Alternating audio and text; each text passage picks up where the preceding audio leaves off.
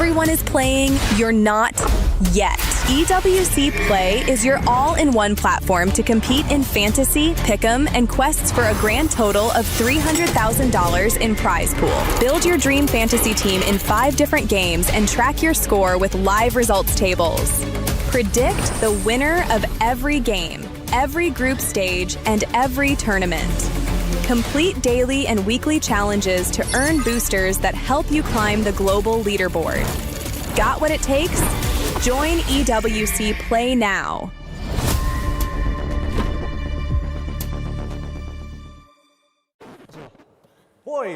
Boys, relax. Let me do the introduction first. I didn't know, sorry. No worries, of course. Welcome, everybody. We are playing Don't Press the Bell, a simple game that we've already played so far. Today, we have ND7's very own Akashi facing off against the one, the only Lutpi coming in from Onyx. Boys, I will give the countdown. You've already decided who starts. Are you ready? 3, 2, 1, go! Oh. Don't forget the tap. Yeah, they're getting it. I think this is like the calmest boys we've had so far. Everybody else went crazy. But it's so clean. Such minimal movement. Come on. Somebody. Oh! Almost. That was almost. Okay. You guys gotta go even faster. Nice. Good place. Ooh, you gotta be careful. Don't go from the bottom.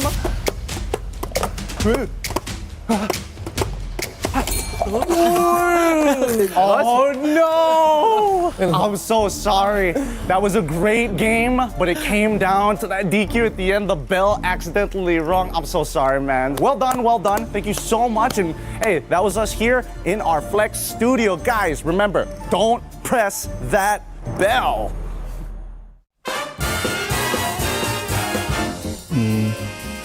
Oh, is it for Falcons, right? There's no way I'm guessing that. What do you mean I have to know? There's no dad with glasses, there's no beach. Oh, this one. Ogwin. No. It's not Ogwin. Bibal. Oh, female. Vivian, no? No. Fumieko. Fumi. It's the goal in her. I just remember now. She looks the same. Chel. Oh, it's Chel. This is the goal laner. They're sisters? Cute. Guys, you know what time it is. Don't press that bell. The simple game that everybody loves here. We've got 2 very important people. We've got Kozak from Pro, and of course, we have Innocent from SRG. You know the rules. It's a best of 1. On the count of 3, you may begin. Ready? 3, 2, 1. You may begin. Ooh, very aggressive moves. Ay! If it's like that, what's that? We're saying that's not that. If it happens again, we're gonna DQ you. You gotta be a little more precise. Because it's broken. I know, don't worry about it. Okay. Ready? 3, 2, 1. Hit it!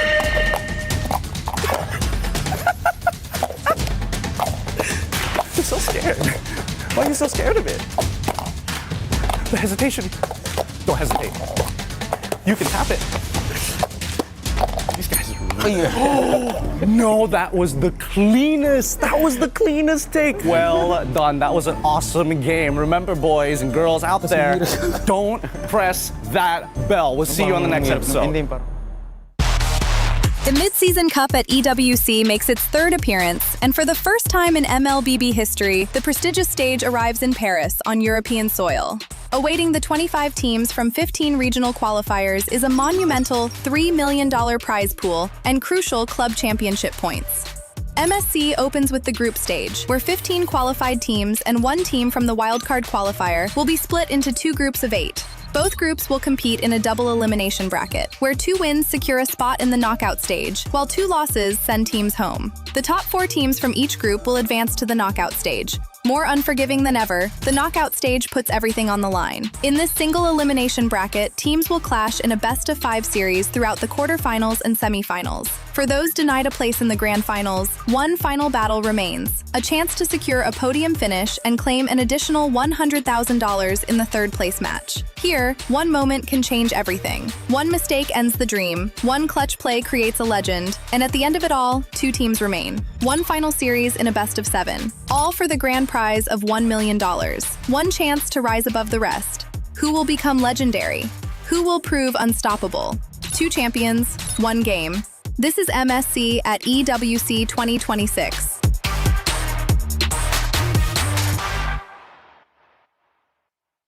Hello, I'm Stanji from Team Falcomena, and I love anime. I started to watch anime when I was a kid, like around 14, 13. I kept watching anime because like the new animes have better story, better animation. It's just more fun. The one thing I can get from anime is you always never stop, because in the end you can do it. The biggest lesson I learned from anime is like you're not very strong and early because there's always someone stronger than you. That's why you need to practice every day. Whoever say anime is for kids, most likely they haven't watched an anime in their life. Some animes are for kids for sure, but for others are for adults. Some anime for adult because of the animation, like more to the blood style, more bloody, not the high school anime for the kids.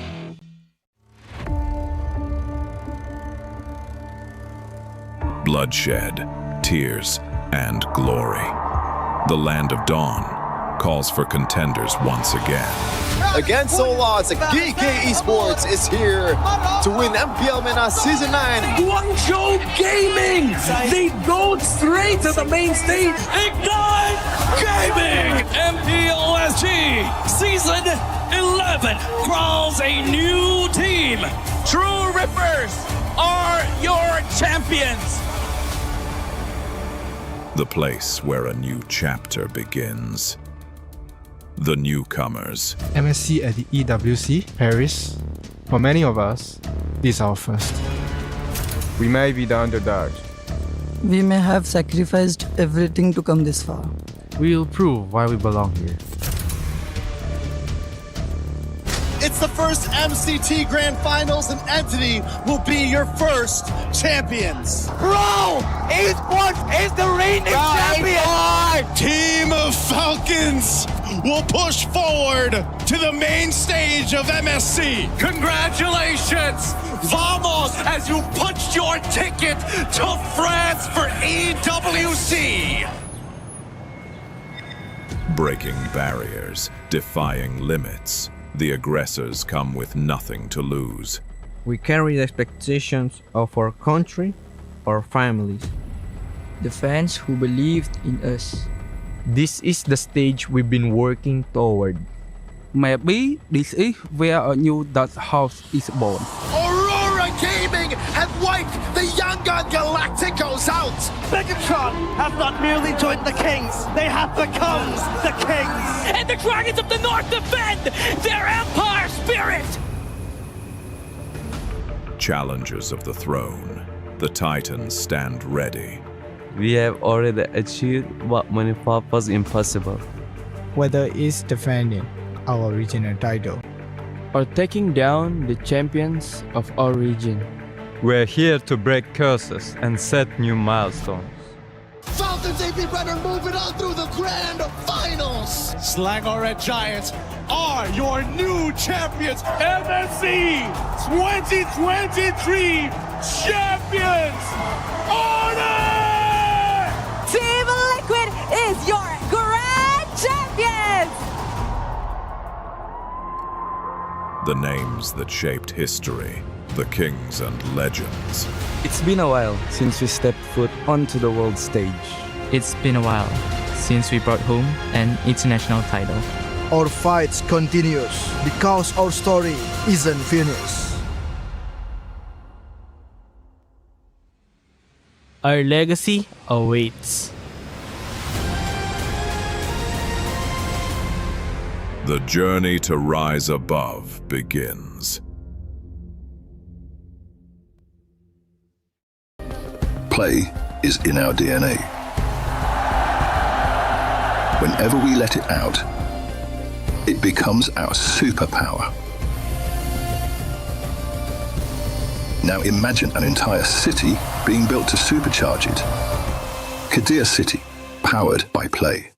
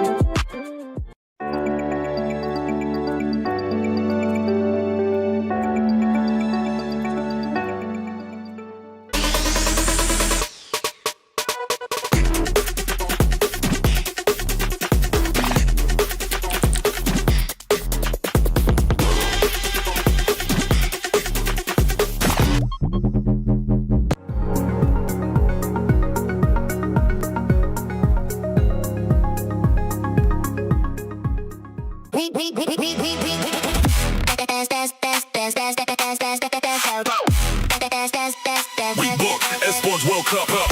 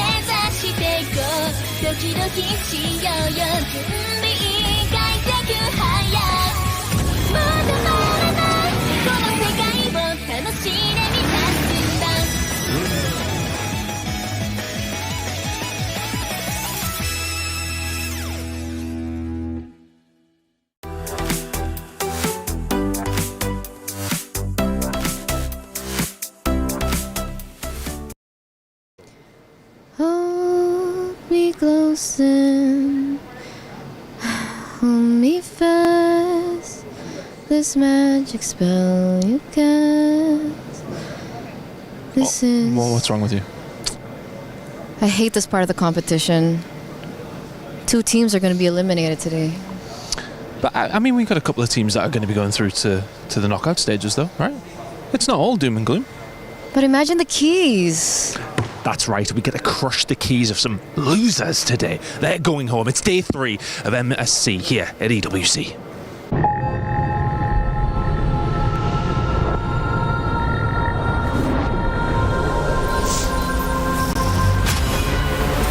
In the past, we were always in Asia. This year, we came to Paris. What stories are still left untold? Kami sudah membuktikannya, tapi ini baru permulaan. Tiada siapa akan ingat siapa nombor 2. We need the win.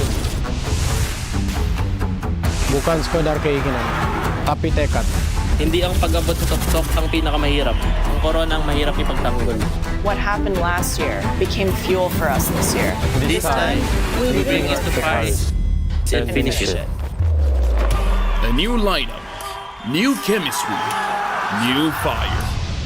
Once champions, not settling for podium finishes. World champions, defending MSC champions. As the final boss of MLBB, can anyone stop them? Names have been made, stars have risen, but now they need to show the world what it takes to rise above. This time, the world is bigger than ever. Like every year, new challengers step on to the world stage. Some carry the ambitions of 2 continents. Some fight for the pride of home turf. Some have never stopped chasing the throne. So who will finally rise to clinch the title? This is where unresolved stories find their ending. A new shot at glory. One more chance at redemption. We are back. Kali ini, sekali lagi. Bukan atau tidak, Pareho lang ang chance namin. no one is untouchable. Let's fight. Buktikan ako kalau bisa. 2 champions, 1 game. Paris breaks through limitless possibilities. For an entire summer, the esports world is lit afire as we join ourselves in this competition of MSC in Paris, France. A new location with new challenges, new competitors, maybe some new stories, as yesterday's upsets are only the beginning of what MLBB may have to showcase in this 9-day event. What an exciting time to be here, and welcome back yet again for day 3. Yes, there are knockouts going to be happening here, but on the other side of that doom is a little bit of glory that you might be able to seize by advancing to those stages and having a chance to play for that trophy. Sitting up on top of the Lenovo Legion Gauntlet stage. Welcome back, everybody. My name is Rain Day. I'm joined by 2 amazing casters, analysts, I mean, do it all, man. Naisu, who's been, casting this entire time. Welcome on the stage, my friend. Thank you. you. Of course, LaFell, who we've seen next to me alongside. Naisu, you were having a different perspective than us on the desk. You were casting those games. What was your takeaway, man, just after these 2 days of amazing action? Man, I don't know. I think the biggest part is just how surprising the meta is so far. That's probably the biggest thing. And let's talk about, too, I know we'll dive into this more, the upsets. The upsets on upsets that were yesterday. Yeah, LaFell. I mean, it was a crazy day. I mean, like, again, for an analyst to see something new is always refreshing, because my biggest worry, and I feel like I've told this nicely time and time again, I'm worried when we get to the MSC, it's just going to be copy-pasting. It's like, what is the number one strat? And we all are going to do the same thing. But clearly, that's not the case. We've seen teams excel better in the early game. Some teams, they want to scale up into the late game. And because of that, the meta changes, and I love that. It makes it so that my job is relevant. Because I gotta see if everything's the same. Because I get to see more of you all the time. Yeah. And you know, one of the great things is we get to look back at what were those upsets yesterday. So our STC Rewind has us covered for all of that action. If you missed it, big names fell. Aurora with the 2-0 upset over Team Liquid PH. That was a big one, but we saw it across the board, LaFell. Looking at yesterday, it was just surprise after surprise. Yeah, Snuggery Giants put up a good fight against Pro Esport. I gotta say, all 3 games, they were very, very strong. People have their own opinions on the win and loss, but I gotta say, that one was worth watching just as an MLBB fan. Oh, I love Gideon's reactions there too, because, you know, in the talent room, we were watching that, and yes, in some cases it looked like, again, it might be a repeat of what happened in the history with these two teams facing off, but I gotta say, man, that when we got to that third game, that was probably one of the best plays so far that we've seen of MSC. And you're going to see a ton of reactions from everyone, because everyone online was sharing their reactions for this match alone. Dude, kill me, man. Like, he, on both, I think this is the one. This is the one. Oh my goodness. That does not need to speed up. That needs a pause, a slow, it needs frame by frame. That's how insane Keoli was. Dude, even this one, like, I know they had that for SRG, the Malaysians out there, but then you have a big just kind of support for Team Liquid Philippines coming into this for MSC. And of course, Coach Midnight, you guys talked about it so much in the drafts. You know, we got to He's pass a those traitor. games. Yeah, dude. He's a traitor of the Philippines. He's a mastermind is what he is. I mean, who would have thought Rafael in the mid lane? Who would have thought that upset against TL? Only Midnight, man. Only Midnight. But then, it's a good thing, like, not a good thing, but it's more like Onyx bringing it back to be like, hey, you know what? We still got to control this. We still got to hold the throne. Onyx showed up against Entity 7. And, you know, fun fact, like, they are not the champions in this group. And, hey, maybe that's why they've been looking so good, because, as we know, number 2 is usually the hungriest. Number 2 is, and even on that one, you know, get a good look at Coach but there's me and Gideon. Dude. Gideon, you? Gideon and me. You forgot to say your name? Gideon and you. You know what? But that's the thing, too. Then we end up the day here. This was a sweep. I believe I was filming content for this, but I did get a peek at what was going on here with this last matchup of yesterday. And I would say, you know, you have these upsets that started off the day, but then, of course, I feel like with the last 2 matches especially, you kind of had more of a, this is kind of what was expected. What we expected. Now, yeah, can there be a bounce back for the teams that lost? I also got to say, for Onyx, the fan base was incredible here in the stands. I mean, obviously, so many fans online for MLBB, community so passionate about this game, which is great to see. And as a fan coming into it, it's awesome to experience just what you can see with the storylines and the players evolving. And I think maybe the biggest storyline yesterday that many were aware of was Team Liquid going down not just 1 game in a best of 3, but 2 games in a row to what many were surprised at here in the Rafaela, the pick of Midnight and this team to really surprise who many consider a favorite to return and defend their title. We had a chance to talk with the coach of Team Liquid, Aeon, to get some thoughts. We're here at the back now with Coach Aeon after that loss, a very upsetting loss, by the way. I think everyone was quite surprised. Could you talk us through what perhaps happened in that particular match? I think overall it's a mismatch of game plans. They are going all in on the early game, I think everyone can tell. And we are hoping that we can hold them off, because if we can hold them off, I'm sure we'll win the games. But obviously we didn't, and they snowballed throughout both games. Yeah, so wrong game plan by us, I guess. Okay, so coming into this, were you surprised with that early game plan coming in from Aurora? Actually, no, because we saw their games and this is what they always like to do. But it's just that, you know, we felt that it was something we can handle, but obviously they played better today. Yeah, okay. So, so we will have to revisit our game plans and let's see what we can fix. Were you surprised though? I mean, obviously they play early game, but like Rafaela mid, we saw Barat's EXP. Was that something of a surprise to you? A little that they will take it out so soon, but at the same time, we always knew that they had these pocket strats. Okay. Because they also bring out Angela mid, I think, in their region. Yeah. So we knew they like unorthodox draft. That's gonna be different, and to be honest, that's the biggest thing for us, because regardless of opponent, it's just a different play style, right? And for them, they have one of the most unorthodox play style, and they played really well today. So props to them. Okay. Do you have maybe a message to Coach Midnight?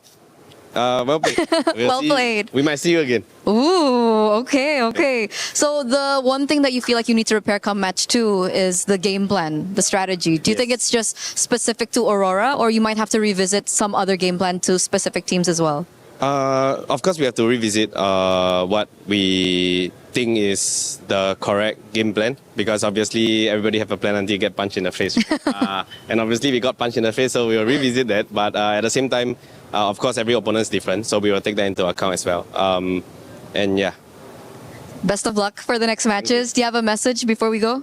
Thank you for everyone that supported us. I'm sorry for this disappointing result, and yeah, we'll do better.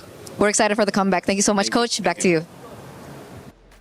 Everybody's got a plan until they get punched in the face. That is probably the best way to sum that one up, Naisu. That's a good way to go about life, I'd say. But no, I think everybody is going to have to deal with that, because we've talked about this quite a bit. I think the draft, or the meta right now, allows everyone to just kind of have this personality when it comes to the draft. And yeah, you might get punched in the face by a different personality from each team, because this is, I feel like, again, one of my favorite metas that we've had in a while.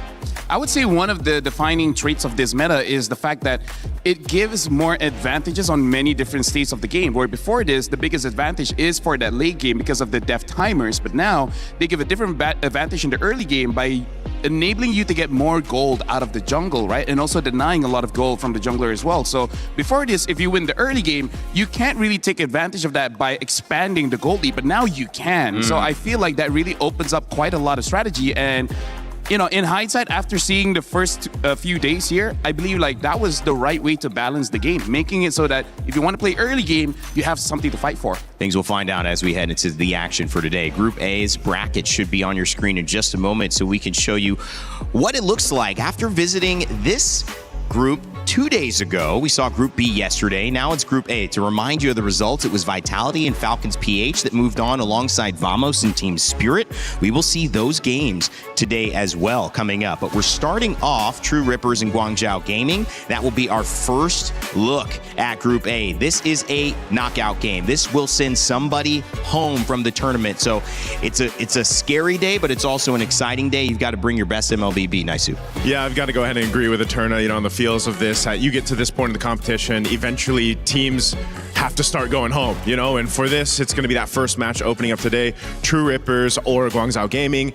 I think both of them had a really challenging first match for MSC. Yeah. And so I feel like this, you can take it as, did they learn from that experience, and what do they take to adjust going into this match? Because now tournament lives are on the line. I gotta say, between both teams, I am very much impressed by Guangzhou Gaming, even though they lost against Team Falcons, but they made Team Falcons really fight for it, especially when it comes to the early game. The reason why Guangzhou lost was because they couldn't extend that lead. They got kills, but they didn't get turrets, they didn't get anything in the jungle, they didn't get turtles and such like that. So I'm wanting to see, yes, you can win the early, but what do you do with it? That's the maturity I want to see from Guangzhou. I want to add real quick too, I was impressed. Game 2 of True Rippers, because game 1, it felt like they were kind of nervous. You know, I feel like they first time on the international stage, they got a huge community behind their back. And then game 2 was rather impressive. They held a lead against a team like Team Vitality, and then they lost it. It slipped through their hands. Garcia had an amazing game on the Mozkov, so maybe they can take what they did best in game 2 and then bring it into this matchup against Guangzhou. Well, let us know what you're leaning towards. Both signs of life for both teams who had tough matchups, but now one is going to prevail, one won't. So make sure to get your pick'ems in. You have a few minutes before it closes, so let us know. You think True Rippers are taking it? Is it GZG that's going to stay alive in this tournament? You let us know with the pick'ems. We'll tell you the results in just a few moments before the match, but get those in right now. Conversation in the green room. We kind of start the days with these conversations. An incredible shout out to Maui as well, who's helping us with the editorial side of things, helping me get caught up to speed. International tournaments are difficult for anybody, but for your debut, and a lot of the players on True Rippers are debuting in an international tournament here, feeling like they're doing pretty good? Oh, it's tough to say after one match. It's not enough time to see. It's not enough evidence. You know what I mean? I feel like any team, any players that first make their way into the international stage, and it's the first time for a lot of people really to see them, it's just one game's not enough. And a game against a team like Team Vitality, like you want more from them. And hopefully, again, we get to see what that case is going to be here. It's just unfortunate that it's so brutal, this stage, where it's like, if you get 2 losses, you're pretty much done for MSC. Yeah. So hopefully they can make it come together here, but I think that's one of the things. There isn't enough evidence yet to really put them in a perfect place. And when we talk about getting punched in the face, you just hope that a game like this for both these teams who haven't had too much time, it gives them a little bit more time within game, right, LaFell, to learn some things and to not just have to react so heavily in game 2 and risk going home if it's a bad reaction. Yeah, I gotta say, since we're looking at Guangzhou Gaming just now, I want to talk a little bit about Recall, especially game 1 when he was using the Nolan, where Nolan is one of the top junglers now, but the only reason we haven't seen him just because Ling is open and Hirara is still open. So we'll see whether they will go to that again, because I gotta say, their draft was unorthodox, but based on what Aurora already did, I feel like for now, the draft is in a state of limbo where there's no tier list, but it's really about interacting with what the other teams want to do. And it's not even a hero-hero interaction. Sometimes it is just a hero-team reaction, right? You want to go late? All of our heroes are early. We'll win the game before you get a chance to fight back. This is a great talking point. I'm sure we're going to hear it a lot today, especially as True Rippers get ready to take the stage. This is a team that is, like I mentioned earlier, got not so much international experience, but is performing, at many would say, very well. Can they continue and get a win? Can they actually win this set? That's the question I think True Rippers are going to be asking themselves. Their road to get to EWC also hadn't been easy, but it's one that we should pay attention to before they maybe play their last match.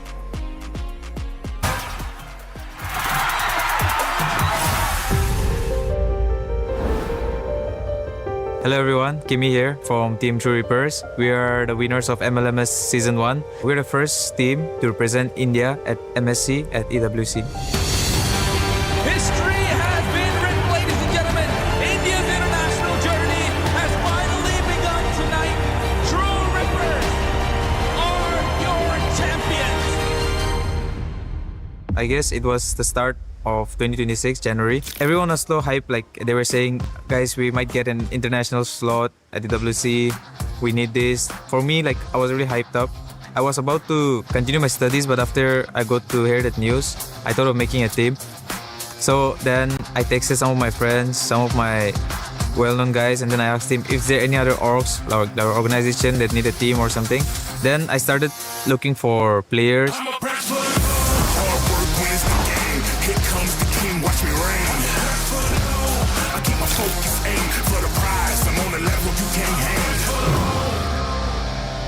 My players, they were getting offers from different teams within India.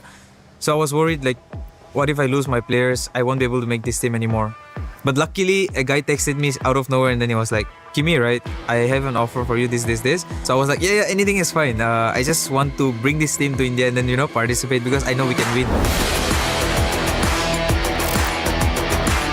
Talking about Kyle and Asuna. Kyle, it's like, he's with me since the past 3 years.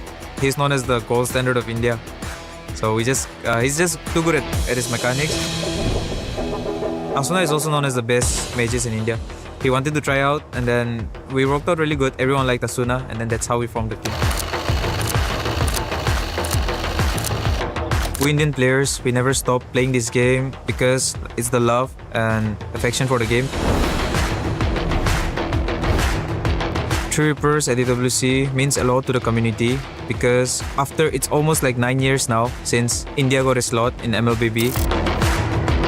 I just hope everything goes good and we get to do something here so that the craze for this game continues.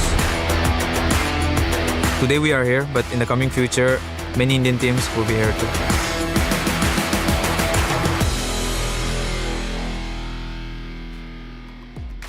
The start of many more, says Rahancia, as he talks about representing India for the first time on an international stage. And this is truly an opportunity to not only do it for his country, but also to do it for his teammates, who he promised they would be able to make something happen if they could all stay together. Well, so far, so good. Let's see if they can put it into execution here as they face up against Guangzhou Gaming, who have had a different road here, representing China, and obviously a team that played well and had glimpses of figuring this meta out and prolonging their games. Can they finally get the wins that they need over True Rippers? It'll be a battle for sure, but their road to EWC was not easy either. They are here and they mean business.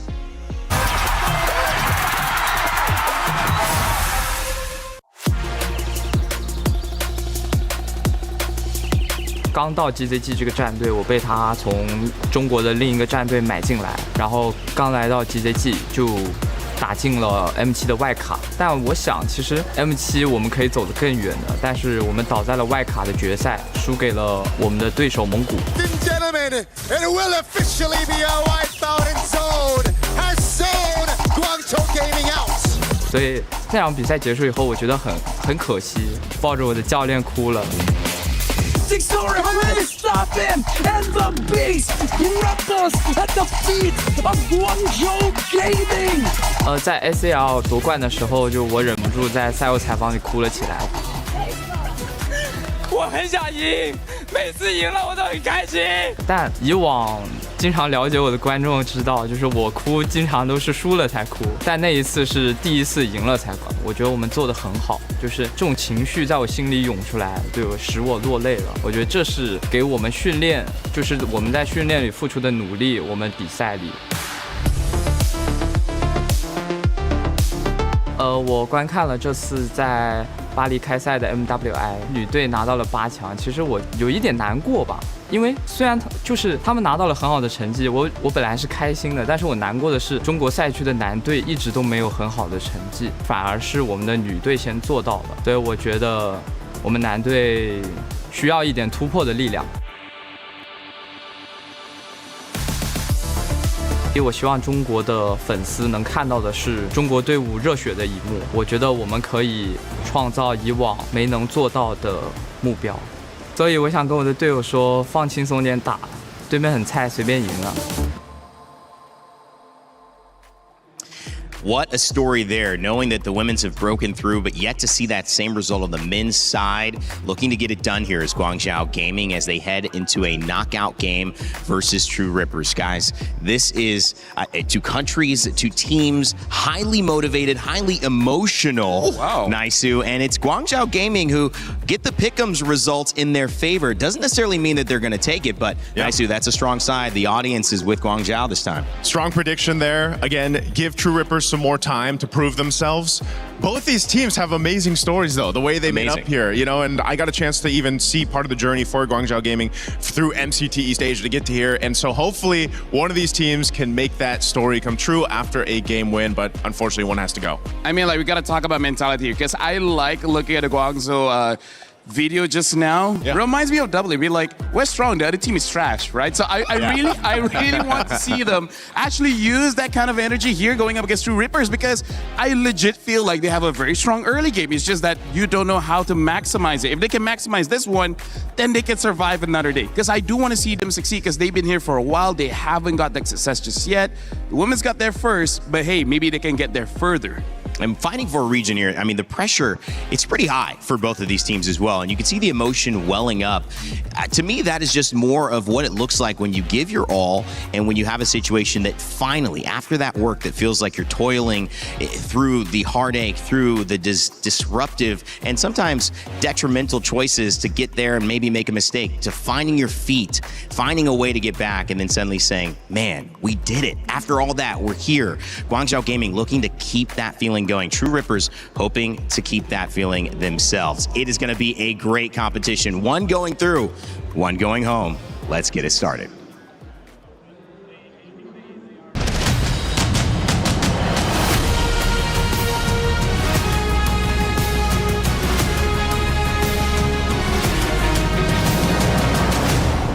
It's crazy how fast time flies, and today things heat up here, the Elimination Day. of MSC. Yes, you are right, Milosh. Right now, we are actually by the Key Crushers, where today, two teams, Dreams, Hope, and Keys, get shattered. That's the beauty of it. Every single one of our 16 teams here at MSC at EWC 2026 have come in with a set of these keys. This is the heart of these keys, Rose. Yes, now these Heart of Keys is the main reason why they are still here and competing, because this is their ticket to potentially the grand finals. And there's only one that can remain like this, because at the end of our tournament, 10 days from now, they will look like this. Everybody, 15 out of 16 will be completely crushed in this way, and today will be the first day where we get to crush two of those sets of hopes and dreams here in our beautiful crusher. She's strong, she's bold, she's beautiful. She doesn't have a name, unfortunately, so we expect you to help us out with that. Okay, Milosh, now my question is, before we get into the game, we kind of need to get out of here, but how do we do that? Don't worry, I got you. Momo, door! Oh. Oh, there we go! Ladies and gentlemen, welcome back to the third day of MSC at EWC, where today we will be witnessing 4 best of 3s and 2 teams and their journey here. It's a lot on the line for our squads, because 2 of them, in our middle of the day, they'll be playing to qualify on and move on to the playoffs. 2 of them will be eliminated, however, as that attention will be on the lower bracket, which is exactly where our first game is going. You are right, and to kick off the first elimination of MSC 2026, ladies and gentlemen, join me in welcoming True Rippers! In their first international debut, True Rippers has to do whatever it takes to come out on top. Previously, they went up against Team Vitality, and oh boy, was game too close. But the question is being close enough to stay in the game? When there's a lot of pressure on the line, it can really get to you. Let's welcome their opponents, Guangzhou Gaming! Although they faced one of the toughest opponents here at MSC 26, they still showed massive resilience during their clash. They left even Super Marco shaken. So can they pinpoint Ripper's weak points and live to fight another day? This is the match of the underdogs, 2 regions that are quite new to the MLBB scene, battling it out, and only one can remain on top. All right, it's time to get the show started. Please, Guangzhou Gaming, please, True Rippers. My friends, you may place your keys, and captains, remember to shake hands or fist bumps or even do a little fadeaway before you get over to your seat, because this one is about to heat up. There it is, respect between our 2 teams. Let's get our first elimination match on their way.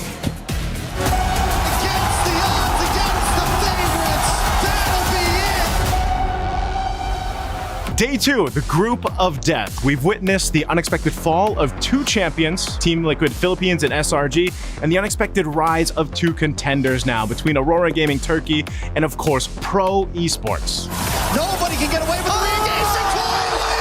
They will take game number 3. I feel very happy at that moment because it's my first time in the international, and SRG is former champion and we didn't expect to win them. So when we won, I got really emotional. JP falls as well. Aurora is relentless on this mid lane.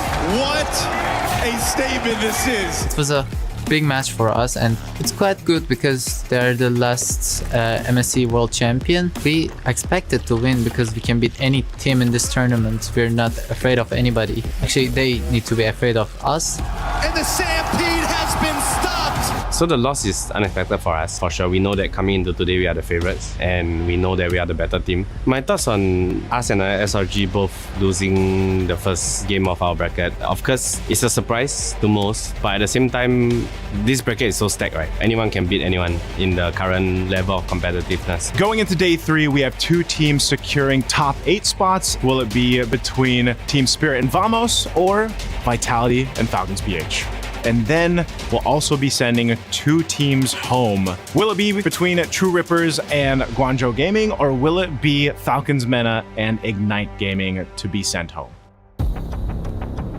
Well, it is a battle, to say the least. Representatives of India and China going head-to-head. True Rippers versus Guangzhou Gaming, guys. This draft is going to be interesting, and the question I want to raise to you is, if you learn, are these losses okay? If you can take something from these losses, is it okay to be here to bounce back, or are you looking at today with a different sense? Is there cynicism? Is there optimism? What's the approach to this draft, and how are you looking at these 2 teams, Naisu? You know, that's always something that we think about. Like, what do the coaches say to the players here? Let's say they had a devastating loss, and whether it was the game or the series, how do you approach that? You know, how do you get your players to reset? And the champions, the multiple champions that have either won MSC or the World Championship, all have to go through that, right? You face losses. I mean, even last year's champions here at EWC faced a loss, a devastating loss. So the reset has to happen, and I think the best of the best reset quickly before they jump into the next game, and they just go in with a new mindset. Well, 2 champions, 1 game. Make sure to grab your My Champions pick and pick your dual champions and win 50,000 diamonds. Grab the QR code with your phone, tablet, whatever it is, right now on the screen, and 5 winners win 10,000 diamonds each. Remember, this is live until July 27th, so make sure to act fast. LaFell? Randy, I got to say, when it comes to elimination matches, it's a good test for the coach as well as the players on how they know each other as well as themselves, because some people perform well under pressure and some people don't. And because of that, the strategy as well as the way that you talk to each other is going to be very different, right? For example, if you don't do well under pressure, you got to get them comfortable. And for people that works very well under pressure, that's where you make them lock in. That's where you make them extra focus. And now going into Flying Clouds here, this is going to be very interesting, especially because I want to see if other teams did what Midnight did and actually bring Rafaela to Flying Clouds, maximizing her passive. When you respond someone, they immediately get the battle. I don't think people will be able to practice Rafaela the same as Rosa did, but at the same time, how hard is Rafaela really? I mean, like, come on. Wasn't there some advice out there like, yeah, what would you say to the people that want to now play mid lane Rafaela? Just remember, you're not Aurora Gaming, you're not Rosa right now. Well, the draft begins here, and it is going to be a big one. We're trying to see if we can start expecting certain things, but expect the unexpected has kind of been the nomenclature for these last days at MLBB's MSC here in EWC 2026. We'll see if that continues today, guys. I like that they just took out the Harara, by the way. You know, True Rippers, they're not going to let that slip through. But so what we're thinking is, yeah, you might actually see the Ling be picked up maybe first to go in the hands of Guangzhou Gaming, if that seems to be the play, unless they ban it out, because that's been the trade. I feel like so far, just like we saw weeks, you know, the past couple weeks here, even back in Wildcard, LaFell, where that meta kind of settled into place over the course of days. Now you're in day 3. You know, you have to go ahead and just pick that plan, that game plan that you're really comfortable with, especially for these 2 that are facing off this elimination. And now True Rippers will also take out a big gold laner that's been popping up all the time, right? The Claude and the Hirara is dealt with, plus that Freya. What are we thinking here? The Ling first pick? No, it's the Atlas. Honestly, like, I feel like the Ling first pick is okay if you ban out the Eudora, because I really feel like the Eudora is going to be quite a talking point, because it's good basically in most drafts right now. And when it comes to the Ling, we've seen basically 2 heroes doing well, which is the Eudora as well as the Moskov. I don't know how other teams are going to do with that information, because Moskov is just one of those heroes where either you're good at it or you're not. Yeah, this is, there's the Ling. I was expecting it to come up at least on the swing. Yeah. And the Valentina. Oh, I thought it would pick up the Eudora for themselves. Eudora, to make sure that they don't get countered. That does mean the Moskov is going to go over on the side of Guangzhou Gaming. And we'll see what they pick up here.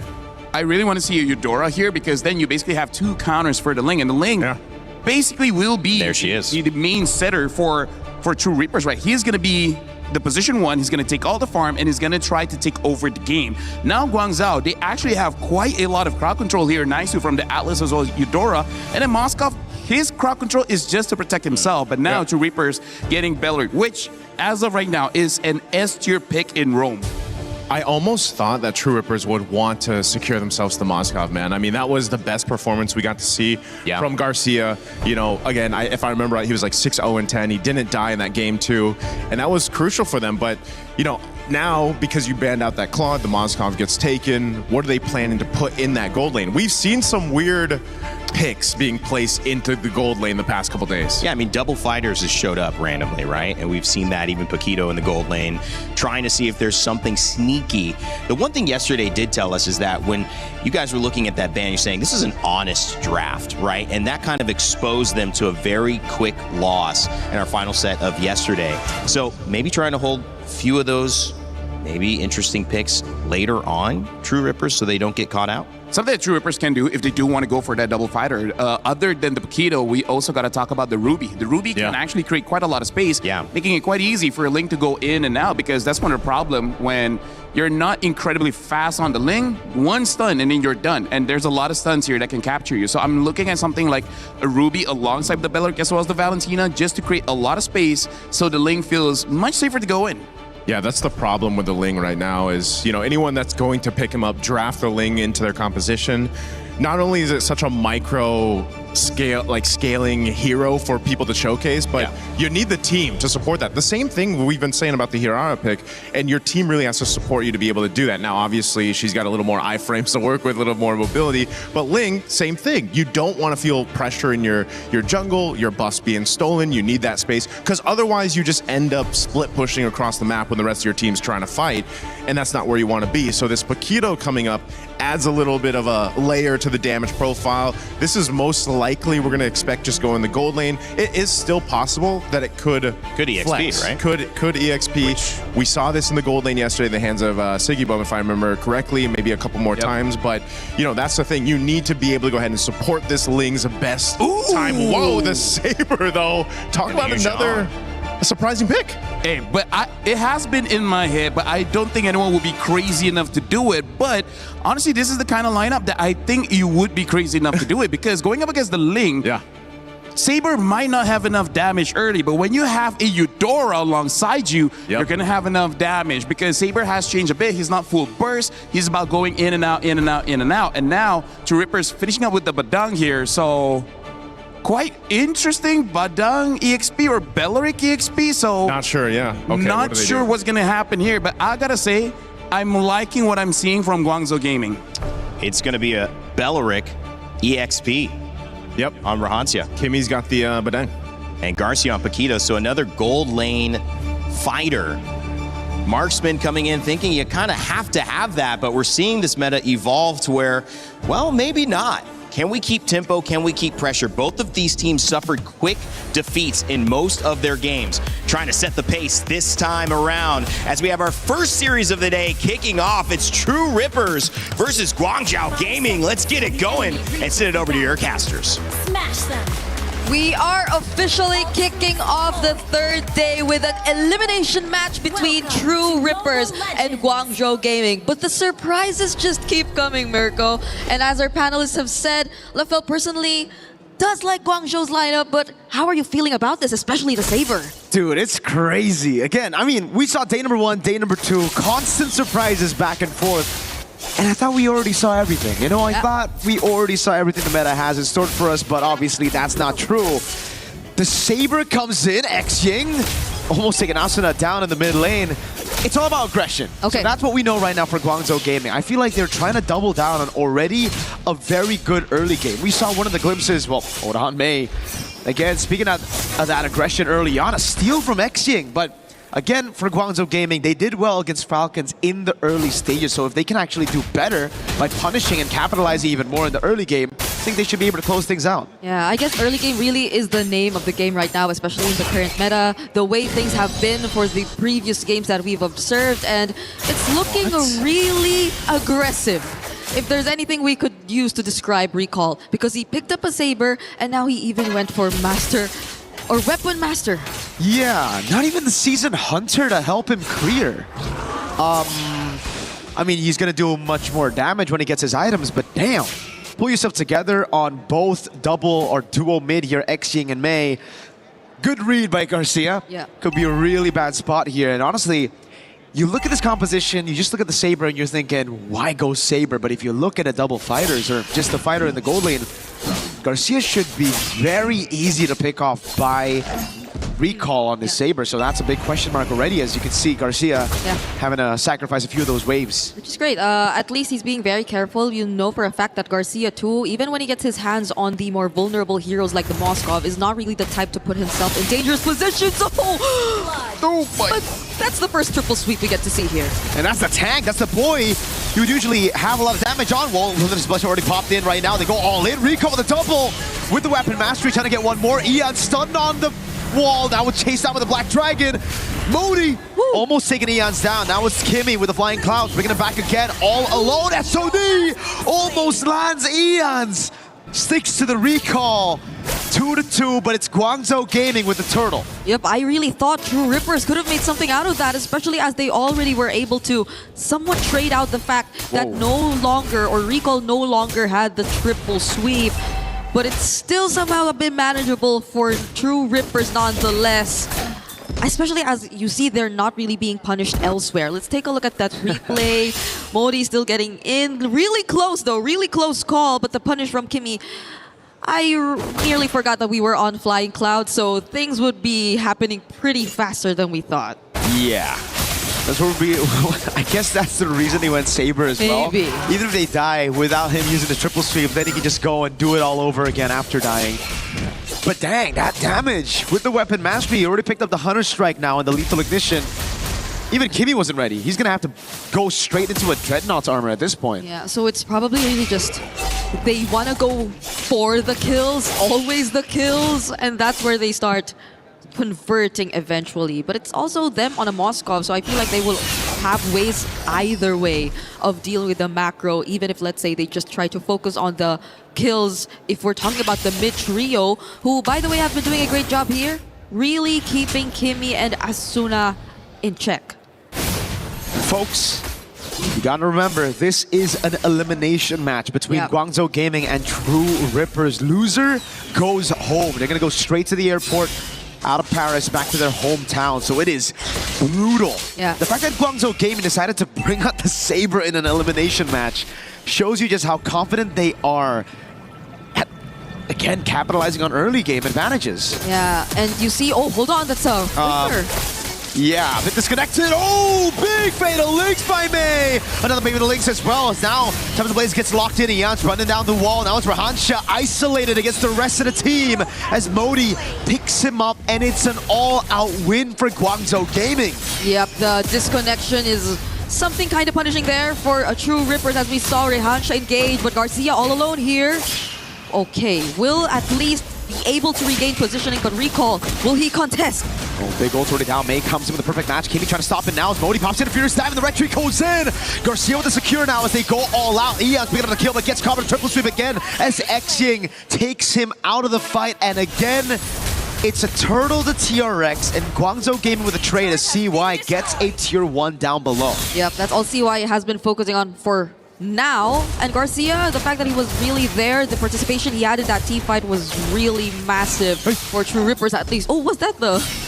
Recall got it, right? Recall got it, yep. Okay, he did not even have to get up close. But at least for now, True Rippers, they're really trying to minimize this lead. The damage that you would assume would really be massive right now. It's not really happening just yet, but May is not going to go for the set. Asuna has the Fatal Links as well. That's been a way for TRX to actually respond to the Fatal Links from May, but the thing is, it's just Asuna, right? Everybody else who gets caught by the Fatal Links, they're locked down, so Asuna can purify and get her his own Fatal Links, but there's just no damage coming through. Meanwhile, Guangzhou Gaming, on the other hand, they have the combos ready.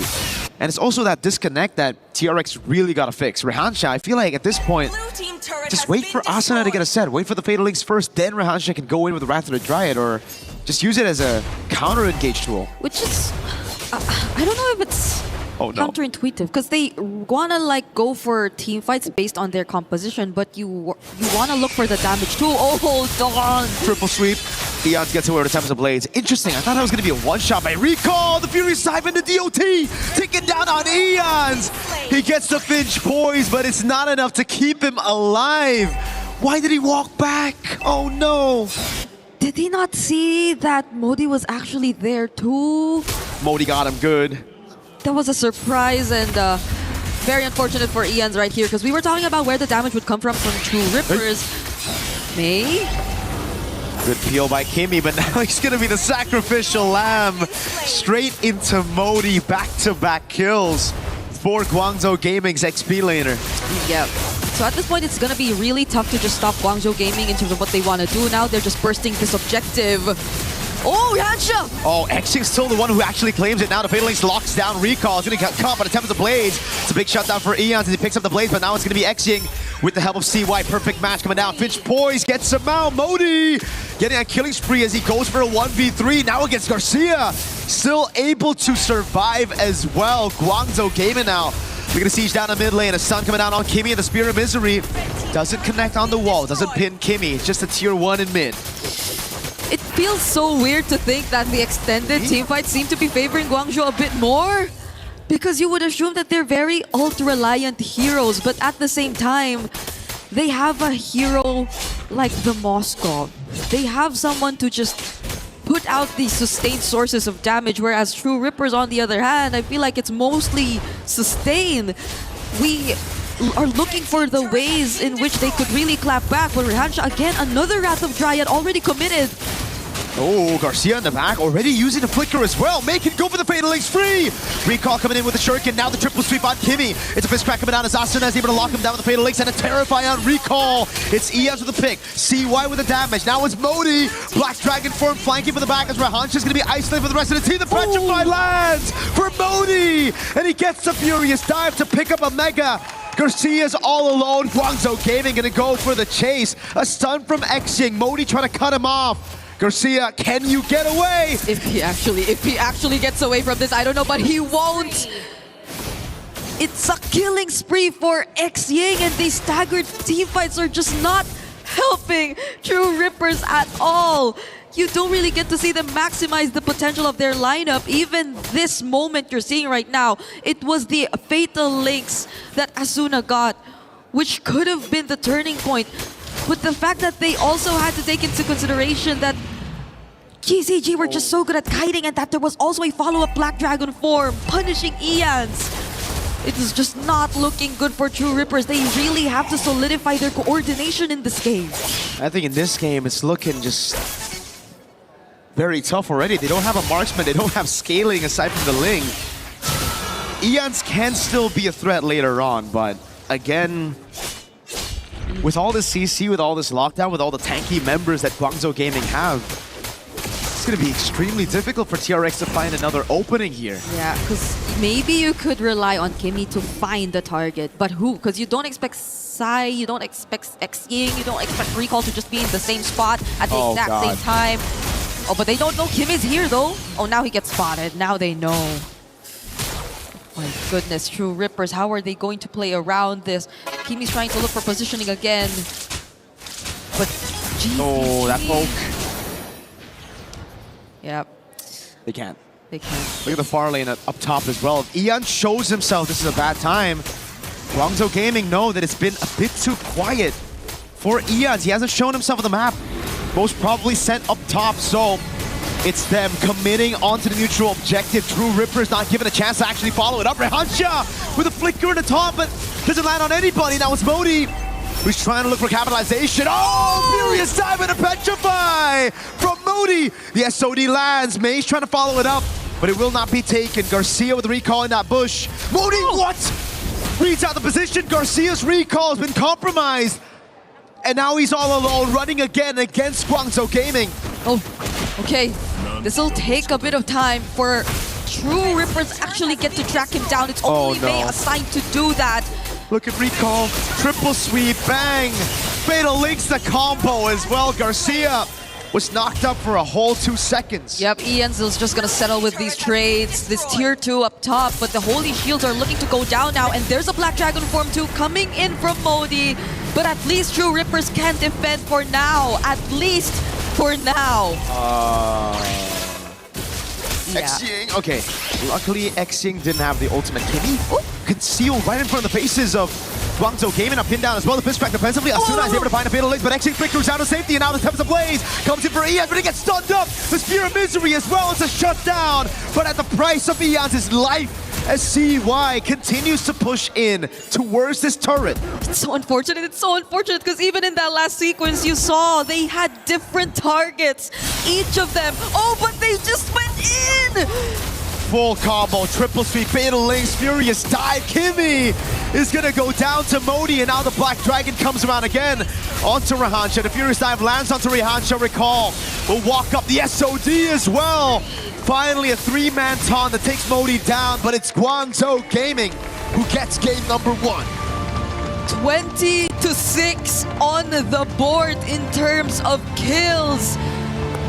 We were thinking that they really wanted to go for kills and they lived up to it. It was just them constantly on the lookout for potential targets across the map.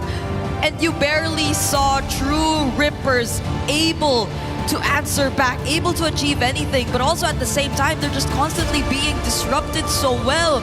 I think one of the players who had probably the hardest time there was also Eons on the Ling. He was the target all the time in that entire game. How could you escape from it? I mean, as Eons, you were the only dude there that could actually make a play, that could actually look for a trade around the map. And all the way from the start, it really comes down to, I feel, picking up this Paquito. This Paquito was a massive mistake because they picked it up into a Moskov, right? In usual terms, when we see it from Hiko, when we see it yesterday as well, it was a Paquito into a Claude. It was a guaranteed winning matchup so that the Link can capitalize on it. But against someone like a Moskov who has that Spear of Misery to keep him safe in lane, and even against this XP of Modi on Yuzong who knows how to play it safe, Eon just could never find a way to punish. It was, on the other hand, Guangzhou Gaming who constantly punished True Rippers. On top of the fact that they also prioritized the Valentina instead of the Eudora, which was also actually available alongside the Ling that they decided to prioritize in red side. Oh no! Oh my gosh, yeah, that's exactly the kind of emotion you probably would have for this entire game. It feels bad. It feels bad for True Rippers, but we hope to see them get back on track as we have to break that down, so we're throwing it over to our panel. As well, a quick game and a good game if you're a Guangzhou Gaming fan. 75% of you thought that was going to be where it ended. Naisu, they were certainly right. That was a tough one, man, for True Rippers, everyone rooting for them, because, yeah, I just feel like this was reminiscent of what happened in Game 1 for them yesterday. They weren't connecting, they weren't working together, and also there just wasn't a chance. I mean, Guangzhou Gaming, they knew the game plan, they went with it. This draft, again, it's nice to see where we are with our meta. You can bring something like this, make it work. I mean, we're talking about Eudora and a Saber in the jungle, man. I gotta say, Naisu, like, for the 3 days that we're here, I hope my sentiment stays the same. This might be my favorite international so far. Not 100%. Not favorite MSC. Favorite international of all that we've had. Yep. This has been the best. I love the meta we're at now. I got you, bro. I got you. So we're gonna go for this really we're gonna go for this very quickly, right? Because we gotta talk about the idea coming into the draft here, because the idea for True Rippers is they want to counter engage, right? They want to counter engage and they want to be able to, I don't have space, but basically what they're trying to do is that for the Paquito, the Badang, as well as the Beleric, and even the Valentina, whenever someone wants to go in, they're able to punish. It's gonna be Ling, the sole position one, to actually go and get the kills while everyone else is distracted by the other 4 picks. But look at Guangzhou Gaming. This is about engage. It's about starting fights as well as a lot of crowd control. This says enzyme, but whatever. What in the world is that? I love it. Whatever, right? Okay. Because this is engage plus crowd control. This is engage plus crowd control. This is engage plus crowd control. And this honestly can be engage plus crowd control. And damage. And then when it comes to the Moskov, we've seen this happen yesterday where the Moskov can 1v1 the Ling and it's not that big of a problem. We're going to be looking at some of the clips here where at the start of this game, we got to look at this, okay? We're going to rewind just a little bit, and then this is what I want to show, okay? we're going to be zooming in and we see how the members of True Rippers, they're ganging up because this is how they want to form their formation. When you want to go in, we can counter engage. But look at all the different angles that is coming up from Guangzhou. From the side here, we see Saber is about to jump in, and from this side, we see that the Atlas is gonna jump in. So there's layers to who goes in first, second, and third. There's an order. Okay, so 1, 2, and then 3. This makes it so that no one is completely punished when someone makes a mistake. We're gonna be playing the clip here and see how Atlas immediately gets onto 2. And then when he brings them together, they're all bunched up, and yet Saber is still able to get the proper target despite everyone clumped up being there. And this is what we like, that whenever they fight, there's always a chain of crowd control and there's always chase. No one can get away, as we're gonna be looking at the second clip here, where this is again showing how devastating it is when you have one basically win condition, and the win condition here is going to be Ling. At this point, you can see the Ling is safe, and I feel like even Guangzhou Gaming is like, we're going to be happy with that. We're just going to be taking the camp here, denying him off his farm. But then, as the fight goes on, even Mirko was questioning why did he stay. And this is also another dangerous thing about the composition of Guangzhou. Even when you escape, you don't really escape. There's all types of DOT damage coming in from the Eudora, from the Yuzong, and honestly, even the Moscow can have some too. And then the last clip that we do want to show here, this shows the layers of crowd control that we've been setting up. And this is the number one thing why Guangzhou wins. When they want to fight, they can fight. They don't have to wait for the stars to align. They don't have to wait for Atlas to have a perfect engage. Anyone can start a fight. They on go. Yeah. They on go, yeah. We're just going to be finishing the clip, but essentially, why I love this draft, it's easy to execute. There's multiple ways for you to start a fight. More importantly, multiple ways to end the fight. Thank you very much, Naisu. That was awesome, LaFell. Thanks, Naisu, for that as well. We had a chance to catch up with Guangzhou Gaming's Coach Sunday before this match. So far, so good for Guangzhou Gaming. Can they keep it up? I am now with Coach Sunday from Guangzhou Gaming. 那我们现在呢是有来自于广州 Gaming 的这个教练 Sunday。 How are you feeling coming into this elimination match? 那么今天呢，在这次淘汰赛当中的这个比赛感觉如何？是指比赛里的表现吗？比赛。Do you mean how I feel during the match? Going into it, going into the match. 你进入到我们这个比赛，进入到这一个场次，感觉如何？感觉还是就感觉还好吧，因为我今天的比赛我还是很想赢下来的。Well, it's okay. Actually, I really hope our team could win this match. For sure. Because I've been hearing that you have a lot of experience in MOBA. And, you know, with that sort of experience and that sort of knowledge, what is the strategy coming to this next match? 是的，那我们可以理解。然后我听说你在 MOBA 这个 game 当中呢有非常多的经验。那么进入到这样的一个场次之后，你觉得还有什么哪些您的经验、您的这些战略策略，可以带到下一轮的比赛当中来？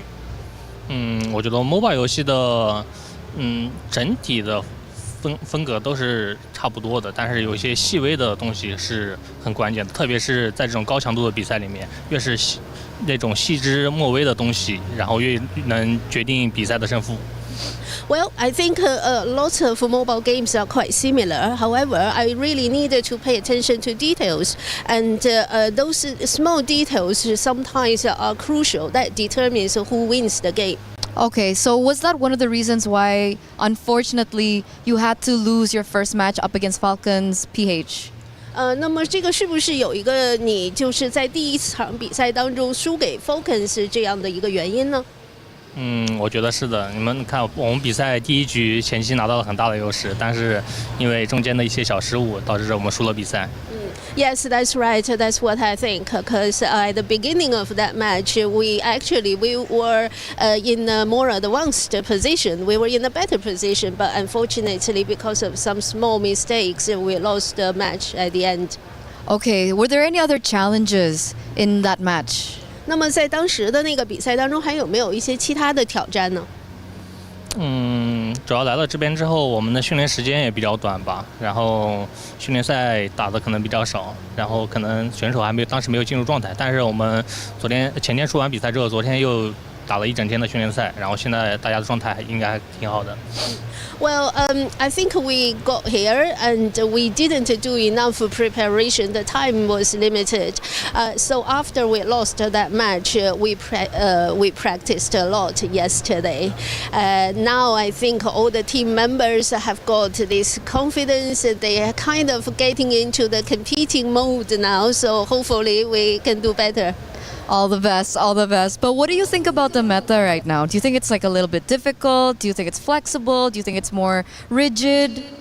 哎，那你觉得目前的这样的整个的游戏的状态，它这个方式是怎样的呢？你觉得是可以的吗？是很容易适应的吗？还是说整个的比赛这种形式就是让你有点无法适应，会觉得很激进呢？不会，我觉得我们可以适应这种问题，无论是我还是我们队伍。Yeah, I think it's fine and it's flexible and we just need to adapt to these methods. Okay, they just need to adapt to the meta. That's amazing things to know. And before I let you go into your next match, I do want to know, what do you say to the players before you get into this elimination match to motivate them? 那么呢，我们非常期待。那在我们正式进入下一场这个淘汰赛之前呢，你对你的团队有什么想说的吗？让给他们更多的这样的这个精神激励，让他们能够更好打好比赛。今天的比赛我们一定会赢啊！不光是今天，后天的比赛我们也一定会赢。Well, today's match we definitely will win. Not only today, for the match in the future, we will win too. Amen, amen, and very much good luck. Coach Sunday, thank you so much for this interview. Thank you for the translation, by the way, because we're going to throw it over back to them. All right, so Sunday talked a little bit about practice yesterday, and we said you don't lose, you learn, hopefully, and this is certainly translated what I would see Naisu in a very fast win and also hopefully some learning. Have you noticed that Guangzhou Gaming's approach is something that they can take through the rest of this tournament? You know, I think they can take the approach from Coach Sunday. You know, basically, we're going to win this match, we're going to win all the other matches, and we're going to go from there. I think that's a great way to look at it, especially when you need to go ahead and bounce back and your back's against the wall right now currently with your life on the line for this tournament. So, yeah, you go with that mindset, and maybe they replicate it and they get a sweep here against True Rippers. Sometimes when you stumble, too, you pay attention to walking. Walking, normally, you don't have to think about it. You just move your body. When you do stumble and you then correct yourself, you're much more concerned, LaFell, of the little things. Maybe that's going to help GZG. Oh, yeah, for sure. Looking at the little things makes you appreciate as well the timings when we're talking about in-game here, which, by the way, just to add on to that interview, I really feel like if anyone is interested to play Mobile Legends, this is probably the best time to play because this is such an open meta where if you're from other mobile games, whatever logic you have there, you can actually transfer it here because in just the 3 days, we've seen healers work, we've seen counter engage work, we've seen split push work, we've seen strong engage, strong dive work, we've seen siege work, basically all the draft philosophies, everything has been working so far. Only the scaling late game one hasn't done well, but I think that's more on Aurora showing how strong early game is. And maybe that's the biggest thing to look at if that continues, because teams trying to buy time, well, it's like that card is declined. Time is expensive, man. There's no time to buy, you know? And so at this point, we'll see if True Rippers changes things up. Certainly the first two bans are similar to the other bans they had, taking away the Freya and the Harara. I like this too. Ling's not going to come into contention, at least for this one. Banned out here. And also, again, if the priority is just going to be the Atlas, again, this is at least one way up to fix it. Take out the Eudora. Maybe this is the Atlas still for GCG, and then True Rippers, if they want to. Again, they can get two great picks to bounce back. I mean, if you look at what they had last time, there's the Atlas. They lacked a lot. The concept of that draft lacked a lot. And I think, so he starts here with these first two picks. Maybe, again, you pick up the Moskov early. I'm not sure if they want to go ahead and take that or not, but it's going to be a Valentina right now. And Valentina's been in an interesting position. You usually kind of have to do that when you see an Atlas across from you, simply for the Fatal Links. And as I expected, this time, they'll take that Moskov. Yeah, but here's the thing. I like the Valentina better now than before, because before they had an opportunity to pick up the Eudora. Eudora in this current meta is a great position 2 or position 3 because she has great disruption in her kit, and the best thing is that it's so easy to do. Even if you're distracted, somehow you make a cool play. Now opening up though, with that Moskov, I do want to see whether Guangzhou, they will change it up. I feel like they need to pick up the Nolan now, because if not, the Nolan will be banned out. Unless, again, they want to go for something like a Saber. But the thing is, going up against a Moskov is more comfortable dealing with that Saber as compared to something like a Nolan.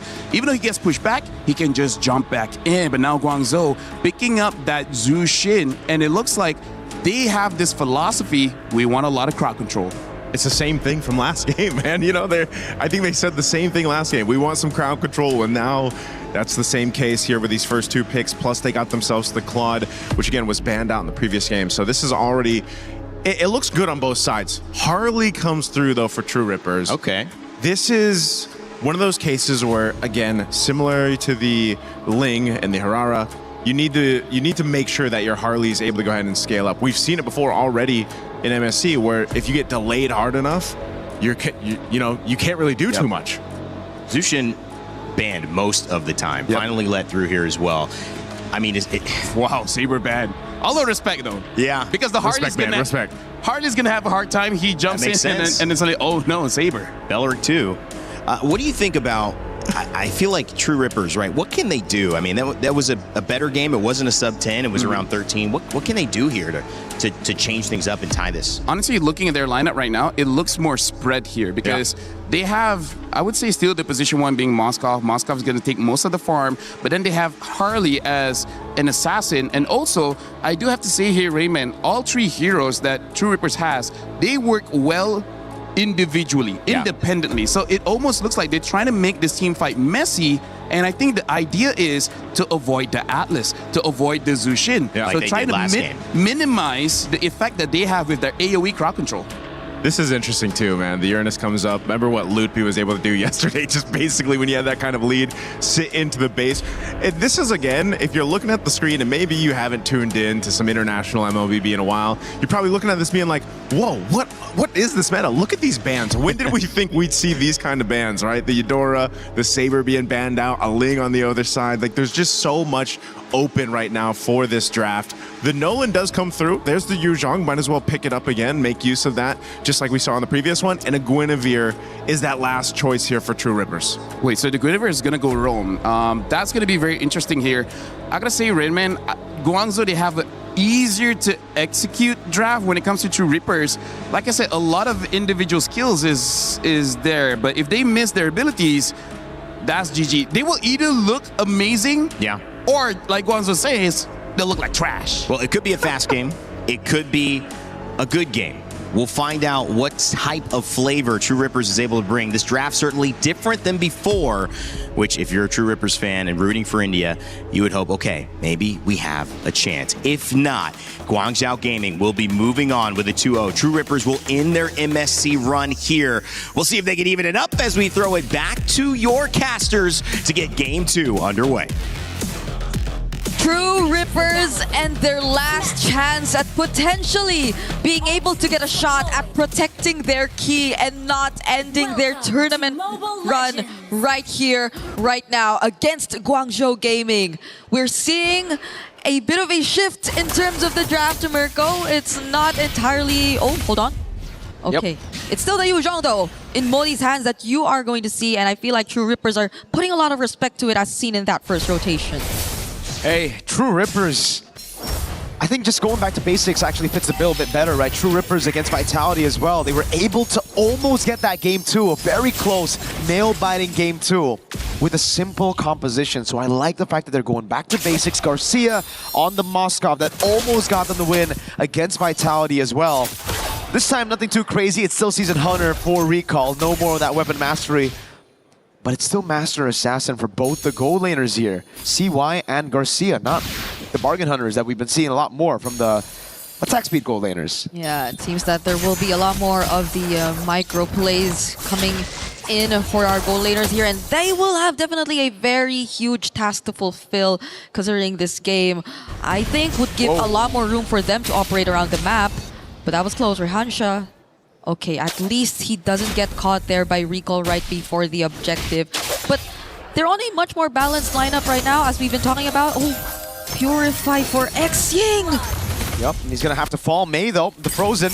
Eons gets away with a space escape down below. Kimi with a potential gank, but Modi reads it out. Great stuff from TRX in the mid lane as CY. This time is actually trying to zone Garcia out. Garcia walked up to try to get that cannon minion. He does get it, but he's gonna lose out in the trade in the end. Okay, Guangzhou Gaming are yet to find a trade from what happened just now for X-Ying. They might do, but Asuna will be quick to react though. And it feels like True Rippers have really taken control over this, but see what? Capitalization for Eons across these winning lanes. Exactly what we wanted from True Rippers from game number 1 as Modi now walks up. Had that Lantern Flare already. Kimi is going to be locked down. The Black Dragon form comes around and just get away, but now it's going to be stolen away by the Valentina. Asuna on it as well. Rico going to be caught in, and Retry comes in, but it's not enough as Eons picks up the turtle, and X-Ying is forced back. Kimi will walk up again. Asuna with just a splash of damage. True Rippers with a 4-0 lead and a neutral objective. They've completely turned around the situation. We were not expecting this heading into game number 2 after what we witnessed in game number 1, but True Rippers have reset. They've completely changed their draft, and now they're showing us how it's done. Even that Black Dragon form stolen by Asuna was such a huge thing to consider in that previous team fight. Eons with another rotation down bot. Modi's just not having a good time now. No Black Dragon form under turret. They are trying to juggle the turret in again. Rehansha with Eons. Picking up a dive down below. A gank on Modi. 0, 2, and 0. Yeah. Hey. Eons wasn't able to do this in game number 1. You know that for a fact. On the Ling, he was just limited, but now there's no one stopping him. Recall gets away. That's a Purify out for Rehansha as Kimi gets away in time, but Rehansha now is going to be caught by Lance Runner again.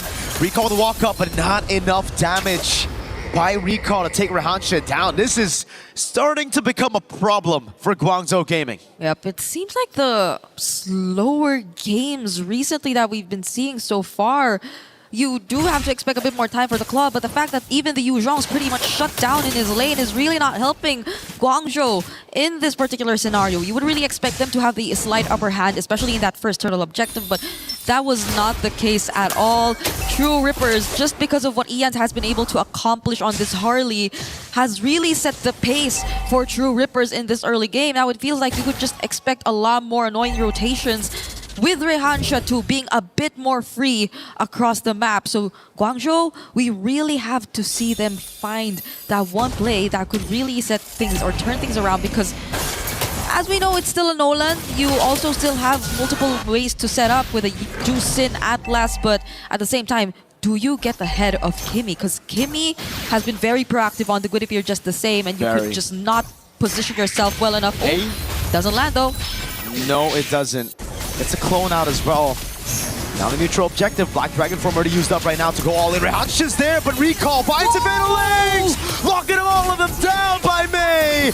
Guangzhou Gaming on the back foot the entire game, and they find one opening, and it turns everything around. Garcia is trying to find some compensation in the mid lane, but it's going to be shooed away by X-Ying and Mei. What a set by Mei. Don't tell me that's all they need to do, and now you feel like it's Guangzhou taking control, because if you take a look at the replay, it was just a single Black Dragon form, the Petrify into the Fatal Links as well. It was just a perfectly layered setup shown to us by Guangzhou Gaming, catching almost every single member who didn't have the Purify either, so there was no way for them to get out of that. They were all crucial members, and you can see them celebrating, but that's a spatial migration. Wait, spatial migration on Mei? Modi gets away right now. Oh god, Rehansha walks up, and the SOD lands on Modi, but it's under the tier 1. Rehansha will be caught by the Lantern Flare. That's about it. True Rippers back in form somehow against Mei. They were able to make it work now. The clear from Guangzhou Gaming onto those turrets, or onto those minions to stop the turret from being taken away. But Garcia stays true in the bottom lane again on this Moskov. Okay, be careful. You gotta be careful, especially if you're CY. Okay, Kimi and ENs are gonna get let go of that push though, but it could have been really dangerous. Now we're taking a look at the goal difference. It's not as significant really if you take a look at it. I feel like even, or if it weren't for that one play we got to see from Modi as well, this could have been bigger between the XP laners, but I think that pretty much lessened it even just a bit to a certain extent. And now Kimmy, okay, all alone here. Uh-oh, May's waiting in that bush as well. Conceal already. It's gonna go in. Oh no, baits out the battle. Requiem, the Fatalings pulls him back just a bit as ENG is right there. Great peel from Garcia. It's a Purify in, a Lantern from the Crimson Beacon, but it's only onto the Roamer. Now the Dragon comes around. Asuna was able to find that trade. Turret down below. The main target for Guangzhou Gaming as in the mid lane. Recall is dealing with Rahansha. Turtle already started by Eons. Picked up already. True Rippers finding the better trade across the board. That took a bit longer than it should have. At least Guangzhou got a turret though, because if they did not, then I feel like True Rippers really got the better trade. It was a turtle that they were able to secure, no contest whatsoever on Eons. And they just took a 1-for-1 trade, if ever that were to be the case. But right now, you're starting to feel how Garcia is becoming a lot more active across the map. He's also a level ahead of Sai, by the way, so I think it's been really great for True Rippers, at least for their laning phase so far. Now we take a look. Already has 2 out of 3 of the Trinity build. It's just slightly behind. But this is... Modi doesn't even have an item just yet. This is a Yu Zhong, who doesn't even have an item just yet. Yeah.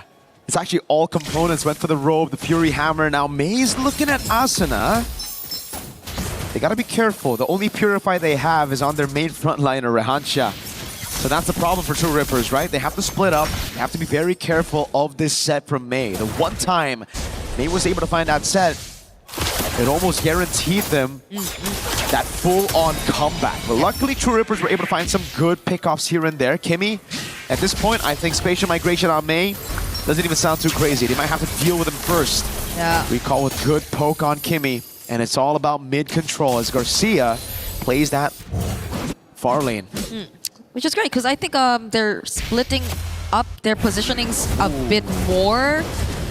We see Kimmy really putting himself and trying to scout wherever Guangzhou Gaming could potentially come from, but just the same, seems like there seems to be a bit more reaction coming from their side. Garcia has had no trouble opening up the map.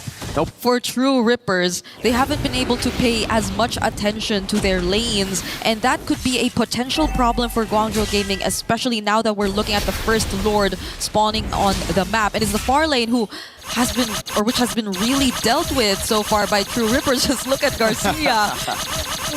They have no idea he's doing this, but you know that he just has a really good grasp of what his job is at this point. He's feeling it. He knows exactly where he needs to be. And Guangzhou Gaming, doesn't feel like they have a composition to burst this neutral objective down. Oh! May with the Fatal Links into Kimmy as well, but he's able to escape, and now it's all the resources burnt. The Dragon down, the Fatal Links as well. Garcia already dealing with a wave in about top lane. Rahansha knocked up. Oh! Fatal Links from Asuna! Takes them all into the Vile Requiem. Now it's Garcia to miss it all with the SOD, tearing them apart as Asuna picks up a double, and TRX take full control over the game. Was that actually worth it? They were only able to zone out Kimmy. Now they lose tier 1 in mid, but at least Guangzhou have secured the objective. But now it's at the expense of almost all their outer and inner turrets, and this is True Rippers, I feel, being much more happier with the exchange. They get so much more map control, they only lose an objective, and now they might also get recall. If it weren't for that one dash, it would have been really close. Big Spear of Misery. I agree with you, this is definitely not the trade that Guangzhou Gaming were looking for, but it's the trade that they need to take. They bursted, they used all of their resources so early, and they couldn't even find Kimmy, which led to them having a full commit onto the neutral objective, right? Because if they backed away, it would have been completely chopped. Spatial Migration of the Vile Requiem now on May. Eons with Deadly Magic. May is gone. Her Modi can't even find a Petrify. Eons got away down the Blazing Red, doing nothing. CY taken low. Eons taken out by Modi. But in the back line, it's the SOD. Garcia with a double, trying to get that triple. Great Lantern Flare to escape by Xing with the Crimson Beacon, but Modi here, it's just a delayed pickoff. He's going to try to buy as much time as he can with the passive procs. but it will be inevitable. Modi, good night. Asuna walks up. The Furious Dive again. Wait a second. Whoa, wait a second. wait a Modi. second. Uh-oh. Asuna with the melee range again. Now it's 3 against Modi. Dude, he bought so much time. He did. That was initially a highlight for Garcia that we were just about to talk about, but it's been all Modi from that point onwards. He was just sustaining 2 members at the same time. They had to call in another member from True Rippers just to finally take him down, and that's only being on the Radiant armor as well. But I take a look at this team fight once again, and you kind of worry as to why the Blazing Duet didn't feel like it dealt as much damage as you would expect it to. At this point, you would assume Sai already has the Trinity build in his hands. We can take a look at the items just to confirm whether or not that's actually true, but he already does. It's because these frontliners from True Rippers have gotten such a massive lead. I mean, take a look at that 2,000 gold lead between the XP laners. That Sai is gonna need the Malefic gun before he can actually deal damage or before you can actually see it. Yeah. Like, look at this. He walks up. He's doing some damage, actually. But Hansha doesn't have the consecration. That's the main reason for it. Already having to purify out, which means, again, now it's all up to Mei, who has the Fatal Links. True Ripper still got to be very careful. One set can literally set them back. Yeah. That's also the Justice also already picked up by Rehansha, and not to mention Garcia having the Wind of Nature. So I feel like he will be a much more difficult target to deal with for Guangzhou Gaming if ever they do want to find him in the team fight. There you go, that's the gun. Okay, finally does or should have a bit more damage. Let's see how Guangzhou eventually deal with this, because Garcia is on the opposite side of the map again. But as mentioned, has the Wind of Nature, so if he does show up in a more dangerous spot, then at least he has a way to survive a bit longer. But it's just Rehansha holding this down. Now there goes the Black Dragon form. Zoning in the back. Kimi looking for an opening again with the facial migration. He finds it, but Recall's able to go for it. A retreat straight up onto the neutral objective. Nothing Eons could do to walk up. And Guangzhou Gaming stay afloat in this elimination match while being a game up in the match. Okay, that was a more step-by-step approach that they took, which is great for them, benefits them a lot, because they had a lineup who could really just be just as strategic when it comes to the objective takes. So you saw how they just slowly took control of the Lord Pit. There was a Black Dragon form to start things off that was not used as early, by the way. So it was just perfectly set up, and the SOD not landing too allowed for Guangzhou to just commit to the bit. They were not forced to think twice about the engage. Hold on! Fatal Links, but Rehansha has the Purify back up. The Deadly Magic comes around. Sai in the back line with the Blazing Duets shuts Asuna down. Mid lane out of the skirmish already. Lord still up and very healthy. Guangzhou Gaming are looking to completely wipe this gold lead from the map. And that's the Blazing Duet, which dealt a lot more damage than we thought. Spatial migration, but Kimi gets bursted! X-Ing in the back now with the Crimson Beacon and the Lantern Flare. Garcia with the Wind of Nature, the Purify out, but X-Ing will still fall to the Deadly Magic. Just a matter of time. Modi almost trying to get that Furious Dive and the Petrify, but Eons spaces out perfect, and now it's Rehansha who is holding the Lord, able to defend for now. The mid lane coming out as well. Modi gets taken out by the Carge of Eons. They should have went back a bit more earlier, but no! With a shutdown, the Spear of Misery Sai shuts Garcia down with the BMI and the Blazing Duet straight to the face. So was that bait all along? Were they just setting up for that play? Because as of the moment, it seems like Guangzhou Gaming have gotten back in this siege.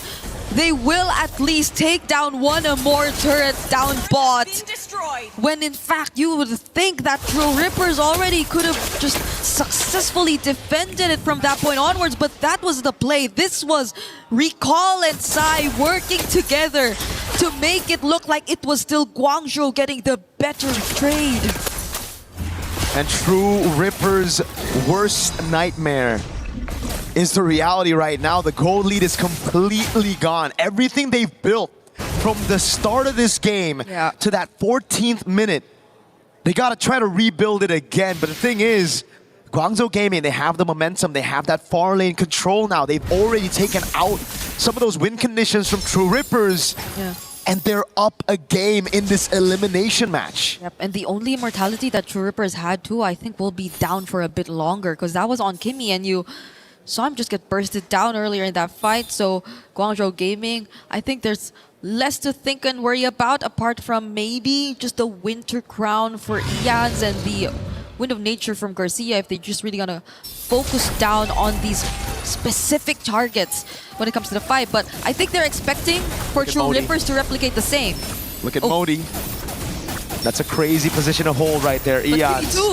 Oh, Kimi in the back, finds space migration, but it's only onto Sai with the Purify. Burst out with a Petrify from Modi!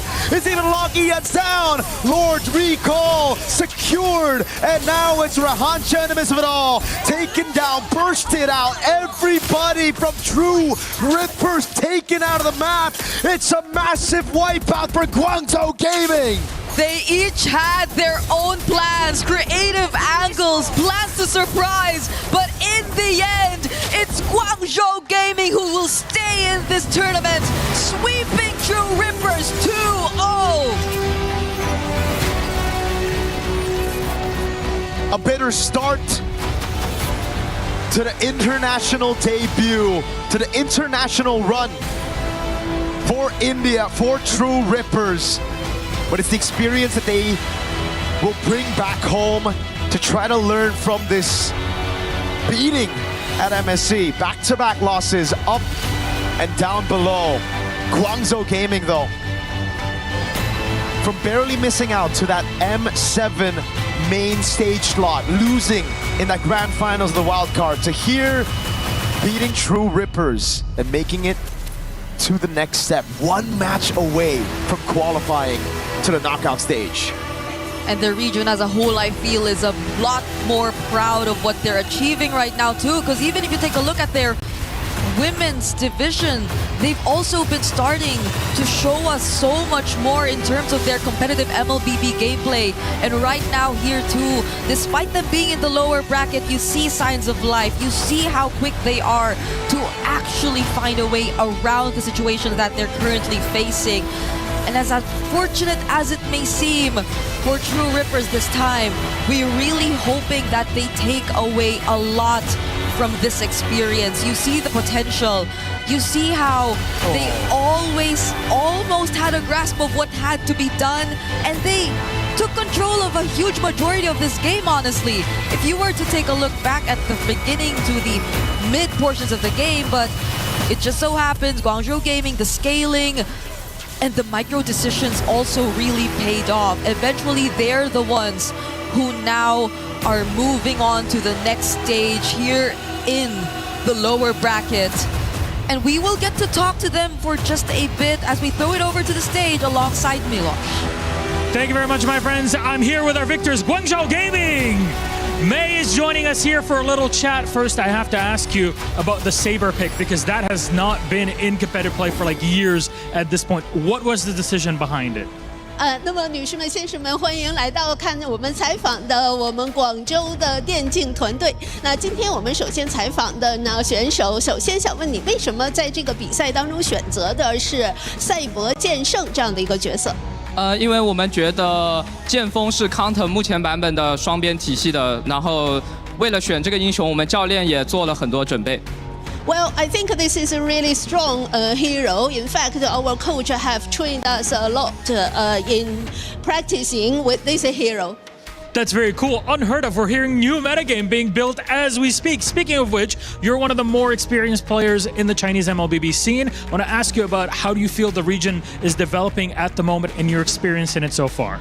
是的，非常棒的。那么我们呢，整个的这一个游戏项目在中国地区也是发展的非常蓬勃的。我们想要看一下您的意见，您觉得这个游戏在中国地区的发展如何呢？其实中国玩 MLBB 的人还是比较少的，但是对于中国电竞，我一直觉得中国电竞会很厉害，所以我们 MLBB 项目的中国选手也在不断变强。Well, at the moment, there are not a lot of people playing MLBB in the Chinese region. However, we think there will be more and more people playing, and that's why we are getting stronger. And all of our players are practicing hard to make us to be a really strong team.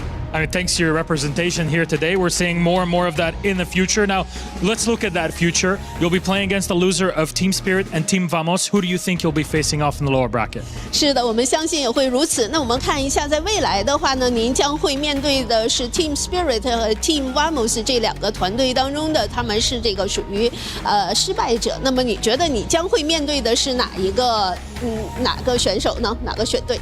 我觉得 Team Spirit 和 Team Vamos 这两支队伍都是很强的，他们一个来自俄罗斯赛区，一个来自马来西亚赛区，都是其中的1、2号种子。然后我觉得我们会对阵到 Vamos 战队。Well, I think they both really strong teams, and one of them is from Russia and the other is from Malaysia. So I think they really both strong. However, probably I guess we will face Team Vamos. Team Vamos. All right, we'll see how that ends up. That'll be the case. Prediction for later on today. Finally, you got those Chinese fans, those players that are looking up to you right now. Do you have any message to them to support you through your lower bracket run at MSC? 那是的。那么最后一个问题呢？我们可以看到您也是有非常多的粉丝的。对于您的粉丝，您有什么想说的吗？他们一路支持您，那么在我们的这个电竞比赛上打比赛，您有什么想告诉粉丝的？其实我很感谢支持每个 MLBB 赛事的粉丝，然后也感谢大家的观看。其次，我特别想针对中国的粉丝说，就是因为中国赛区的成绩一直不太好，但我觉得我们这次可以碾碎对手的钥匙。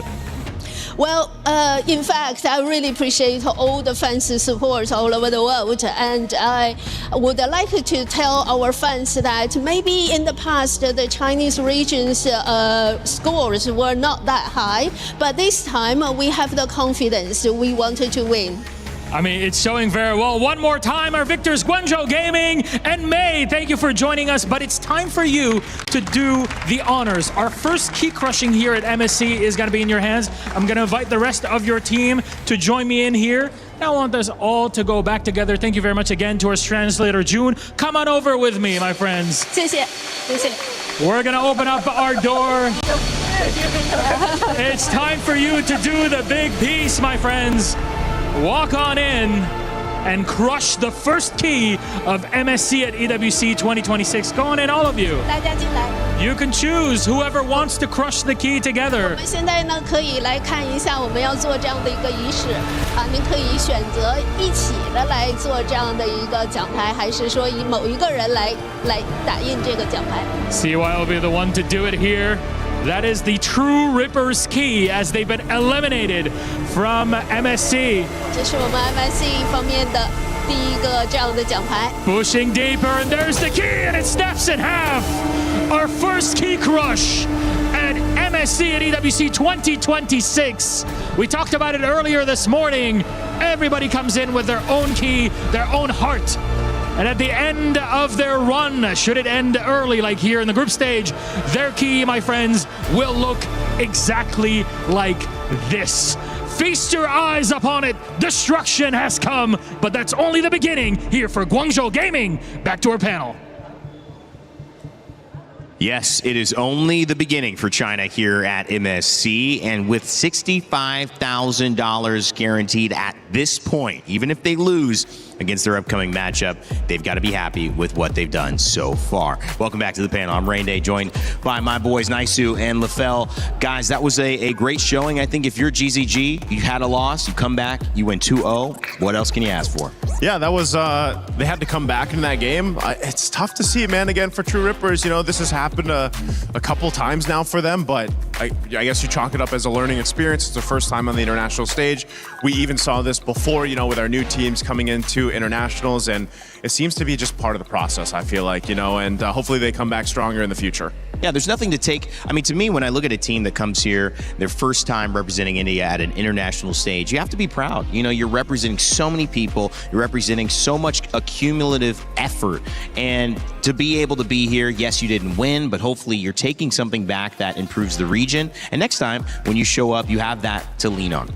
I mean, here's the thing. I think they can do it because we've seen solid micro coming in from the team. When it comes to the draft, it's pretty solid as well. The only reason why they weren't able to get the win there is just because Guangzhou Gaming saw a a-hole. They saw the mistake where True Rippers were trying to set up the map for the upcoming Lord. They were taking it slow, but there was no one surveilling the area, and because of that, Guangzhou was able to take the Lord right under their noses and then re-establish the map for themselves. And at that point, True Rippers weren't really sure how to adapt to that. So it really is just becoming a thing where coming into the internationals, quite a lot of culture shock will happen here just because the way people play are very different. Regions clash, but that's the beauty of an MSC. And a moment like this, you get to see the best of the best going toe to toe. GZG, TRX, it was a close game, and True Rippers actually led in terms of kills, Naisu.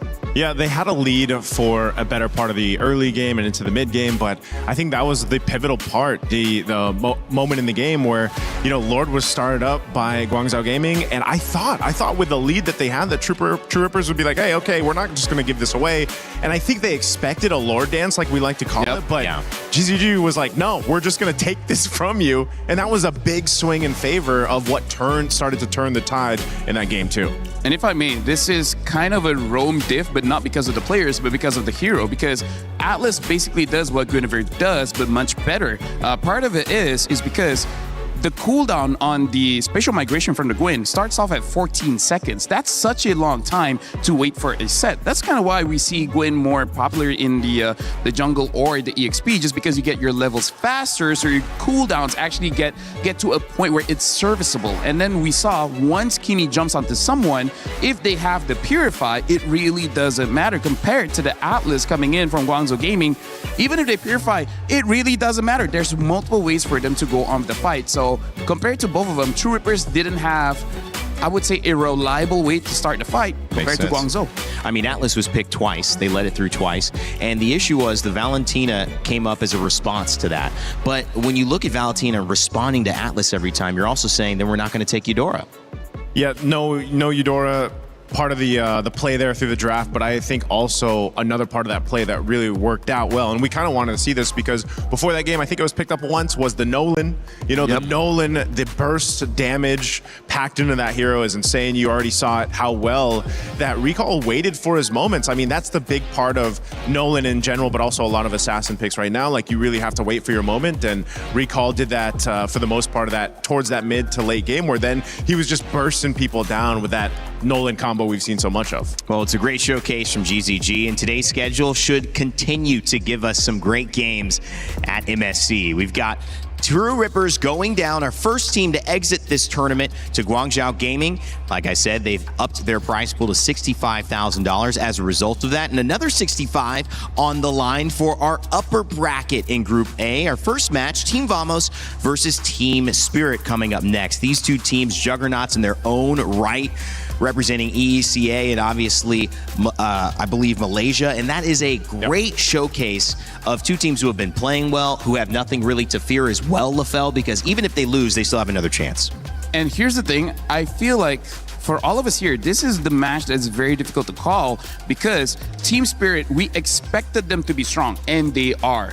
For Vamos, we weren't expecting this kind of play, and then suddenly they just showed up. So the factor here that's making it difficult for us to call is how strong Vamos really is, because I feel like even going up against Team Falcons Mena, they didn't really show everything just yet. They showed they were strong, but they weren't pushed to their limit. So it really is going to be quite difficult to call between Spirit and Vamos.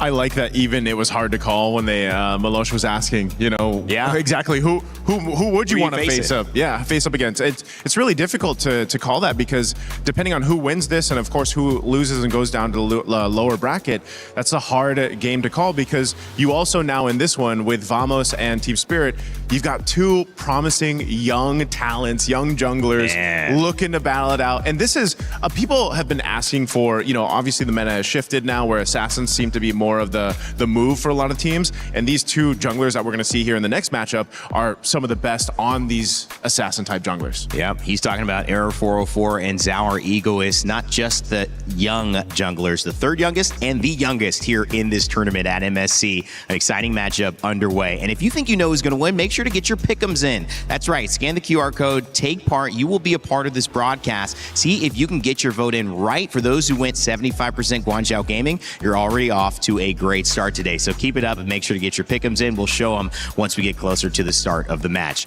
We'll be right back in just a moment, but we want to remind you that Acecraft is a game, if you haven't played, there is a new way to play in We Fly Together. Some new co-op for those who want to get involved. Check it out.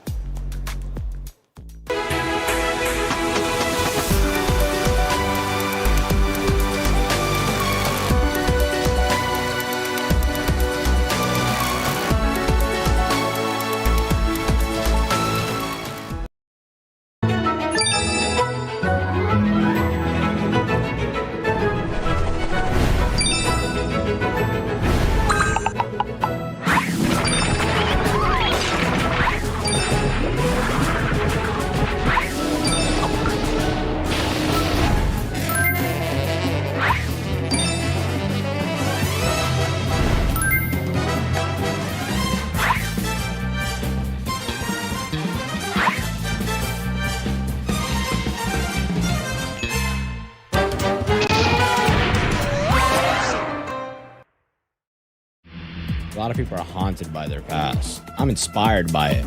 They're not just playing for themselves, they're really playing for their entire family. They have defeated their demons!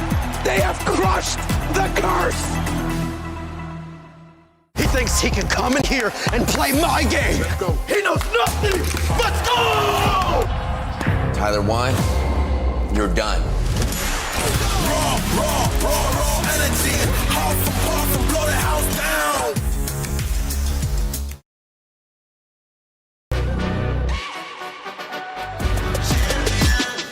This ain't no regular thing. Came for the ring, you know what I mean. You see my name in the lights. Better get right, champion.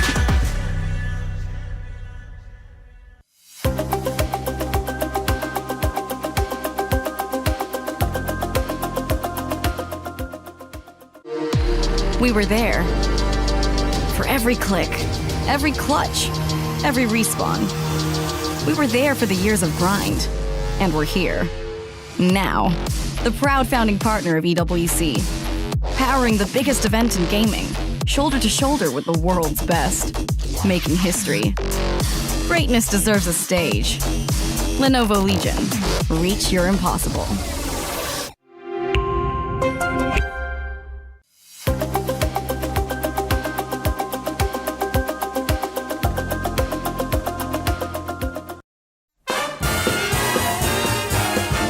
Okay, man, right? Okay, this one look like Chinese. Kyle TZ? Oh, Club TZ? No. Hogwen? No. Carl TZ? No. Asaji? Sanford? No. My team? Sansalap? I think Hiko. Ah, that's crazy.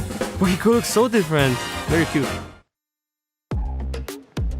Who's that baby? Well, Hiko was actually the answer. Kid Bum was like, what? No way. I love the surprise there. I love that segment, too. We got to see more kid picks there on the broadcast. I love seeing it. Oh, rewind in time. I think a lot of those babies, when their parents were looking at them all cuddly, all cute. I have a 17-month-old daughter myself.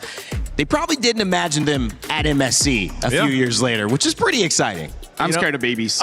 Are you? You're scared of babies? I don't trust them. Something about them. Yeah. I don't know, man. Nefarious. Every time I look at it, I'm like, hold on. And I've seen enough movies to confirm my suspicions. Boss About Baby. what? Boss Baby. Boss Baby. I knew it. He knew it. Yeah. Rain Man knew it. The Rain Man. Come on, man. Don't get me wrong. It's Rain Day, man. Come on. Come on, man. Hey, come By on. the way, let me just say, I think they could have gotten Hiko if he was wearing glasses. Yeah, that's the big difference. You know, the baby wasn't wearing glasses. See, deceptive. It is, and you got to watch out for babies. That's the lesson here from LaFell as well. I know. I got to watch out for my baby, otherwise I won't sleep. That's the one thing I need to watch out for. Oh, yeah, for sure. So I'm so excited to introduce this matchup because when you look at these two teams, I mean, these are juggernauts, and the juggernaut matchup is really between the youngsters here. 17 years old in Error 404. Zaur Egoist on the side of Team Spirit, 16 years old. The youngest player in this entire tournament. Two future superstars. I don't know, Naisu. Two current superstars. Yeah, right now there's something about, that gets junglers get excited for the meta, and then the audience gets really excited to see what these junglers are capable of doing. Again, that's why, you know, Rain Day, I know you probably didn't get to see it too much, but we were back in the day. We were in this utility meta, and it was very slow paced, very tanky based. But now you have all the flashy heroes coming up, and you get these young stars like this to go ahead and showcase that, and that's what people get excited to see. And it also works really well currently with that adaptability or that flexibility of what you can do in the draft with so many different styles of play when it comes to the draft. Can I just say, I don't even remember what I was doing when I was 16. I don't remember 16. It was that long ago. 16 is literally, like, I'm literally double his age. Wow. You're double his age. Double his age. Wow. Has that brought you double the experience? Double the wisdom? Oh yeah, for sure. Actually, no, now I remember. I think at 16 is where I got my first friend. Wow. Because at 15, the first of many, because at 15, how did it take so long, man? Because 15, then I learned how to talk. Oh, okay. Yeah, I had 14 years where I didn't know how to talk. Autism, you know? That's quite delayed. Wow. That's quite delayed. There's a lot I'm learning here, and the storylines continue as we look at Team Vamos's roster and start to dissect their journey. Arrow 404, the jungler, of course, but Zipat, Klakun, Zkeef, Natko all have their own individual stories to make up a team that many consider to be potential champions at MSC. Can they prove them right? Can they prove the doubters wrong? We'll find out, because their journey, like many others here, really is wanting one to be ended with a championship.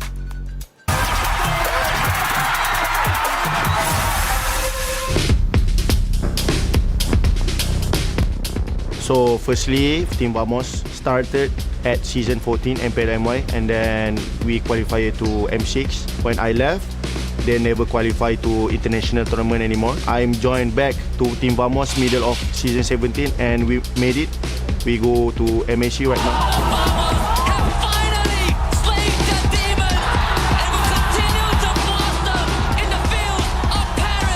For season 17, Team Vamos is a last minute roster, right? For me, I think going to EWC is a miracle. So when we qualify to MSC, I'm so happy and also proud for my team.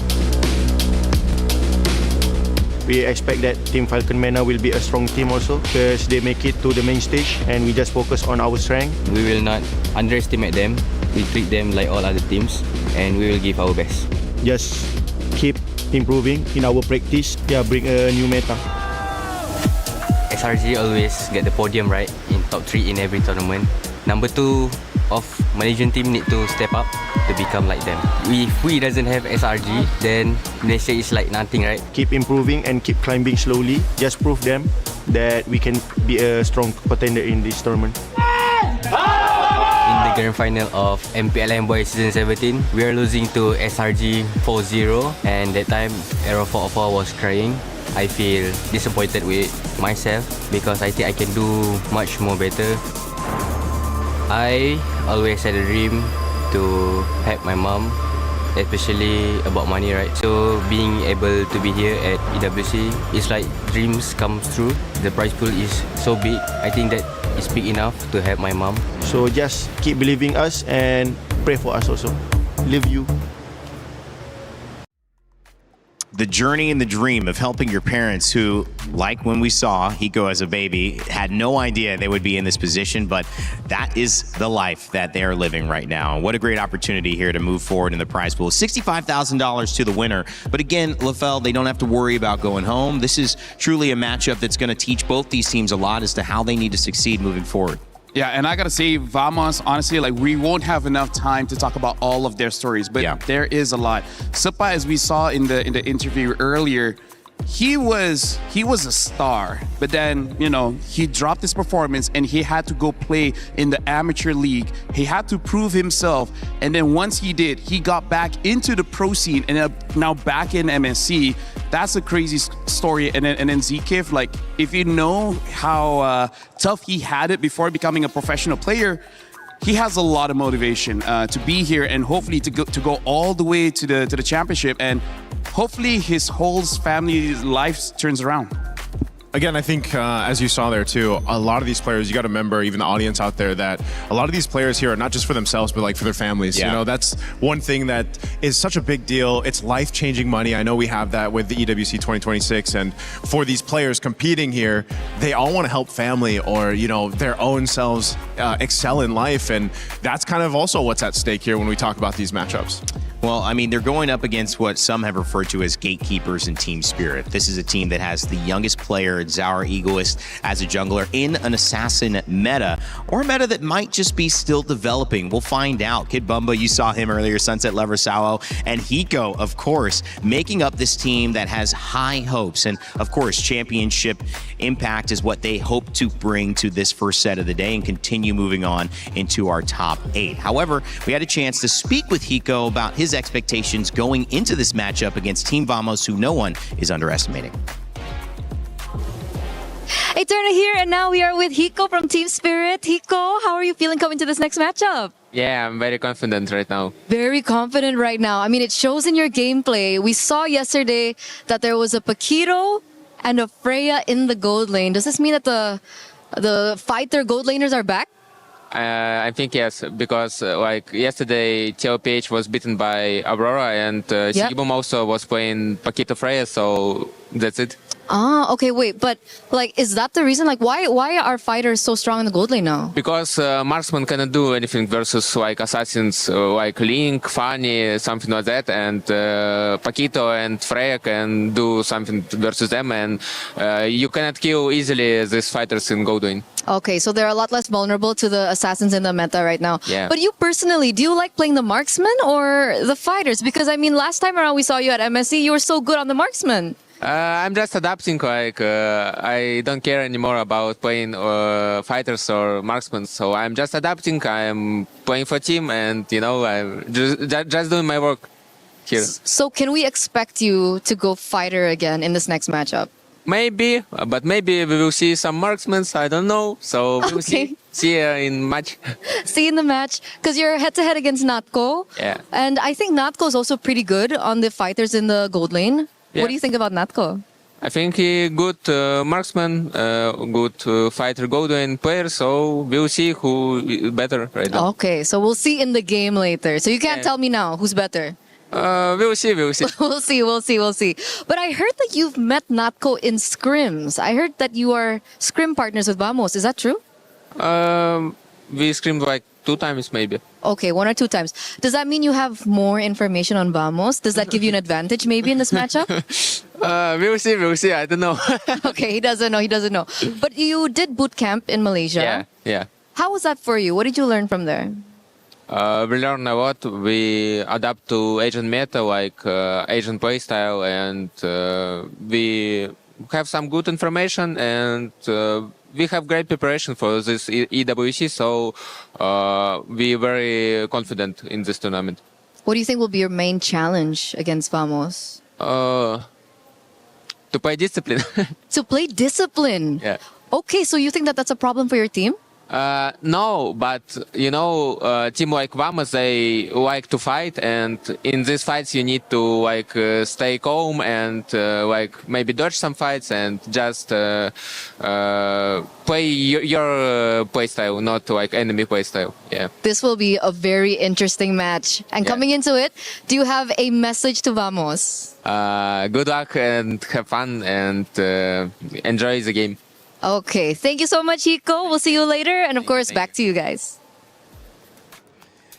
I don't know, man. Good luck, have fun, enjoy the game. Feels like that could be like start of a horror movie right there against the Eco. That's the start of enjoy. I have nothing to say. That's the standard. Let me go. Let me go, Eterna. Stop asking questions. This interview has so much to say. I just want to play the game. But he did give us some really good insight onto the gold. Why we were seeing fighters more. It's their ability to deal with assassins. Yeah, they need to survive, because otherwise, if you do pick a traditional marksman, we've seen it before, you get picked on, right? They're going to go right for that lane, try to take you out of the picture. And, you know, Hiko is one of those prominent players in the gold lane. When he was introduced to us on the international stage, it became Hiko Mania because he got he was the first one. Was this M6 where he got the Savage? Honestly, I feel like almost every international that he's in, he's got Savages. So, and honestly, when he played earlier, he could have gotten the Savages, but was stolen by Czar Egoist. Even Mirko was like, bro, why'd you do that, right?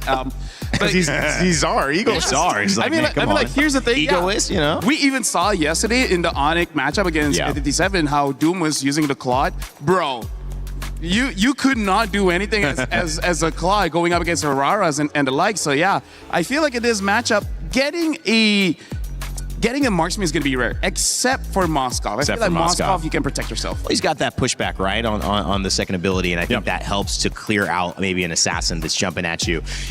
We asked you to get your pick'ems in. You got them in. 83% for Team Spirit. That is lopsided.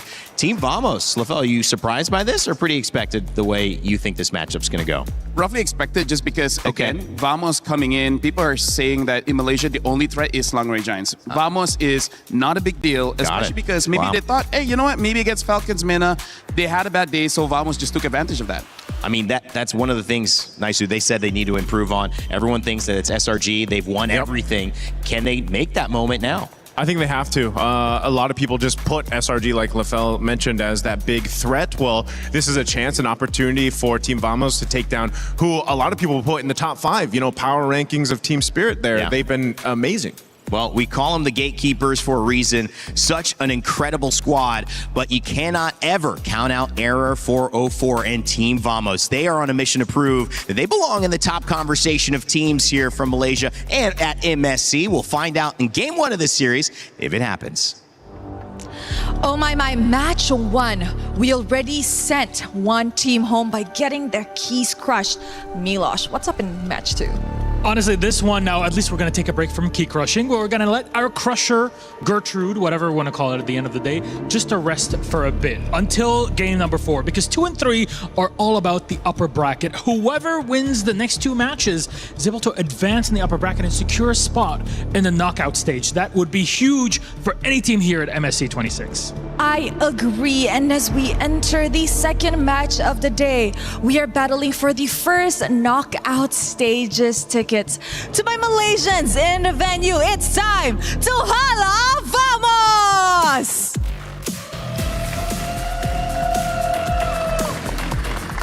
Back in M6, their journey got cut short by Team Spirit. And as they meet their former foes once again, can Team Vamos settle the score across the boards and make Malaysians proud by getting that first ticket?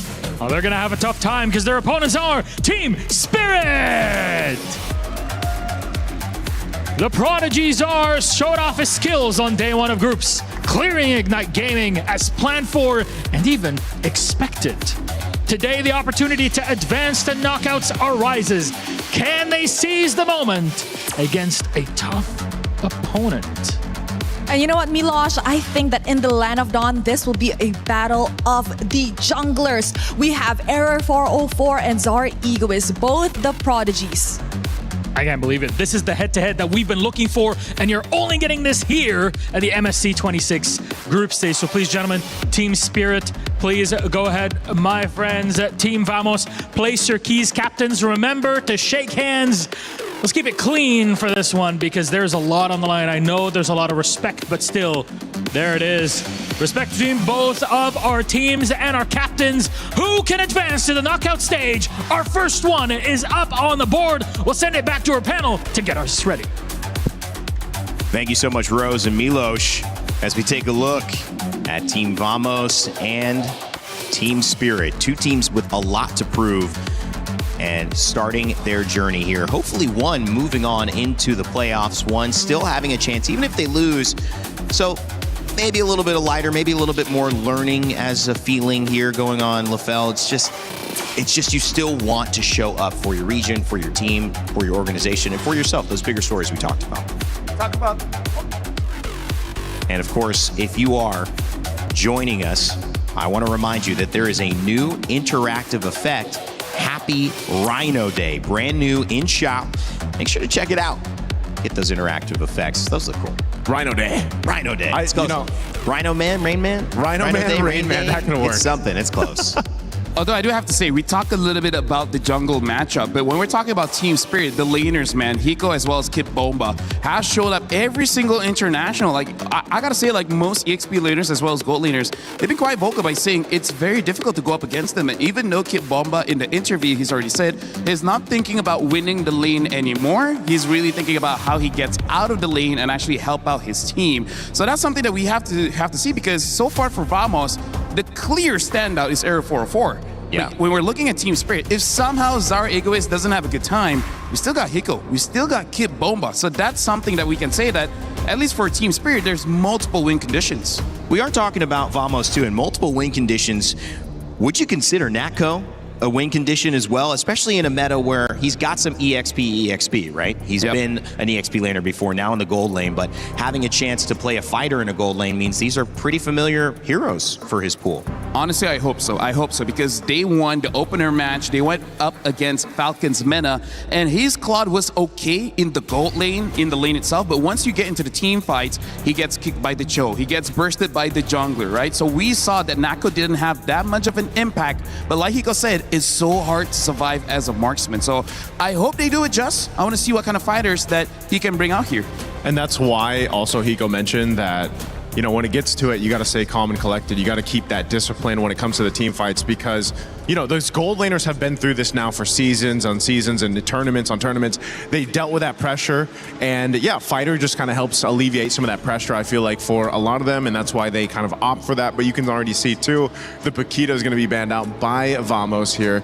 Now for Coach Coldstar and the rest of Team Spirit here, we'll see what they're deciding to lean towards, because now that's the case with the meta, because before it was almost so standard that you'd be like, all right, this first pick on blue side, here comes right away the first swing on the red. But now it's like, what does the team want to play around? What is that personality or that composition that they're going to bring to the table? And that's why when LaFell mentioned it earlier, there's just so many different approaches you can take to the draft that it's not as easy to call off those first picks, other than the fact that, yes, you might have an Atlas come through if it's open, a Eudora, the Ling obviously still contested, Herrera hasn't been banned out yet, so that could pop up here in game one. Well, the Esmeralda, the Paquito banned out. Atlas, I think that's a smart ban, as well as the Fanny. Atlas taken 2 games in a row by Guangzhou Gaming and 2 wins for them. I haven't seen some of our teams who have made it into this upper bracket give up Atlas as easily, but notably here, the Era 404 Zhao Igorist matchup still possible for a Herrera and a Ling for either side. The thing is, Team Spirit, I feel like the question right now is, do they ban out the Eudora? Because I feel like for Vamos, considering, like you said, Ling and Herrera both are open, and I feel like for Era 404, he doesn't matter which he's going to get. So I think there it is. That's quite a risk, taking out the Eudora. So this might be a more, a more predictable kind of draft, but instead Vamos picks up the Freya, because again, Ling and Herrera both are open. So it's kind of like, you take whatever you want, I'm okay with both. And the thing about Era 404 is, he might not even consider either, right? Because he already showed the Guinevere and it was pretty good. So we'll see whether he will default to that again, or just like, you know what, let's fight fire. You pick up the Ling, I'm gonna pick up Herrera. How do you feel about the Phoveus? Nice, just I think it's good so far. Yeah, I think you need to go ahead and grab that, just because, again, you know that there's going to be a lot of chances for you to go ahead and utilize your Infernal Pursuit, or just, again, Phoveus is he's a bulwark from the beginning of the game all the way towards the end, and he's going to have to deal with the dashes. And this is one thing too, you know that potentially if you guys are planning to take the Ling, that Hirara is going to go on the other side, so then again you're utilizing Phoveus to like max capacity here. And over here, I gotta say, Clockwood is gonna play a pivotal role, because he picked up the Zushin, which is a good way to deal with the Phoveus, but they gotta make sure that they have enough shred. For now, they don't really have that shred just yet, especially because right now for Vamos, it looks like they're opening up an opportunity for them to go for double fighters. The problem is they really don't have a lot of range. They already locked in Zushin as well as the Hirara. So kind of like Aurora, they gotta win basically immediately, so that it doesn't really matter. But I like that they're opening up a chance for potentially something like a carry, something like a Moskov, to be able to deal with this kind of composition against Team Spirit, which now they have the Valentina. A lot of picks for the Valentina, by the way, here in MSC, but not all of them really worked out that well.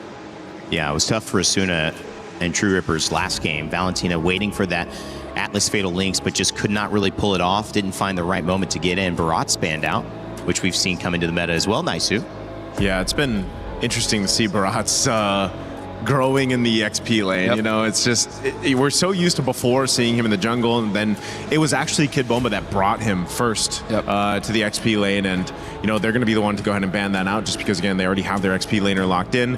They essentially are planning to go ahead and get the upper hand of the XP, which is so important because, like LaFell mentioned, you know, Kid Bomba himself said he wants to get to these fights. He wants to help secure these objectives. That seems to be the main point, where before, and depending on the heroes, sometimes your XP is, I want to win this lane and try to snowball and make it happen. This is usually the case too with Yu Zhang, for example. Yeah. Like we saw, where if you get an early kill, you get an early snowball in the XP lane, then you're even more deadly than you'd expect on a hero like that. So there's the Moskov ban coming out from Vamos. Right now I'm looking at Ruby, because Ruby is a potential pick that honestly Team Spirit could take up, because having the Phoveus as well as Ruby, there's a lot of crowd control, making it easier for the link to go in and out.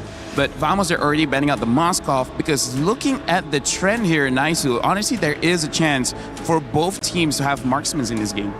Beleric still available as well. Jerome been picked up and highly prioritized. The answer to the Ling or to the Herrera, it feels like if either one of those get off, who do you think feels right now has a better answer? What do they need to do, I guess, if you're looking at Vamos, to have an answer for what this Ling is going to bring on the side of Zhao Egoist? For Vamos, I feel like they got to pick up an Alice. If they want to play double fighters, pick up an Alice to deal with the Phoveus and basically everyone from Team Spirit. Because right now, they do have the Valentina. It's a mid-range mage. He should have a lot of impact there. They're most likely, I'm expecting Team Spirit to go ahead and take the Belric here. I can't see what else they would want to plant into the Roam, just because, again, Belric's going to be banned out, so they don't get it. That's good. So now, that leaves the question, what do you pick up in the Roam here? You still want to go ahead and wait for your gold lane too, or do you pick it up now? That's something they can play around. Something that Vamos has used before against Falcons meta was that Minotaur. So maybe that could also potentially be an answer in case they want to go for a lot of bursts. Then the Minotaur with the Flask of the Oasis is able to help them out, survive that initial burst damage, and then eventually just win out. Because looking at the Freya, the Zushin, as well as the Herrera, this is telling me in a prolonged fight, we will win. Yeah, this is why it's such a big decision here right now for Team Spirit. If they want to go ahead and show their cards in the Roam. The shields that are going to come through too, that'll help extend the fight if you're Team Vamos, but it's also just the amount of... They take it away. They take it away. This is a really good call here, LaFell, too, that you get that. Because think about it, the Minotaur with the Jushin that paired up, that amount of crowd control that comes with that is a whole lot to try to burst through, especially if you're a Ling and you're trying to, find that right window of opportunity to jump in, Tempest Blades, get the damage off. So really good to lock that in. And we wait to see what Hiko's going to end up playing in that gold lane. And so now these last two picks for Team Vamos.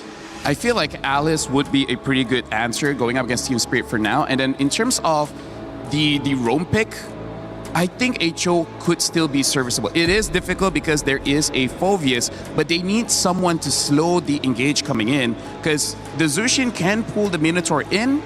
If you want to... they pick up the Melissa. Wow. Melissa as well as the Hylos here. So this is very interesting. They're just saying, in case he goes to the late game, we'll be able to do well. And the Melissa pick really is just to win the lane. Yeah. However, interesting enough, Nako before this did not use the Inspire, used the Flicker. I wonder if he will still stick the same style. Does this do anything with... I don't know. This is me asking. I guess we see the Claude, so there's no longer any mystery to my question. But Melissa, in this kind of like bruiser heavy, approach where there's a lot of CC and stun, does she help to peel that a little bit? Yeah, honestly, she does. The go away helps a lot when it comes to dealing with picks like the Phoveus. Against the Ling, maybe not, because I feel like the Ling's range still gets into Melissa, and then 2 or 3 hits, she's gonna die. But I feel like part of the reason they picked this up is to deal with the Phoveus, because the first 3 picks, they don't have an answer for the Phoveus. The Hylos as well as Melissa does. They do have the range damage now as well. 2 undefeated teams so far in their first series, now looking to stay undefeated or see if they will drop out to face the eliminated team, or at least the team in the lower bracket side, Guangzhou Gaming. We'll find out in just a moment as we kick off our Series 2 of the day, Game 1 versus Team Vamos and Team Spirit. Thank you so much, Rain Day. Here, we're going to see our second best of 3 play out. Luckily, no pressure. None of their keys are going to get destroyed, but truly looking for that qualification spot has put enough of a spotlight on both of our teams here today. It's going to be Vamos on the blue side facing up against Team Spirit. For anyone just tuning in, welcome. Hey, even though there's no pressure of being eliminated, that qualification spot being the first one to knockouts, that's going to be massive for them as they get to watch everybody else with no pressure, having all the prep time in the world to make it to the knockout stage. Now, let's talk a little bit about this matchup, Gideon. The Melissa pickup there for Vamos, and I'd say really good move by Spirit. Just holding out for Hiko's pick all the way to the end. The Claude is a known counter against this Melissa. Another thing you guys need to know, though, is the Flicker choice, not the Inspire for the Melissa. With the new Melissa, you go for pull yourself together, you rack up those assists, and you get the cooldown on Flicker very quickly up. Yeah, that's exactly what you want here, is they're already looking for the early invade. They might get first blood here, but TS decide, no, we're not going to contest the Lethal Wanderer, let them have it, we're going to play for the later half of the game anyways. I think that at this stage, and especially, yeah, with the pull, hold up, an early Flicker getting baited out, actually forced out from Sunset Lover. Still pretty oppressive in lane, man. The juice in, even after all these nerfs.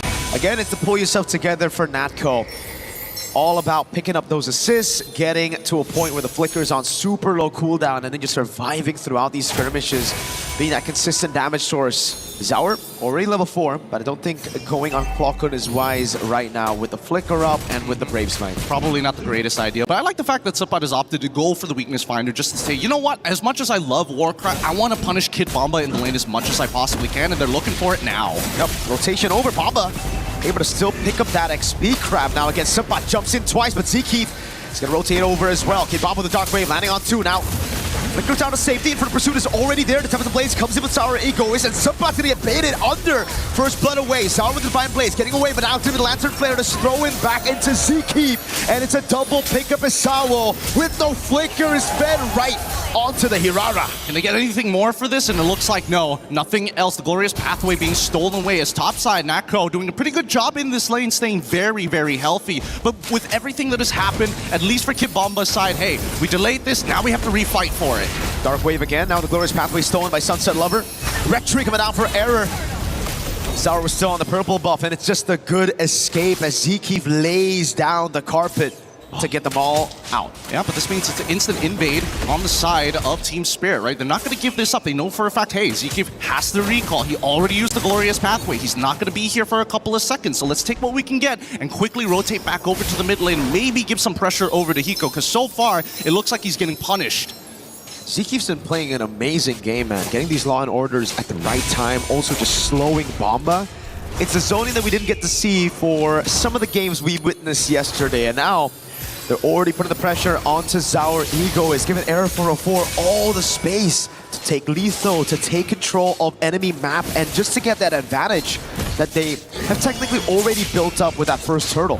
Honestly, the one thing I'm really happy with the meta right now is the way that, you know, the jungle is intended to go vertically against each other in these moments. I mean, obviously, Ling is super, super quick, but at the same time, if you make some decisive decisions, and more importantly, you actually struggle to fight for the tempo, you can get first movements in certain parts of the map. And you can tell, with the side laners, they want to keep it as neutral as possible to punish the opponents, but those mid lanes are constantly moving around. And that was the reason me and you, Gideon, during the draft, were talking about a Cho pick instead of this Minotaur for Sawo, something that could guarantee the mid-prio to rotate around the map. That right now, Vamos have complete control of. Look at this. Error, double immobilization now with a stun of the Law and Order, and the pickup straight into Error again. Forces the Glorious Pathway defensively. Subpad as well with Prio down below. Zaur's gonna have to look for the Retribution. That he does. 18 seconds for the turtle. Vamos. Well, Error also used Retry, so he'll have it quicker. I think overall, it's all right. At the end of the day, it's no harm, no foul. It's still putting Error in a pretty decent position, and at the same time, his Retribution is going to come back up just slightly earlier, 5 seconds worth of difference between the two. So let's see how TS is going to delay this, right? They're already sending. Oh God, Zkeef, so well played, but clock on Error 404. The easiest turtle take for him as Bomba's not there to do anything. Sawo throwing back again. Minions Fury the flicker backwards. Now look at the puppet. Oh, the Muddle's doing damage. They're gonna go for the siege in the mid lane here. Our Ego is for the Tempest of Blades. Still up, pops it in now, goes for it. It's just a clear with the retreat onto the mini waves in the mid lane. That's good, that's good. You need to make sure that mid-tier 1 stays open. Nako, he shouldn't be punished here unless Kid Bomba is willing to flicker for it, but even so, without no get away from me, it's going to be a lot harder for Nako to keep himself alive. That battle spell, so valuable on all fronts. And yeah, as you mentioned, we were talking about initially getting the Cho just to kind of maybe force out Purifies and also have a quicker rotation overall. Every side needs a concussive blast user. Sawo's got no flicker. They want to abuse that fact. Hiko caught in the Glorious Pathway. Immobilization coming down. The Purify's there, but it's immobilized. Delayed perfectly. Ziki runs him down with the rest of the team.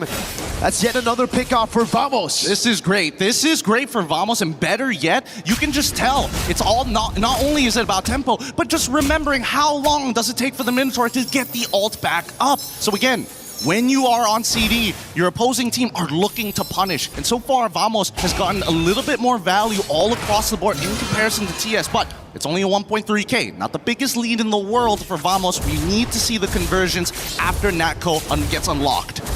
And instantly after that statement, they find the conversion on the turret up top. Now it's going to give him so much more room to bully and deny farm from Zaur Egoist. Again, you can see Error.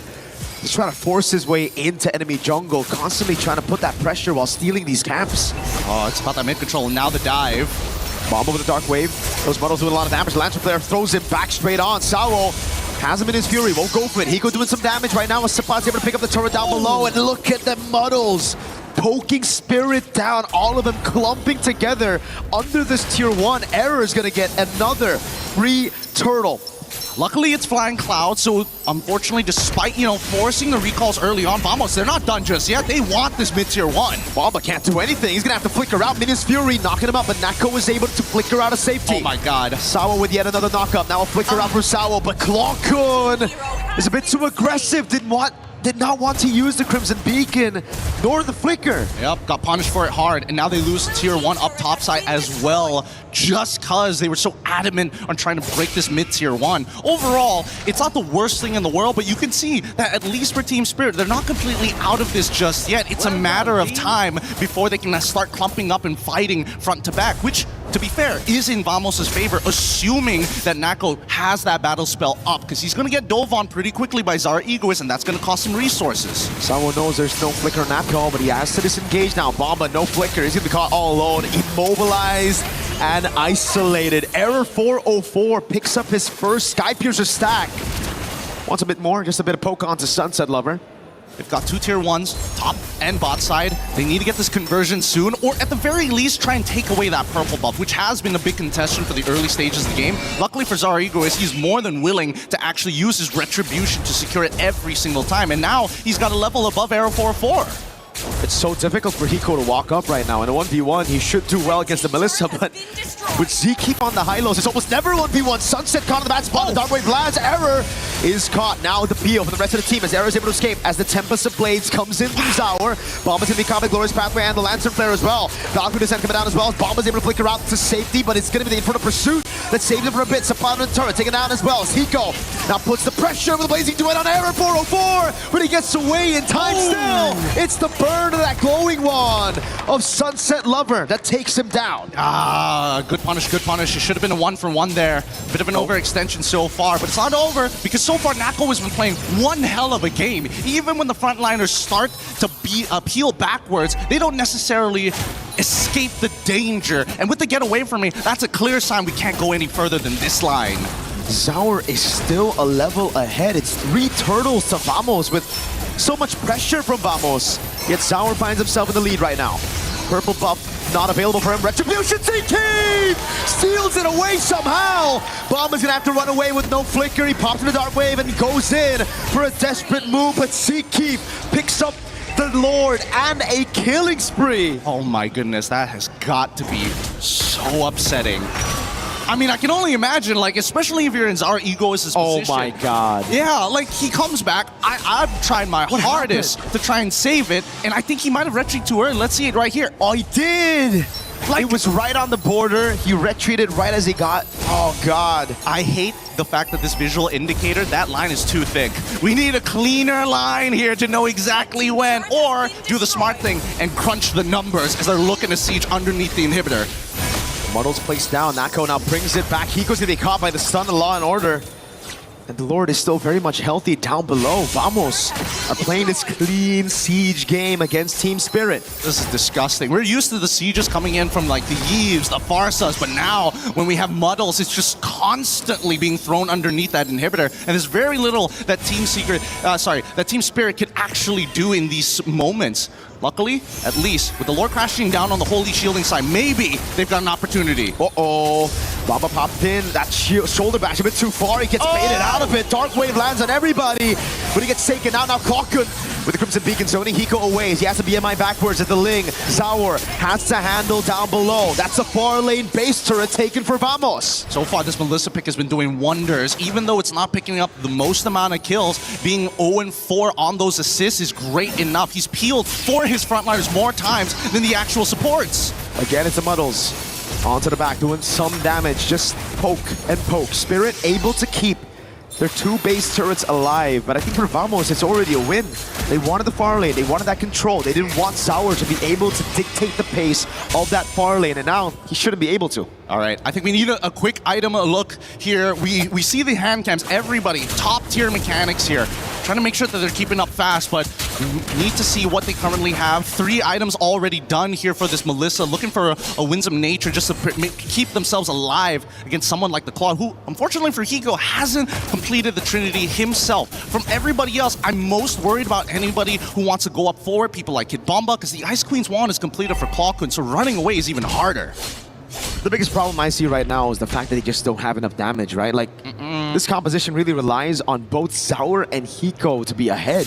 Zaur's doing a pretty good job at keeping things level despite the 3 turtles that Vamos have taken, but Hiko on the other side, because they've been trying to give all the farm to Zaur, Hiko has suffered. He's only now finished up the Swift Trinity.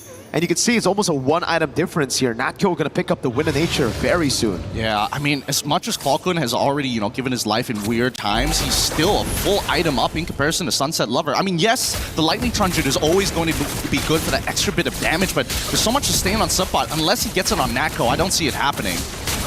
Zaur's gonna try to go for the steal right now, but he's only able to get the Finch Boys. Kid Bomba flickers out, but there's no one there to help him out. That's been the Lancer Flare to bring him back. Suppot right there as well. Glorious Pathway and a massive Dark Wave, but it won't be enough as Natko cuts him down. And that's enough gold just for the kill on Bomba to get him a Wind of Nature. They've got the kill angle here. Natko has already completed the Winds of Nature. If Hiko even fully stacked with the Art of Thievery, with the fully stacked Golden... wait, hold on. What do they have? They're just trying to muscle their way in. Oh, Error almost bursting Hiko down.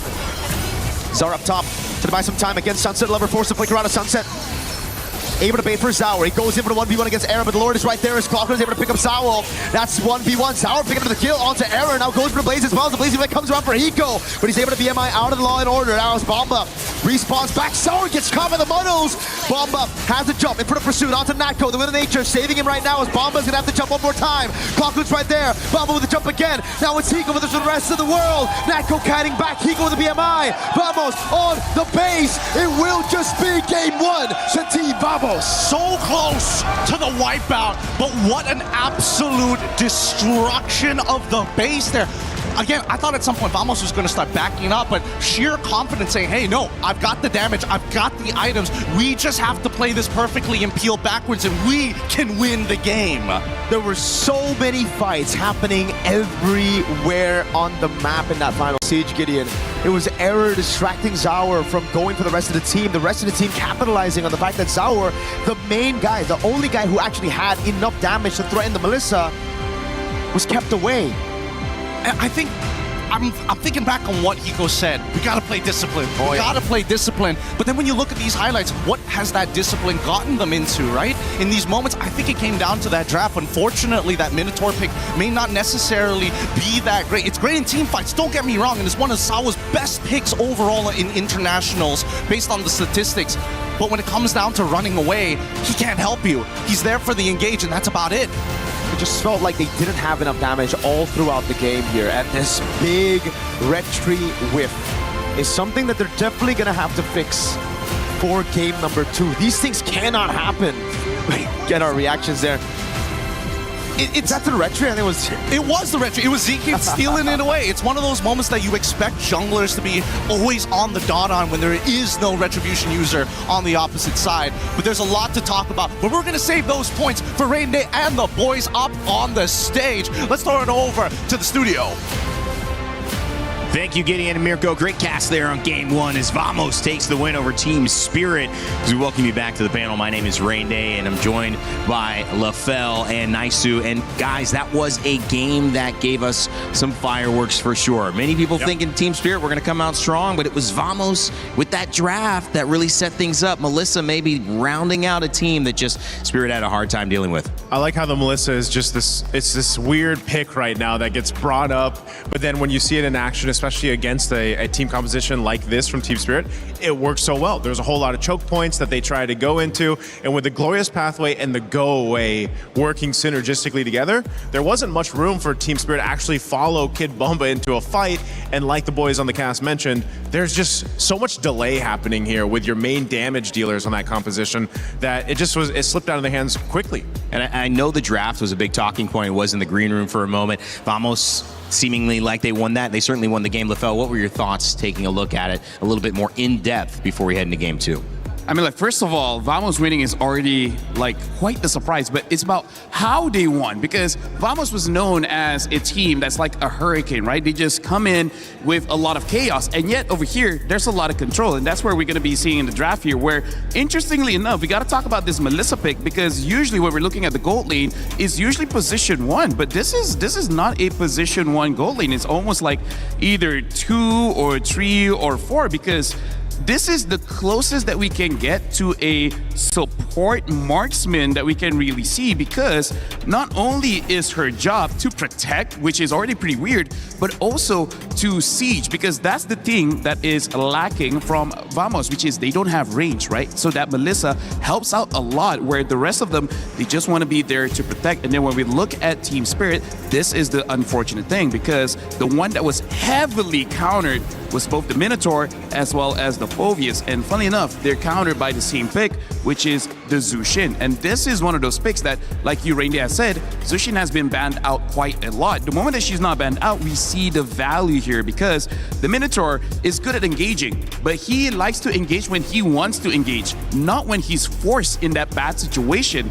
And now we're going to be looking at some of the clips. Oh, hold on, one more other thing is that he has low HP. He has low HP, making it so that if he gets caught, he's dying. That's why the Minotaur didn't look good in the early stages of the game. And this is where I really want to look at the pick here for Nako, using this Melissa, where we're going to be seeing an engage coming in from Team Spirit. And then look at what happened here, right? Huge. As we look closer, we can see that the Melissa using the go away, making it so that whoever tries to get in close, she'll be able to push people away. In fact, let's actually zoom in and see that for Team Vamos, once they see the ult going, everyone tries to go away. We even see Clockwood making his way towards the go away. We see the Arrow 404 run towards the go away, making it a perfect defense, right? This makes it so that for Team Spirit, they want to do something.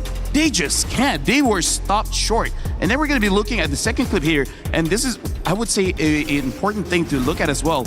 Look at the positioning of Team Vamos, but more importantly, look at Kid Bomba. Kid Bomba will always be the sole target, as we see him hovering around, trying to find some form of space, and yet Vamos just quickly engage. Look at ZK being the primary one, even though Kid Bomba flickered. Usually after flicker, you'd be safe, but look at the relentless pursuit. He was singled out, and the reason why this is so annoying for Team Spirit is, where's the front line, right? Once your wall is out of the picture, no one is there to protect you. When there's no protection, none of your damage dealers really can move forward. So right now, honestly, what Vamos did well is eliminate the Minotaur and eliminate the Phoveus. When there's no protection, everyone's dying. And it's one thing to have a good idea in a draft. It's one thing to execute it. And they clearly saw those moments where they could take advantage of Kid Bomba and find a kill and then open up the rest of the game, finish off that Lord. It was a dominant performance from Vamos. It was a great draft. It was a great game. And one of the reasons why was that Melissa that went on to Natco at the end. We had a chance to actually catch up with the gold laner before this match. We're now here with Natko from Team Vamos. Hello. Natko, Yeah. how are you? Apa kabar? I'm very excited lah. Very excited. Why are you so excited? Because after we win this match, we're going to playoff. So Okay, you're going to the knockout stages. What does it mean to you that you get to go to knockouts? that's our Goal? Yeah, that's our goal. for Okay, now. so that's your goal right now. But on the way there, you're going to have to go through a very strong team spirit. Yeah. And I heard that you guys have scrimmed together a few times. Is that a few true? times, yeah. So is that something that you can, use in this next match? It could be, yeah. So Okay. let's see. Is there any insider info that we should know about team spirit? They're very strong at, I don't know, maybe at team fight. Yeah, they're very strong at team fight. Team fights. How do the scrims usually go? Do you usually win? Do you lose? Sometimes we win, sometimes we lose. Ah, okay. So 50-50. 50-50. 50-50. In this next match, how do you think the game's going to go? What next match? Against Team Spirit. Against Team Spirit. I think we can maybe win, but maybe it's okay. close win. So that's going to be an exciting match, isn't it? Especially that you're going head-to-head in the gold lane against Hiko. Cool. Is that? What do you think about Hiko? Hiko, I think he's a great player also because he can use fighters, he can use marksmen, so it's gonna be a good fight lah. What do you personally like? Do you like the assassins or do you like the fighters in the gold lane? I prefer the gold lane fighter lah. Fighters. Why fighters? Because fighters usually, I don't know, maybe the team fight will be very strong at fighters. Okay, so the team fights are going to be strong with fighters. But we saw yesterday that you picked up a Melissa. Melissa, yeah. Why did you pick the Melissa there? Yeah, we train with Melissa, and then I think Melissa also good against melee heroes. Okay. So, yeah, that's our strategy. Yeah.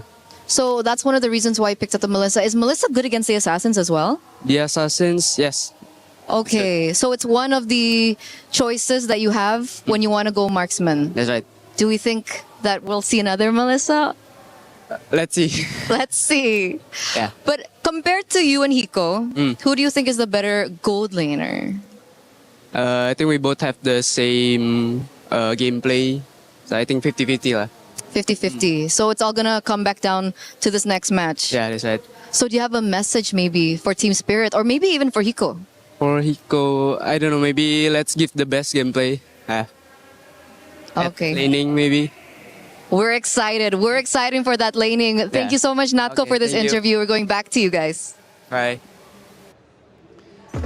Well, just polite trash talk. I mean, another thank you, good luck. They're struggling now. You're an amazing player. It's just, we love to see it. MLBB staying positive. Now, we get Vamos and Team Spirit in game one. It's the 13-41, guys. Vamos takes the win. That Melissa does come out as expected, Naisu. Yeah, it's, not many players. It's been Natko to bring it out and make it work. And I like the way LaFell pointed it. He was like, hey, there's the good shot, by the way, for the caster desk. I need to see that move again. They I were see that in the feeling green it. room. I mean, I gotta say, even though the Melissa was kind of like more of a support for that one, she still did over 100,000 damage in 13 minutes. That's mind you. ridiculous. It's ridiculous to get 100K on Melissa, but in 30 minutes, that just showed in lane. He was able to do a lot, and every time sieging, Natko was there dealing that damage. I was surprised to look at that damage in 30 minutes. How much of that was muddles is what I want to know. I think all of them were muddles, man. I love all of them. I love this hero. I played against Melissa. I played as Melissa a little bit last night. Just so fun as she's popped up in the meta. Trying to do my research and getting some experience, and it's been fun to see that go away, have that impact. We'll see if it continues to do so. Question, I mean, is it crazy to think that people ban out a Melissa against this team? Oh, that's a good question because it seems like there's really good bans that you'd rather take care of than a Melissa. I think you just need to look at it as what do we want to pick to play against that not get Melissa. trapped. Yeah, to not get trapped. Because they already saw the Jushin picked up earlier on in the first phase. I feel like one thing that Team Spirit has to look out for is not walk into a trap, because they already saw the Zushin and they know the heroes that they have can be countered by that one pick. So I feel like that was one of those ego checks to say like, yeah, we know you got this hero, but it has been nerfed quite a few times. We feel like we can play around it. Clearly not. So I feel like for Kit Bomba being like one of the pillars for Team Spirit, don't let him pick up his hero first to potentially get countered, especially a pick like Phoveus. Phoveus is like S tier, but the moment you have 1 or 2 counters, he is like B tier, maybe B. He drops down. Probably garbage, you know? Like there's nothing that he could. I had that experience multiple times. I'm like, you know what? First pick, I'm picking up Phoveus. I have 3 counters. You know what? Have fun 4v5, guys. Yeah. I'm not doing anything. Well, that's important. I mean, it was really like this great setup where they had the Zushin finally let through. They allowed it to go. They banned the Fanny. They banned the Atlas. And then they were kind of teasing that, well, when we pick up the Freya, you're probably going to go Phoveus because he's still open. But then with the Melissa as the final pick, it sets them up. And this is a good response, I think, if you're looking at Spirit, but also as Vamos, because they take the Freya away, which they played. As well as the Paquitos. It looks like Coach Valdo is here. Is just saying, like, as long as we don't go give them crazy fighters, they're still human. We can fight them. If they get a Paquito, they get the Freya, then that's going to be an absolute nightmare going up against Team Spirit. Oh, look at this, Hiko. Both Team Spirit and Aurora bootcamp in Malaysia, and because he drafted fighter gold lane so far, I do have to say, when it comes to boot camping in Malaysia, it's not really going up against Malaysia teams. It's more about the accessibility. You know, there's a lot of good places where you can have the majority access for the Southeast Asia region, making it quite easy to find scrims, you know, easy to get food, transportation, and all those kind of things. I think Kid Bomba's mentioned that in an interview where they asked them, where's your favorite place to boot camp? And he mentioned it was Malaysia. First, a lot of people speak English, so it's very That's true, too. That's easy. And he mentioned the food as well. Yeah. Love the food. Always got to look at the food. I mean, if you're going to be there for a while, you got to think, guys, what are we eating after and before these scrims? Maybe even during these scrims. I don't know. A little snack here and there. Kind of hard to do on a mobile game. Kid Bomba picking up the Atlas. Obviously, this Atlas going roam, but the fact that Atlas is available, it seems like it's a setup that they wanted to have in terms of an upper hand that was not in the pool last time. Harar and Valentina as a response.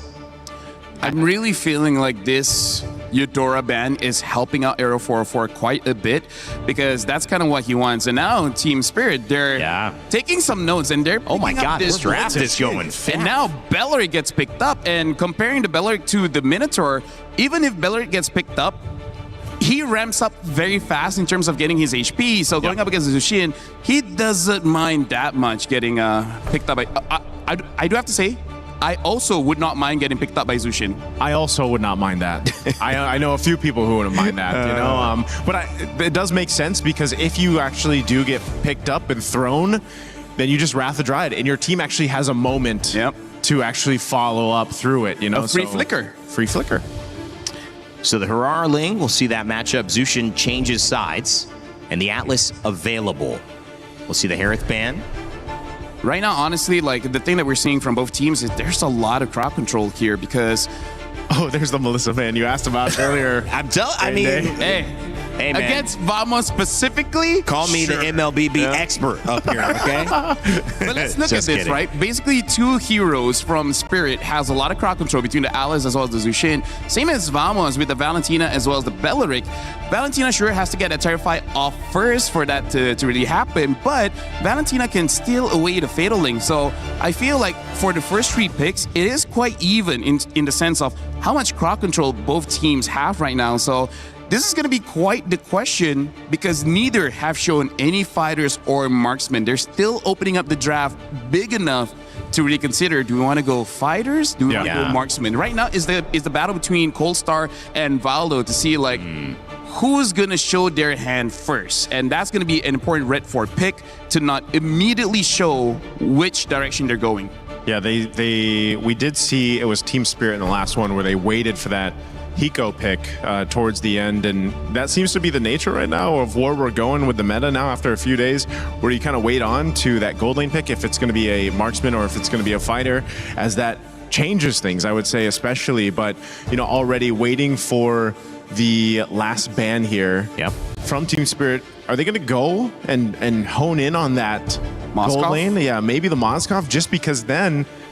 Oh no, they go the Barretts. Wow, they're going to go for the XP choice. Yeah, high priority for Team Spirit. That's the second time they've banned Barretts, and Kid Bumba's been known to be a fan of it. And so that's gone and taken away. Ruby also has been gone and taken away. We talk about playing into this meta. Sometimes Ruby can be that final pick that changes the way you attempt to fight into her. And the Moskov being let through this time goes the way of Vamos, most likely on Natko, right? I like this pick because, again, it already counters the Ling, and it's kind of helping out Supat here, where he can see the EXP matchup before really going for anything. They pick up the Claw, so this is going to be a marksman-marksman matchup. The Esmeralda is still open. We'll see whether that is where Team Spirit is going with. And they pick up the Uranus, so Vamos, they have a choice. They can pick up a CC for more damage. They can pick up an Esmeralda just to have another front line for the team, which I feel like that might be where they're leaning. Yeah, I'm thinking Esmeralda for this. Just, you want to go ahead. Which also just basically makes that XP lane, you know, a no contest lane. They just do their thing and then they rotate. It's just a toxic relationship. Yeah. They just keep on hating each other but not do anything about it. We used to call it the eternal battle. The eternal battle, never ending. Call it a toxic relationship. Either or. You're supposed to get out of those. I mean, like, if you really think about it, both of them are kind of the same. So they're going to rotate lane pretty quickly, right, to get out of that toxic relationship? A celestial being against an exotic dancer. Not really the pair you thought we'd have. Don't have a lot of experience with that matchup, to be fair. I mean, like, coming in into MLBB, this. we have Patrick, so... That's true. So, you know, logic doesn't really help. There's the Esmeralda as the final pick here. Couple of bands let through. The Moskov is the Bellatrix, as well as the Atlas and the Uranus. All of those characters banned. The Valentina as well picked up. Harar and Ling, as we've seen. Zauer Egoist and Arrow 404 ready to go back at it. The question with the Minotaur from Team Spirit was, did they have enough peel? Could they continue these fights? They certainly had the engage, but it wasn't a match. With the Atlas now alongside the Uranus, they certainly will have answered that question, but can they respond in kind with Vamos and the Bellatrix and this squad to see if they can 2-0 Team Spirit? What a start for this upper bracket matchup that would be. And for that, we need to send it back over to our casters. Mirko, Gideon, how are we feeling about this one? I'm glad you asked. We're feeling pretty okay about it. I mean, both sides have very similar ideas. However, there's going to be some slight nuances as we start heading on to game number 2. Keep in mind, for those who are just tuning in, Vamos is currently 1-0 and match point. It's up to Team Spirit to turn things around. But let's talk about the lanes per matchup, right? The mid lane obviously is going to be a little bit difficult here overall for Clockun, but at least he's got Zekif on his side, but without any concussive blast. So really, it's going to boil down to how well can we trade. Look at that. Perfect match already. A throwback with Lancer Flare. Great taunt from Zekif, and it will be the win for Vamos. At least in the early trade, all right? Gold lane, it should be Natko with an advantage with the Spear of Misery early on with the trades. We don't talk about XP. Yeah, we don't talk about XP. That's Uranus. Well, I think that the only thing that we need to highlight is the fact that Supat might be susceptible to a gank. Keep in mind that this time we are seeing Zauer Ego is starting on the bottom side of the map. He will end up on purple side. More hopefully it doesn't get stolen away. And he's also running the war cry. So he's got a bit of damage in the early stages. Yeah, Bomba's not going to have a fun time. Clockun with a splash as well. Oh my goodness. The Celestial Being just got bonked by the exotic dancer's friends. Yeah, and this is a pretty interesting gank opportunity. So, clearing the bottom side for the side of Arrow 404, opts to skip his entire top ganks to follow along with Clockun to enable themselves to get this first gank. Let's see if they can go 1-for-1 with the trade. Natko trying to buy some time. The Blades come around, even with the Purify.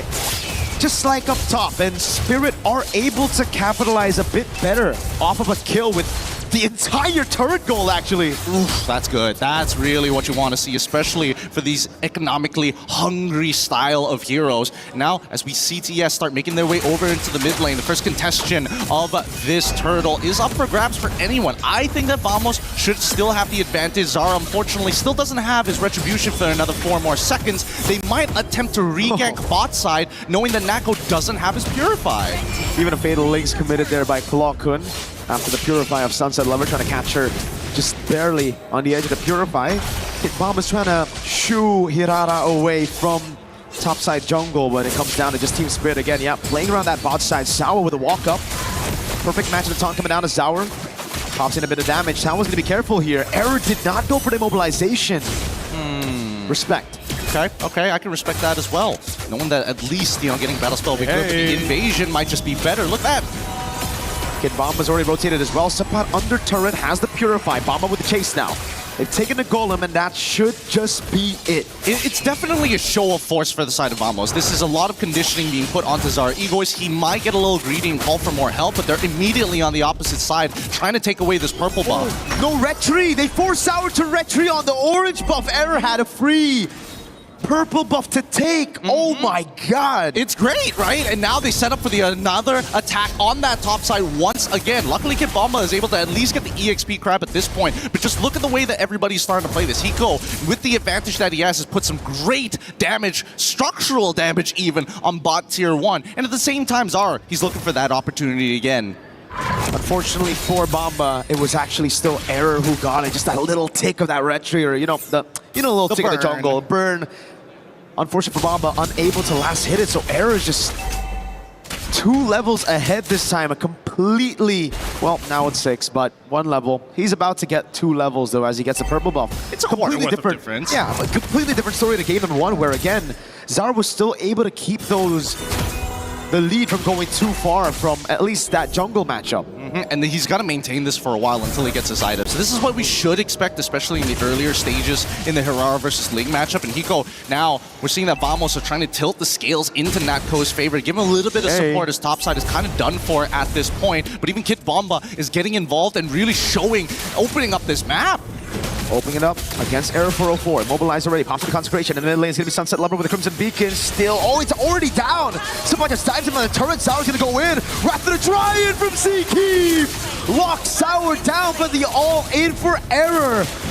And it just works perfectly. Now they go into the mid lane and threaten the turtle at the same time. Unfortunate indeed. Honestly, if that Wrath of Dryad was just moved a little bit. Oh, whoa. Subbot might be in some trouble. He just ran out of mana, but luckily he does get his item down. Error, do you really still want to be here?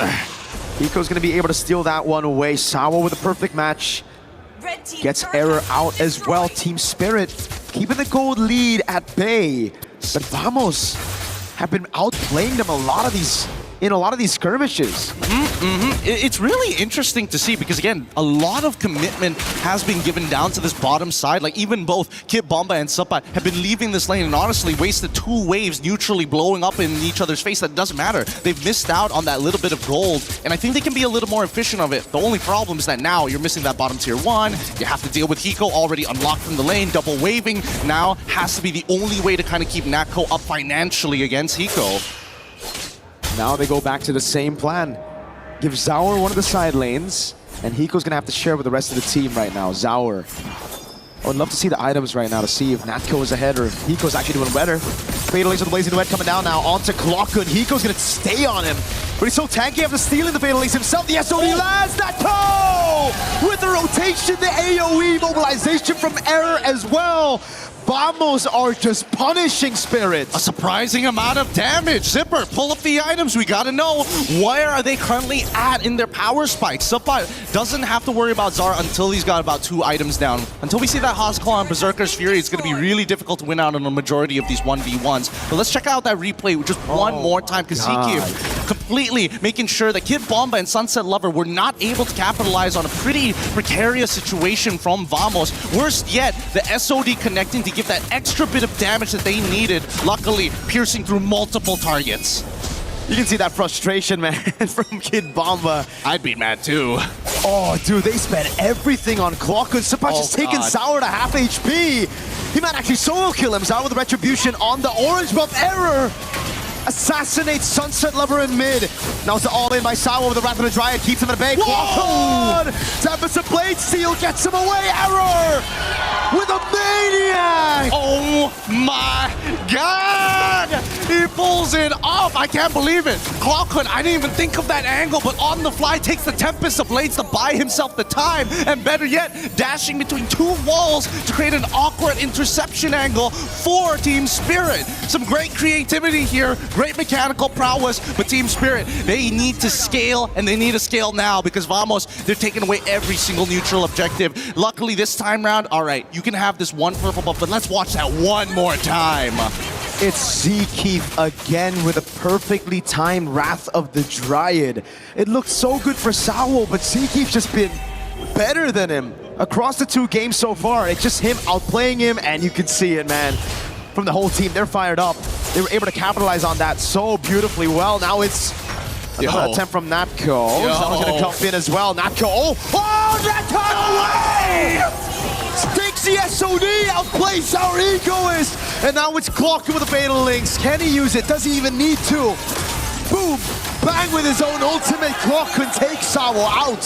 That's crazy. I blinked and I nearly missed the SOD transference. Holy cow. Vamos, they truly are fired up, and I thought maybe it wouldn't apply here at an international, but these habits have been seen in our local leagues. Vamos, once they feel that momentum, how long can they maintain control of themselves? Hopefully they do not overheat because they get a legendary 4-error 404. Vamos aren't just winning this game, they are stomping Team Spirit.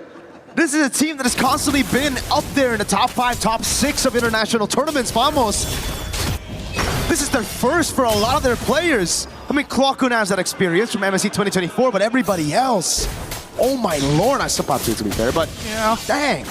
Even so, I mean, those showings weren't as good as this one, right? They feel more polished, and that's, you know, for me, hard to say for a Malaysian team of this caliber, seeing them, you know, grow up throughout the local leagues, and now seeing the next generation so eager, so hungry to take the win so early on. For now, I think Vamos still needs to check a couple of boxes. Has to be this Lord. They need that Lord to start cracking on through. There's the tier 2 down bot side. Ideally, they would like to get rid of it, but you know what? It's going to take at least 2 Lords to crack them through. The best part is that Team Spirit, they don't have great wave clear. They can delay those waves, but they can't clear it efficiently. I don't know what to say, Gideon. This game looks completely cooked for Team Spirit. It looks like Vamos is gonna steamroll out of control. Look at that level lead. Again, 3 levels on Error. We got a 2-level lead on Supat as well. Like, Spirit needs to find like a 5-man Fatal Links. There's got to be something crazy here. As long as Vamos, and especially with Supat, he's making those decisions super easy. He's such a big tank here. He's opening up the map for free, and there's nothing the Team Spirit can do. I'm trying to think of an option. What could they maybe have? They could bait with maybe Sunset Lover and get Zara Egoist in, but that's a really big, risky gamble. Team Spirit are forced to play inside of their base. No chance to walk up. The Holy Shield's already made it out. Vamos gonna play the clean game. They're gonna freeze up. Maybe. Oh, Natko. Okay. All for a Holy Shield in. Okay. You know what? Hey, here's another freebie. Here's another one. Here's a door gift for you, sir. You know what? My bad. You know, our bad, right? Like, we should have known. It's Vamos. Like, they're great. They're amazing. It's just, they're Vamos. Hey, that's our time. It's the classic. It's the classic. They gotta at least get one of it in the game at some point. You know, they didn't do it in the previous one. This time around, they're like, okay, we put our stamp, our seal of approval, and now we're back. However, 6.3K lead is still so big. I don't know how they're going to close the distance here, especially if we don't see a steal from Zara Eagle. Oh, God. Oh, whoa. Let's come. Oh, my God. Oh, my God. They're just going to go for a legendary. SOD? Here are the SOD lands as well. Samuel's going to try to escape right now, but he gets grabbing immobilization. 2-time for the 2-time. And the Fatal Links from Clockhood. Dear God. Error 4-4. He is just rocking it right now. He is such a devastating force. 9-0-2. Zkeef has also been just the absolute backbone for Air 4-4, just the springboard off of. And I can only imagine the frustration from Team Spirit with not a lot of options left. And even for Hiko, he's level 13, but now with the conceal coming out from the side of Vamos, let's see how they try to close this game out. Bottom lane, Vamos trying to clear out the waves. He's actually able to do it. Zkeef all alone. Are we not going to break this turret here? I mean, Azar, he's thinking about it. He's thinking about the chase, but it might not be a good idea. Okay. They only lose Zkeef. So far, Vamos have only lost players with no bounty, right? So there you go. If Error dies, then we have a problem. Cut to Nako. I'm 0-3-7, guys. I have nothing. Oh, Winions! Nice. I can't believe it. I can't believe it. We're really this is. Oh, whoa. Suppot, let's chill for a second here. He gets away. Doesn't even need to burn a Purify up top. It will be Spirit with a trade. They'll finally be able to crack another structure. This is tough. If you're in Spirit's shoes, where do you go to? Obviously, you got to deal with that bottom wave every single time, and only Zaur has like a decent amount of damage other than Hiko to kind of like cut the. Whoa. He's going to damage again. Oh, wait, Error! In the midst of it all, gets shut down by Spirit. Zaur finds it. That's a Wrath of the Dry that lands on two, but they've lost their main member. Now it's up to Natco to try to carry this fight. Hiko getting caught in Spirit misery now as TS just pull it back, and that's what we were talking about. I can't believe it just happened. Yep, and now Zaur is equal level to Arrow 4-4. Obviously, the economic lead is still there, but this is good enough. The Retribution are of same value. 10 more seconds until he has it. Zaur's on it. Last time Zkeep was able to steal it away. Can he do it again? Zaur just waiting this time around. Retri is good. Team Spirit. Oh, Zaur wants more. Baits out the Crimson Beacon. And it's back to Spirit building it up again. Oh man, Vamos. Unfortunately, may have overheated on that moment, that one moment that they needed to take this Lord and really just play with that bottom wave hard shoving. Guardian Helm being purchased by Sawo. He understands that he's getting chunked out way too often and he can't afford to keep recalling 13 minutes into this game. It just takes too long and costs too many resources. At the same time, let's pull up the item list. I want to see where the tanks are currently at, especially for Kid Bomba, right? Because if Suppot was already this far ahead and able to tank multiple people, I would assume that Kid Bomba is finally catching up at this stage, but he's been sticking with the rest of the team. There's no retreat. Everybody's here though. Okay. I thought Vamos were going to be able to catch our egos, but he has the Finch poise, goes back to the purple buff, takes it as well. And Team Spirit will be building the slow push in the bottom lane. Zkeep gets chunked to half HP. Sunset Lover looking for the angle again, sees Error, forcing him back. Zaur back up top as Error is visible on the map. This is a ridiculous amount of just raw respect, not only for Vamos, but even for the side of Team Spirit. They recognize each other as true competitors here, and I think Vamos, after that one mistake, had to look. Oh, whoa. Fatal links onto Sawo. Hey, Sawo as well. Takes a turret shot, survives with 1 HP. And the Lord will be able to charge in the bottom lane. That's the first tier 2 for Spirit against Vamos this game. Yep, and with the delayed waves on that top side, they finally break the mid-tier 1 here. But Vamos is trying to make sure they don't get much value. They gotta be real careful. Purify out already. Oh, that sets up for Sawo later on with the Purify on down. Did he see him? Wait, they don't know. Purple buff taken by Error.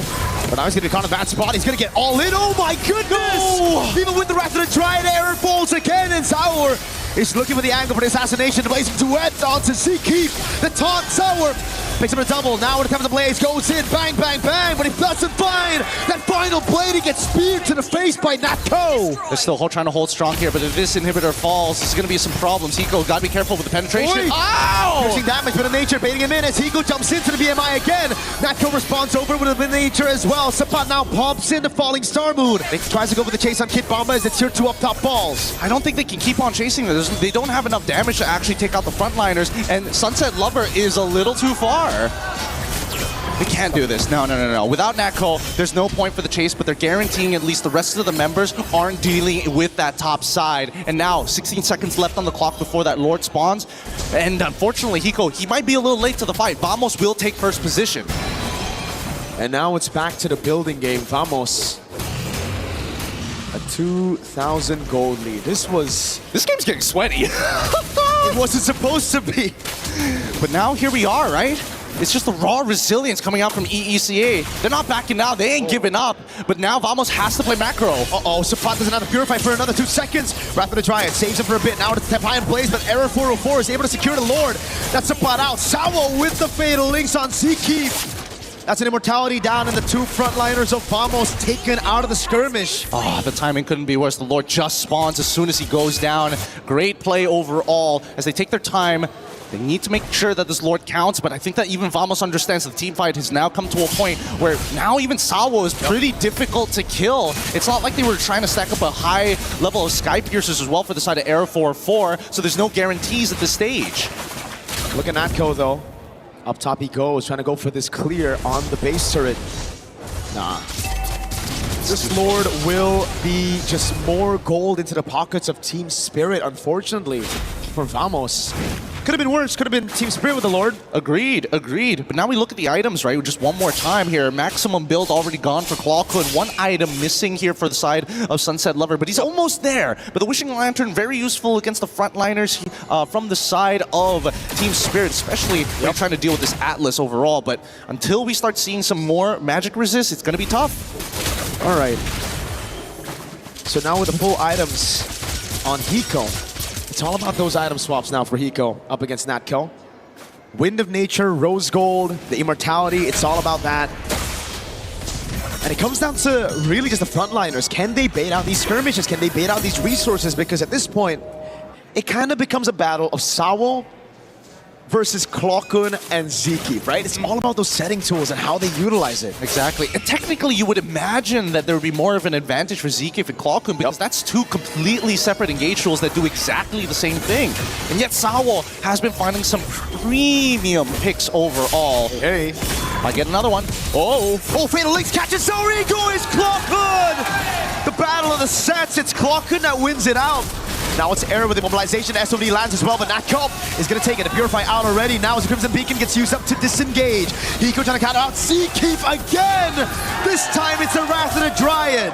Oh my goodness. This has been great stuff. This has honestly been a crazy game of not only cat and mouse, but just throwing the ball at each other and catching it every single time. As soon as you fumble, it's an instant tackle. Oh, and now Vamos looking to get one more inhibitor here. Could they stagger this? No, Zara up in 13.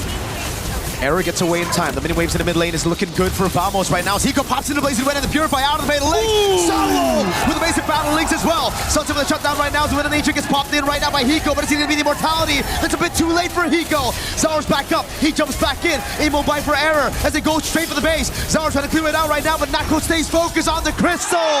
Vamos make it to the knockout stage. And there you have it, Vamos! Oh my goodness, with such momentum and a quick reset, they take the game back 2-0, but they have to fight for every single inch of it. What a game coming out from Team Vamos. And of course, Team Spirit, they're going to have to go back to the drawing board here because again, as soon as they adapted in draft number 2, that early game is something that they got to focus on here. Because goodness gracious me, this meta is so punishing. It's all about punishing, man. We were talking about these setting tools and how it's going to be big at the later stage of the match. And we saw back-to-back Fatal Link steal by Clawkun, finding Zawar, and then the Wrath of the Dryad by Zeke that catches Kid Bomba, who had already used the Purify, baited out by Natco. Such a complicated game, because if we're not talking about the simple things of just the abilities, what about just looking? Where do you look in the middle of these team fights if you are one of the two? For Zeke, it's a lot easier, especially if he has that flicker. But for Clawkun, it's all risk and very little reward unless he hits some priority targets, and he catches Zawar right at the end. You can't expect a better game than this at this point, truly. The layering, the drama, the comeback potential of Spirit after some famosable moments, but a good way to close it out, to erase the doubts as well that people have had for Vamos. You know, they've been great in skirmishes, they are amazing mechanically, but can they close it out when it matters most? Oh man, we gotta get the final thoughts here, and especially with an interview with Rose up on stage with, of course, Aero 404.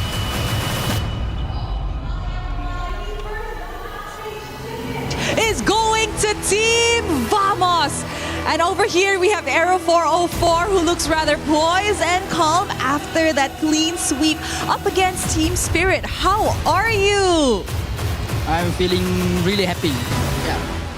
Now, you know what? Let's talk about this game. We know that coming into this game, there was a little bit of history with Team Spirit, as they were the one to actually end the journey of Team Vamos back in M6. After today's win, dropping them to the lower brackets, do you feel somewhat fulfilled, successful, satisfied?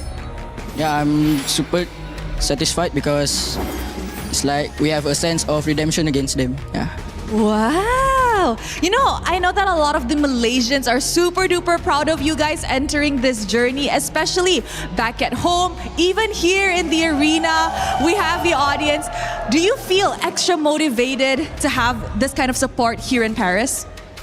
Yeah, there's a lot of Malaysian fans here, so we are really motivated to win. Okay, I got a question, right? As you guys enter the knockout stages, you have the opportunity to actually pick your opponents from the lower bracket. I know it's still rather early, but who do you want to actually meet if that team does go to the knockouts?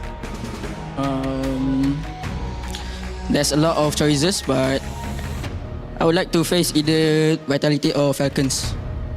Oh, okay. You are right though, because after this match, Vitality and Falcons will be going up against each other, so one will have to fall. Is there any reasons as to why you want to meet either Vitality or Falcons? Because both of the team have idol jungler. Yeah, Nile and Kyle TZ for me. Both of it are your idolas, your idols. Okay, you know what, Era 404? I just have to ask you a message for the Malaysians watching here in the arena and back at home. So thank you to all the fans that have came all the way here to Paris to support us, and also watching online. Thank you for all the support, and we'll do our best in the knockout stage. Congratulations once again, an amazing win. That's it from us over here at the stage, showing it back to you guys at the studio to break down what happened in this series. Thank you, Rose. Team Vamos move on into our knockout stage as the first team to book their ticket. And that does mean that Team Spirit will fall to that lower bracket. They're going to be facing off against Guangzhou Gaming, who also fell to that lower bracket as well. It's going to be an interesting one, guys, because one of my favorite things to look at is the stories behind these teams. We talked about Malaysia. We talked about SRG being the team that is clearly out in front in terms of the conversation. Yep. But when it comes to this, Team Vamos, they had something to prove, and Naisu, I would say maybe they proved it just there. They did. It got a little dicey though, man. I mean, it was almost Vamosable. It was almost Vamosable. The moment the casters start to glaze them a bit too much, they start dying one by one. I'm like, He's like, hey guys, hold on that glazing right now because it got really close. Yeah. And they wanted to prove a point. I think this is a great win for them because this is Team Vamos, a team that maybe some people counted out to go ahead and give a 2-0 against a team like Team Spirit. That's a huge statement. I mean, if we're talking about story, I would say people look at Team Vamos and say they're going to be the first team to get knocked out, right? First team to get eliminated. Wow. But then it switched up. They're the first team to actually qualify to the knockout. So that's a huge statement. And even in the interview, Vamos themselves said that they are also disappointed, ashamed, the fact that Malaysia only looks to SRG. So they wanted to make sure that Vamos as an organization and the players playing on stage, that they can confidently say, like, guys, we are here too. Support us, we can make it all the way. I mean, there's no doubt about it. And you look at how smart this draft was. I mean, you get Esmeralda, you get Herrera, you get Beleric, you get Moskov. A lot of times these four characters are banned or early prod. Yeah. You had a really good setup in both drafts, Naisu. Yeah, I love this because you have key picks here for the heroes, but there was some hero plays, I would say, for this one. Because as it was starting to slip out of the hands of Vamos, some key plays, those in for Clockhoon especially, to go ahead and get that lockdown on Zar Egoist was massive because, it was Team Spirit knocking on the doors again of the base of Team Vamos, but a couple plays brought it back in their favor, and then they capitalized on that. And I would say that's one of the key features of extremely good players, because it's one thing to do your job well. It's another to have that clutch gene. And Clockhoon definitely showed that one by picking up the Fatal Links. And the moment they got Zara Egoist, I feel like the call was, they won't have enough damage. There's no burst. Natko, you hit your SOD, jump in, everyone goes in, ends the game. Like, Clockhoon, that was his MVP moment. Did we have any information gathered around this Herrera Ling matchup? Two junglers at the top of their game. Arrow 404 was a masterclass in whatever he did. But how do we feel about Herrera Ling? You prioritizing one or the other now, or still in the same spot? I think we've seen a lot of more cool plays or cooler things happen with the Hirara just because of the nature of her kit. You know, especially when players decide to go and pick up a Sky Piercer. I mean, whether they have a Sky Piercer or not, the things you can do with the Hirara are. It almost feels like it's unlimited, but it's really dependent on the players themselves. Yeah, I really feel like when it comes to those neutral objectives like the Turtle as well as the Lord, Hirara has higher base damage, making it easier for her to actually secure that one. So that I'm going to give the victory over to Hirara. When it comes to mobility, it would be like Ling has a little bit more range, so able to get targets further away, but as we see, Hirara impacts the team fight quite a bit, and it's harder to catch a Hirara than the Ling, and I feel like that's the biggest point. Yeah, she's blending in really well to these team fight compositions, and it was amazing to see kind of all of these storylines start to bubble up here. Again, I had mentioned earlier that it was $65,000 on the line. That's actually only for Team Spirit, who's going to go and play that matchup and still have a chance to stay alive. They'll have earned that, but $100,000, I believe, gained for getting into the knockout stages. Team Vamos got to be happy about that. They got to be happy. More than NPL. In terms of what they got in MBL, Yeah, technically. That's why it's such a big deal. You know, we heard it in the interview for these players. They want to help their families, and that's how you do it. Now that's a turner. I gotta say that wasn't really an upset because we did say both teams are like.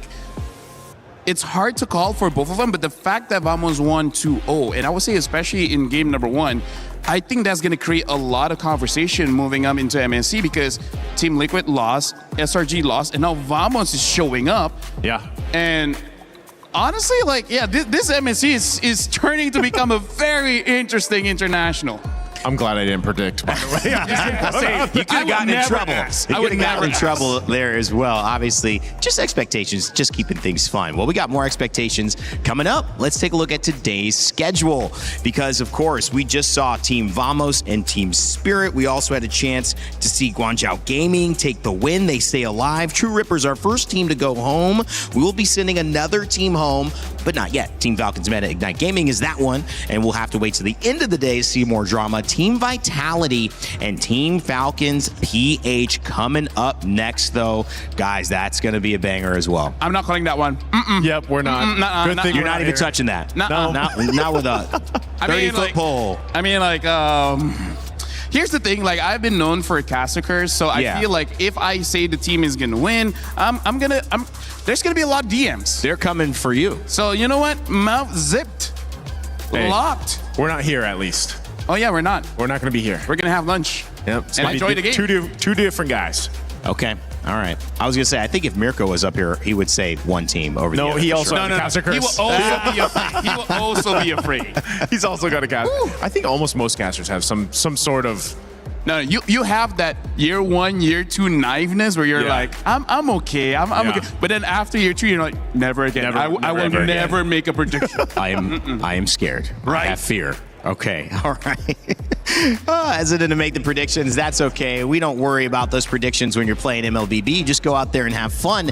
The good news about it, if you've been checking into some ranked games like I have over these last couple of days, you'll notice in the shop there's a brand new collaboration with one of the oldest and most classic games of all time. That's, of course, Street Fighter and MLBB. Check it out. Human body was built to move.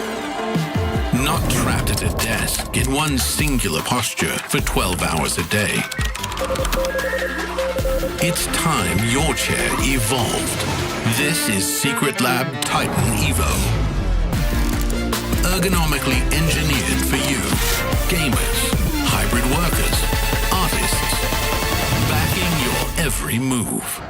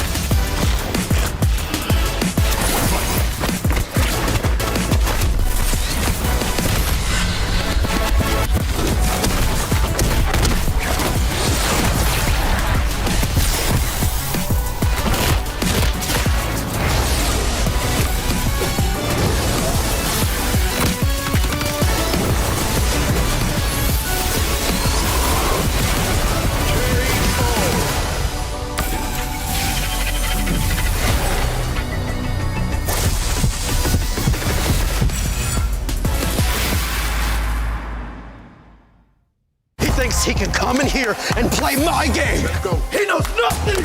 Let's go! Tyler 1, you're done. Raw energy. Half and blow the house down.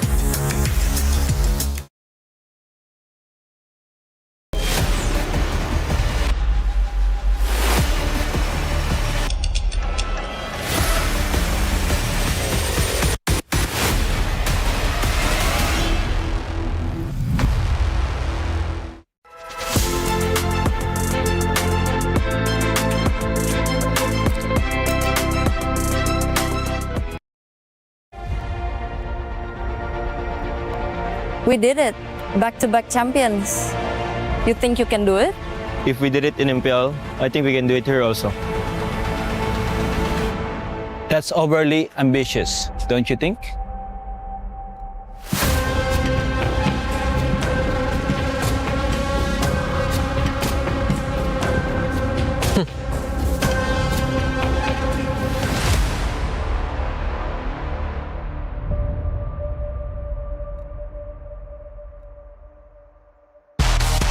The Mid-Season Cup at EWC makes its third appearance, and for the first time in MLBB history, the prestigious stage arrives in Paris on European soil.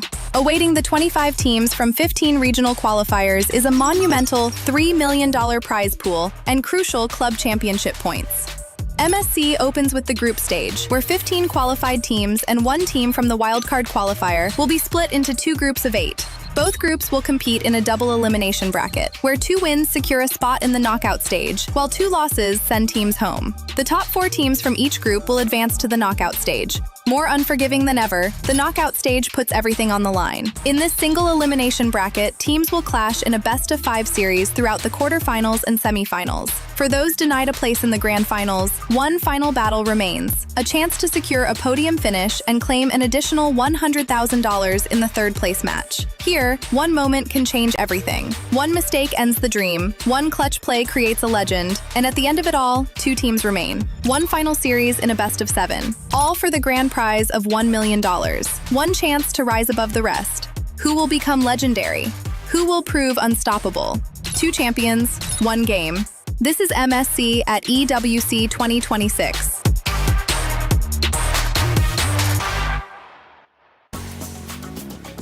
Welcome back to MSC at EWC 2026. We're here in France having a great time as 2 matches have just gotten underway. As we begin Series 3, more upper bracket, $100,000 for that top 8 spot at least guaranteed. And that means one of these 2 teams are going to be very happy about this result. One team will go down to the lower bracket and fight the winners of the next series. My name's Randy. I'm joined by a new but very familiar panel to all of the MLBB community, Renmar and Trex. Hey guys, how you doing? Renmar, we were in the backstage. You were talking about those drafts. How you been feeling about today so far? Oh, very happy. I think my sentiments towards the drafting and the unique choices still remains. People are still getting creative, but some teams proving that sometimes the safest, most viable pick can't go wrong, and they're doing really well with it. Trex, you were down there casting a little bit. You've been on the desk. You've been all over the place. It's day 3. What have you picked up on heading into this match? I think today things are starting to get regulated a little bit. Things are starting to calm down a little bit. Not as crazy in terms of draft as what we saw the past few days. But we'll see. We still have 2 great games ahead of us, and anything can happen. Yeah, all right. Well, we'll see. And of course, today, and in this series specifically, our 3rd series of the day, there's a lot of important storylines. So important that we had to give this one our Crunchyroll storyline of the day. It's the Maestro versus the KDA Machine. Of course, when you talk about the Maestro, I mean, there's really only one person to say, Renmar. Yeah, man, it's Moreno for Team Vitality, and you really see why he is the Maestro for the team. I think he really earned that, especially the previous season of MPL ID, where they became champions, how he placed the juice in, and how the symphony and the orchestra that is Team Vitality just looks so much better when Moreno's leading the charge. Loyalty as well, a big name, finally getting them to this position. Talk to me on the other side of this matchup and this story with the KDA Machine, Trex. I mean, he's got the name for a reason, and this is going to be a big match for Vitality, and there's a reason why this is the match of the day in a sense, the anime battle, what we've all been waiting to watch, and it's even bigger because it's a deciding match, right? Yep. One of these teams will move forward, and one of these teams are going to have to fight for life in the lower bracket after today. It's going to be a big run and an important run as well. Every moment here can decide your fate. One draft, one pick, one setup for a Lord fight that goes awry or goes your way could be the difference between $100,000 and maybe even $1 million if you can make it all the way up. Renmar, stakes are super high, but focusing in on this Vitality roster, you know, there's just so many players to pick up from that can make an impact today. Yeah, I mean, we've already discussed Moreno, but I think you really have to look at Eman. Eman against Super Marco in the gold lane is going to be a battle for sure. These are two gold laners who do not want to lose the gold lane. There are some gold laners who just want to stabilize things, make sure they get their farm, but these two really want to win. Well, I love that you highlighted Eman. We've got 5 players on Vitality that are going to hopefully make a big impact coming into this set. And whether it's Niall, whether it's Moreno, whether it's Eman, you know that Vitality's story is going to be very, very special. With a series that has so much money on the line, but so much pride for this organization and this team, we had a chance to sit down and talk with Niall about his impact heading into this series. We're now here with Niall from Team Vitality. Niall, yesterday we saw, I think, a quote from you. Top 3 junglers in MSC. It looked like your name wasn't on that list. Because they say it excluded me. Oh, okay. But if we had to include you, what would your top 3 be? 1, me, Nanael. 2 is TNG. Rest of it, no one. Oh, so not even Kyle, no Carl, no one, just you and TNG? I'm talking based on scrims, right? Based on scrim, for me, only TNG is matching my scrims level. You know, like not tournament level, like scrims level. Oh, okay. So, wait, you called yourself Nanail. So do we call you Nanail too? Up to you Or guys. Niall? Up to you guys. Which one do you like more? I prefer both. It's okay. Oh, so both can? Yeah. Okay. But what do you prefer in the assassins in the jungle? I mean, we see a lot of Lings, we see a lot of, Hiraras, but what if those two get banned? What do you choose next? I mean, I still have Fanny, Nolan, and one more secret assassin. One more secret assassin. It was Flashy also. Oh, because earlier on we saw a Saber in the jungle. What did you think about that? Saber? Yeah. Speaking of them. The one before this match, I forgot as well. I have bad memory, guys. I think Saber is not fit in this meta, I think. Oh, okay. So more assassin. Yeah. Do you think the tanks in the jungle still might work? Absolutely, because if we play tank jungle, it will become more easier, I think. The game, like, it's not complicated. Oh, okay. So, Niall, we got to ask you, I think someone's asked you this before, but we want to get you on camera here for the main broadcast. What difference do we have for you? Back from M4 and now you're here. What makes you you now? First of all, I've been through a lot. Like, for example, I'm losing my brother or something like that. So it gets me humble right now. It's just that. And maturity, yeah. So does that mean that you're also doing this for your brother? Yeah, of course. That's my number one motivation right now since MPL. Okay, so everyone's rallying behind that. That's a really good motivation, Niall. So you're motivated. Are you confident as well up against one of the biggest teams here at MSC? For us, whoever the enemy is, we are so confident against everything, and we prepare the same thing for everyone. Like no special. Okay, that's what we like to hear. By the way, you keep coughing. Are you okay? I'm good, but it's just cough, because of that thing, maybe. Oh, okay. Yeah. Best of luck. Get well soon as well Thank for you. your next match. Hope I get to see you after. And there you have it. That's Niall. Back to you guys.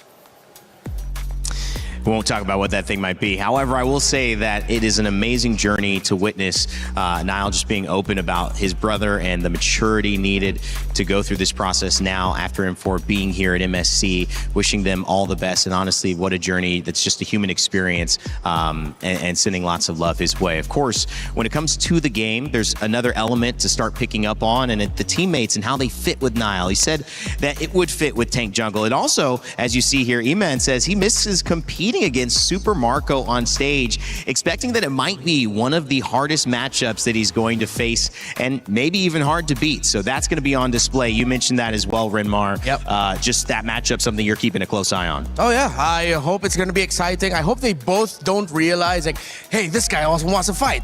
Let's just play it safely. I don't want to see that. I don't want to see safe. I want to see them burning their flickers early on, being aggressive, getting that win in lane. Going for the kill. Trex, the pacing of a game like this, when you're in the upper bracket, do you feel that the approach is, let's take some risks, we can lose, we could even lose twice and still have a chance to stay in this? Or do you go with a little bit more cautionary?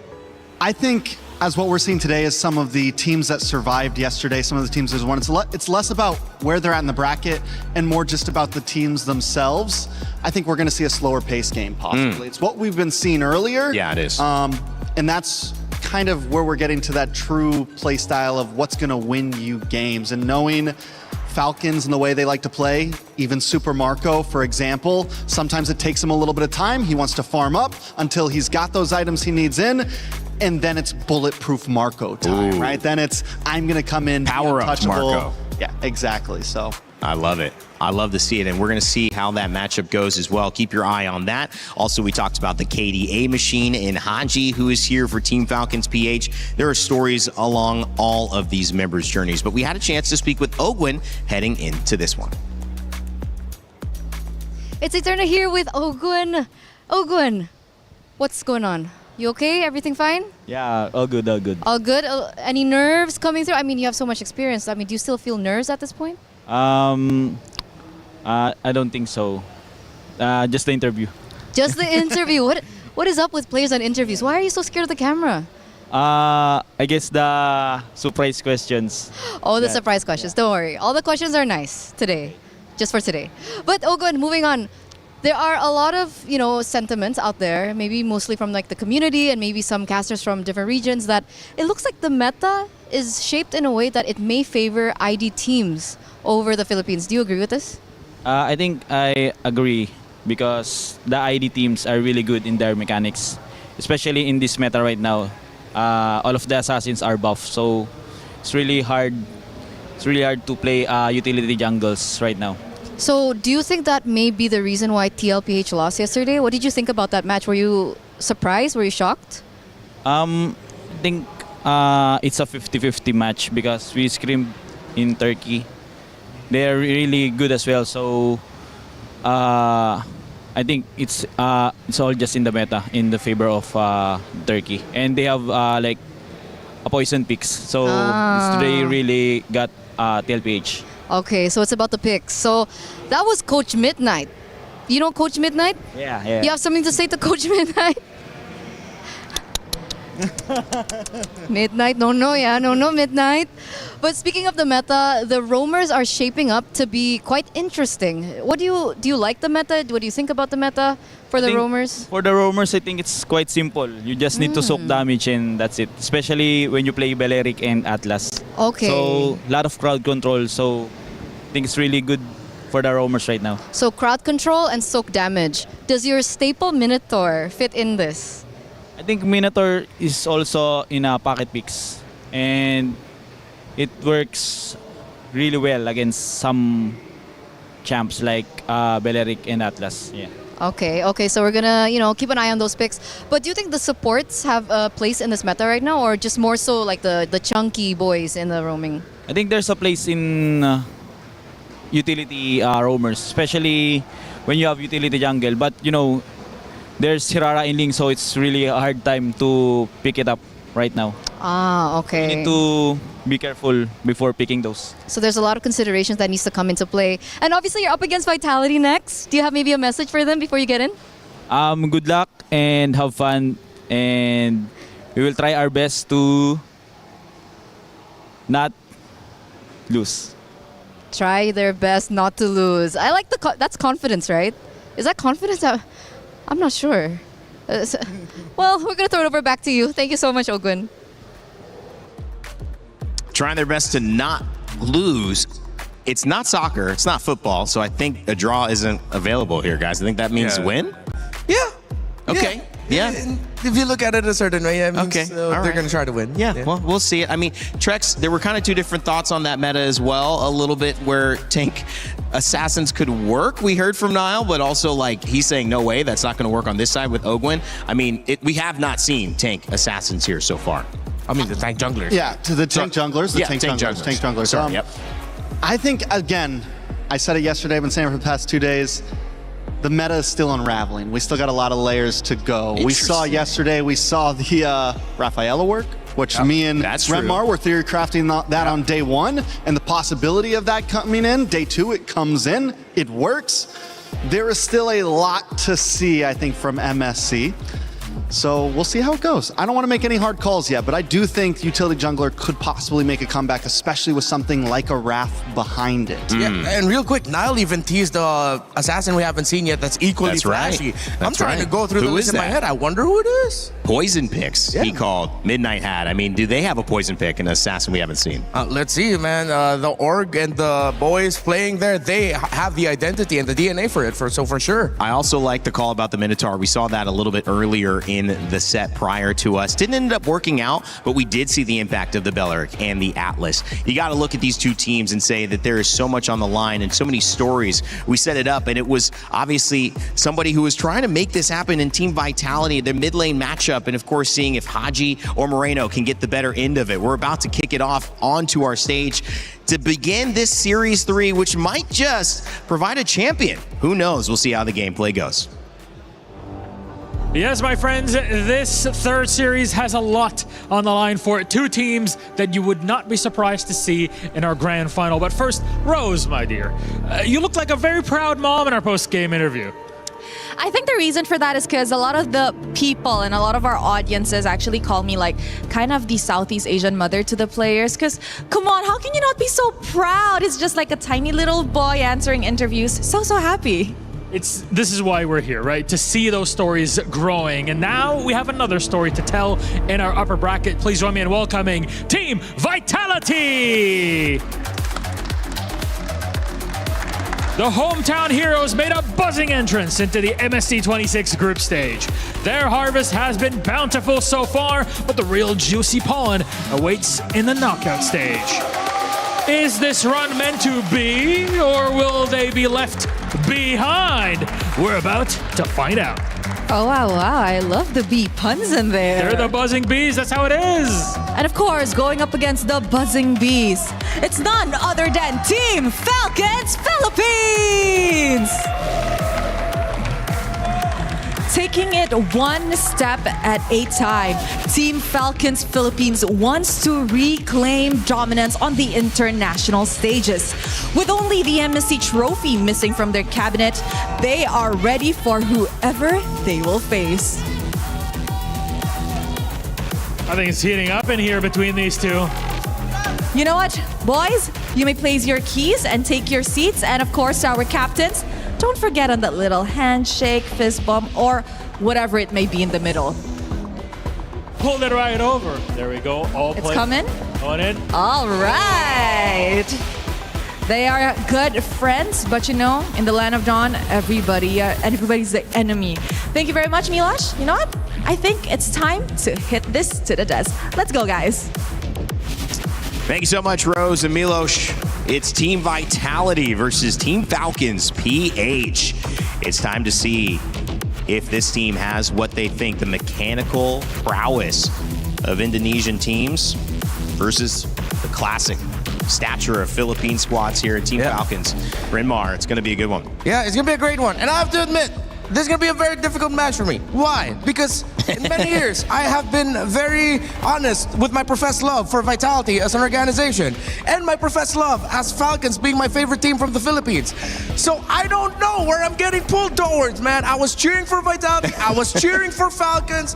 This feels like the MWI Grand Finals all over again for me, bro. That was me yesterday with Aurora versus TLPH. All right. Yeah. Just to remind you guys before we jump into this one, my champions 2 champions, 1 pick. You can grab your My Champions pick and pick your dual champions and win 50,000 diamonds. Make sure to scan that QR code with your tablet or your phone and get going because the event lasts until July 27th and it is currently live.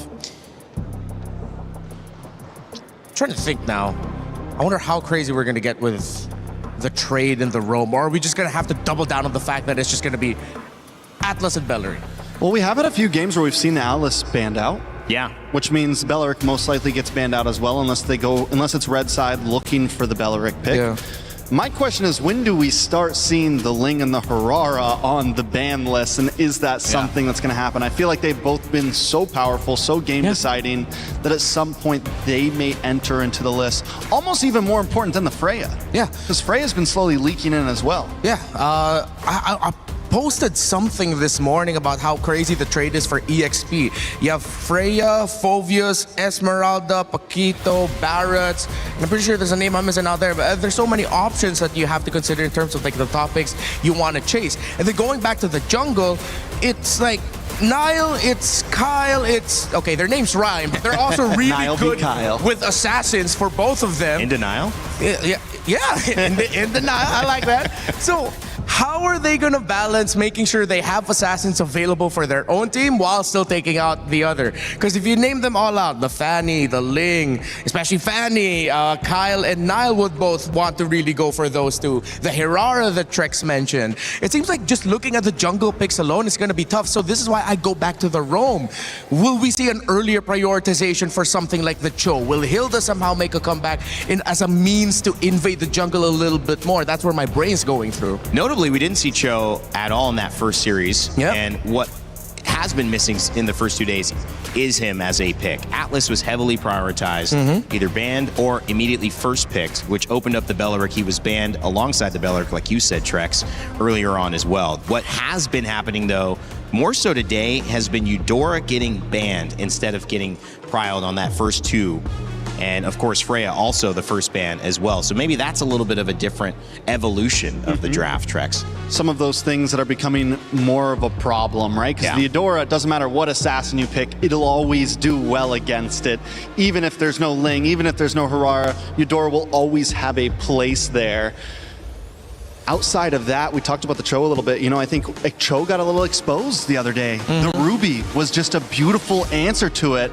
And the Ruby's not something that's going to get banned out in first phase, meaning it always has a quick response. And normally if you're going to lock in the Cho, you might just lock it in that first phase, which means unless you're a last pick red side, that P3, most likely, I don't think we're going to see the Cho anytime soon. Yeah, we saw it go well for Keyboy, but it also went badly yesterday. Very up and down. Yeah, it's up and down. It's either going to work or it's going to ruin your draft. Yeah, that's why you really have to prepare for it, I think. If any of these two would want to pick up something like the Cho.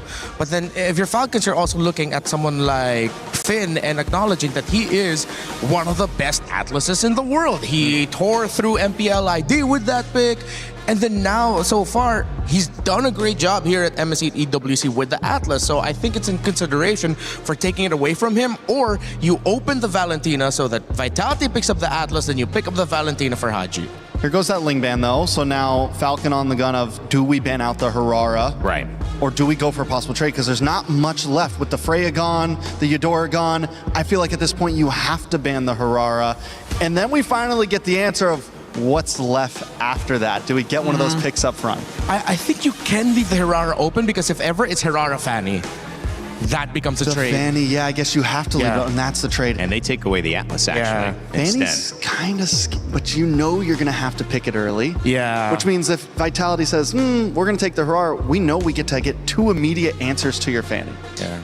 Well, they've got a chance to grab the Fanny here. We'll see how much they prioritize it on the Team Vitality. We know that Harara's also available, so if Nile feels confident in that matchup either way, they don't have to force their assassin pick here, their jungle pick here, and they could try to prio something else. With Atlas gone, does Belleric become more important? Oh, for sure. But I think if ever, it'll be Falcons who'll be incentivized to pick it up as one of the first 2 picks red.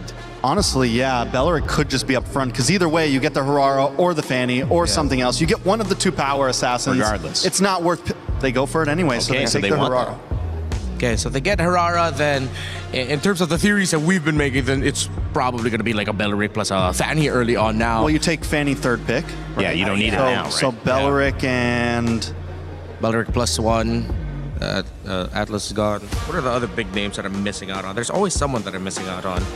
Belleric and an EXP here, maybe. Belleric yeah, is it exposing it? You know, if you have an EXP lane, like we've seen Barrett's banned, we've seen Paquito banned. Yeah. We've seen those be able to continually flex, Paquito specifically, in some double fighter compositions into the gold lane. Is that too early to grab something like that because you have more options? What's your idea, Trex? What's a good I mean, a lot here? of time you do want to save that EXP. You see a lot of them save it for last, especially on blue side, but also sometimes you want to pick it up front. It really just depends on where they want to go from here. They go for the Valentina, a safe mid lane pick, something that's always going to be viable, and this still gives them some room to flex around. Selena's going to get locked in as a preemptive to the possible Fanny, plus you get some range. Not a bad answer to the Valentina either. Yeah, I think of the Uranus. I think as much as they want the assassins, they have to decide whether or not they'll pick up their Fanny now or an assassin, or they go for their EXP laner, either in the Esmeralda or the Barretts. The Uranus will be playing away from the lane often, invading. Esme matches that, while the Barretts can also just be really annoying because right now Vitality doesn't have enough of a damage profile to deal with it early on, especially through the Selena. It's not going to be a good time. Then they start banning out things like the carries or Moskovs, if ever they do decide to pick up something like the Barretts here. So it's a tough choice for Falcons. In a weird way, if they don't pick up the Fanny there, I was going to say, they risk it getting banned.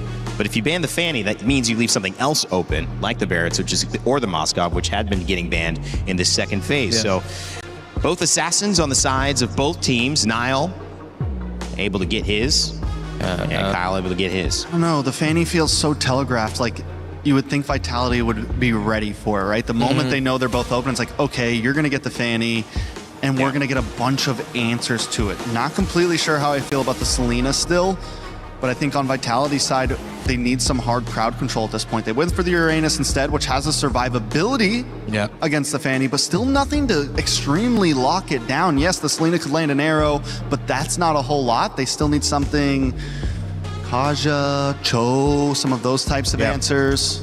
That's why Falcons decides to ban out the Cho for themselves. Okay. Also, I'm thinking that what if Falcons are considering putting this Belleric in the EXP and we don't see the roam just yet. But with the Valentina, I think Belleric and Valentina already is a pretty good roaming duo that will provide difficulty for the Selena. So I think for EXP, if they're not going to go damage, then they go tanky. So as expected, Vitality will ban out the Esme.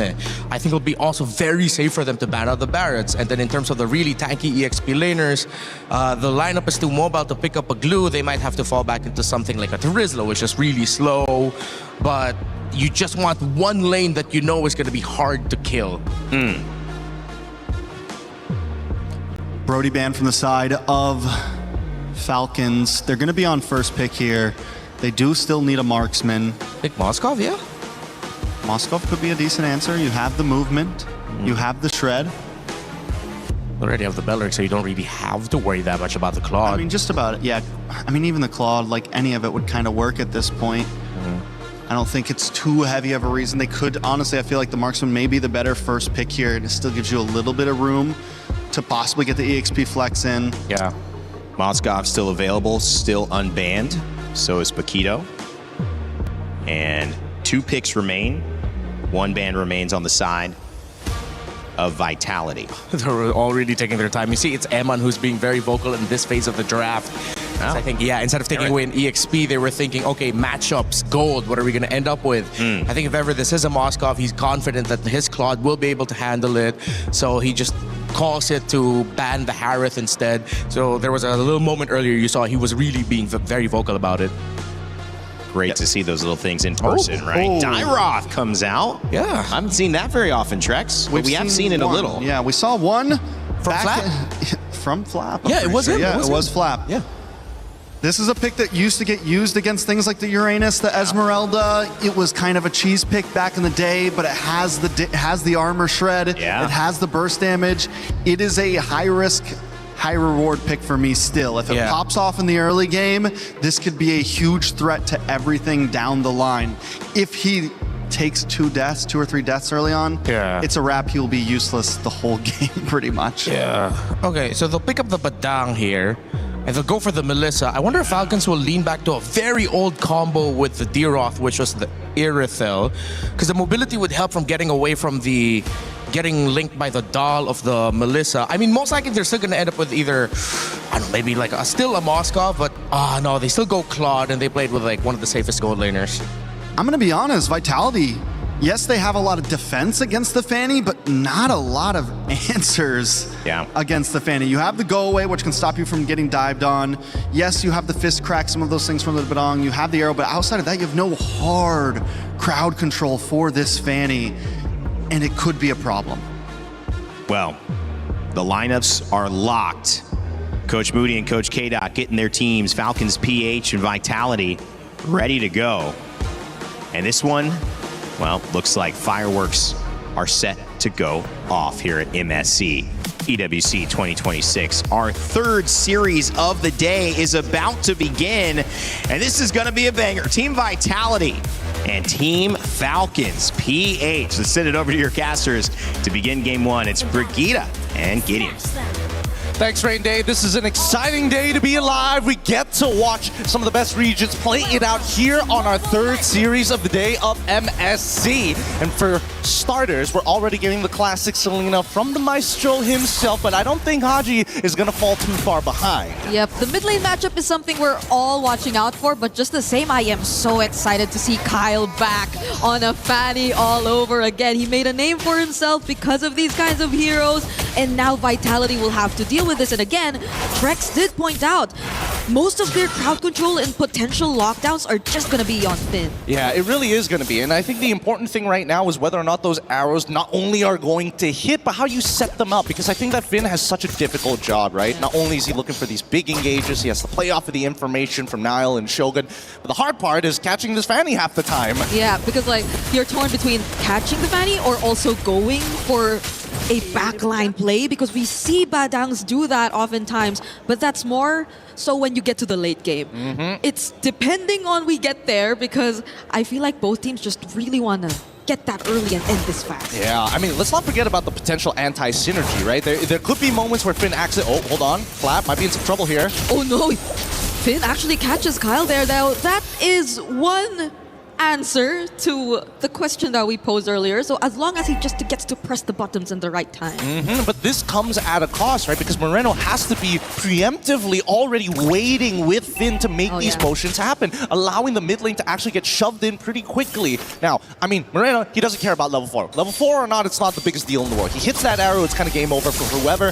But even Iman recognizes that you gotta be scared of Kyle. You take a bad trade, you could just die out of nowhere. Yeah, Vitality are so good with these anticipations against Team Falcons and their rotations, and so far they're the ones actually going to take this turtle for themselves.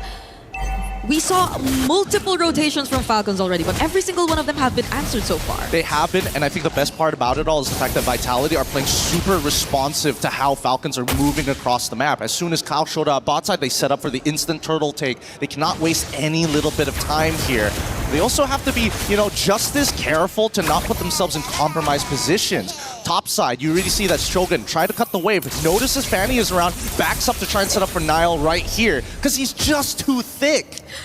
The moment Nile showed up, Falcons could just not commit anymore. Every single time, it seems like Vitality are just always prepared. They're not in any way taken by surprise by the presence of a Fanny, and it's something that they probably willingly played into, but that's going to be a setup onto Finn. Now they're trying to go for the burst. He gets caught once again, though. Kyle will make it out alive, but does Finn, though? He does not. Flap takes first blood. He could have lived that. He could have lived that. He wasn't 100% sure about the timing, about when Dairoth's ult actually finishes the channel. Yes, there's a bit of a channel time. He could have just pushed himself out of there, but wanted, hey, no abilities, I gotta just try and punt somebody backwards as best as he can. This is what we should expect, right? Falcons need to win this early stage of the game to get Kyle that advantage that we're hoping for, and it's not like the Ling. He's very dependent on that purple buff and can only do so much. It's not like you can just go back into your jungle and charge it all back up and farm extra fast. It's all about, hey, I go in, if I don't have that purple buff, I have to recall, do it all over again. Yeah,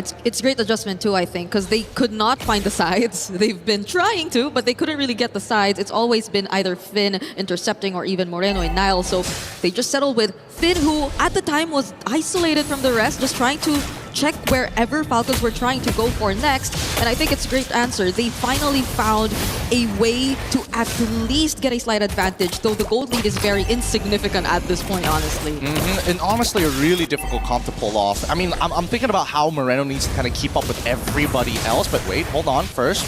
Flap, he's already going to get chunked down to 50%. Now, Falcons, this might be a harder contest. They do have a bit of a regenerate for Flap, so he's going to top himself back up here, but I think the real question is whether or not he gets caught when he tries to shred down that front line, right? Whether it's front line or back line, that shred is only good for Kyle and Super Marco. Whoa, Finn, are they actually going to go for open? The Wrath of the Tide as a response though, but they catch 2, and now Niall is going to go down alongside Finn. Falcons actually take 2 and will win that trade instead, despite Vitality being the first ones to set it up. And look at Ogwen, he's just blocking the shots. He's making sure that the softer members on his side don't have to worry about some tough angles that are being set up by Moreno. Is this a potential punish? No, he should be able to get out. Oh, Blazing Duet used 2, but even so, Moreno gets to dash away to safety. Shogun will try to block the rest of the members of Falcons, but they're not going to force it anymore. Still, though, it's a 3-0 lead already in their hands. Maybe a 3-0 lead with 1.4k, but we're not seeing structural damage. We haven't seen... Oh, speaking of structural damage, Flap, first person there to actually open up, and surprisingly enough, he's the one who actually unlocks his lane first, which is great for him.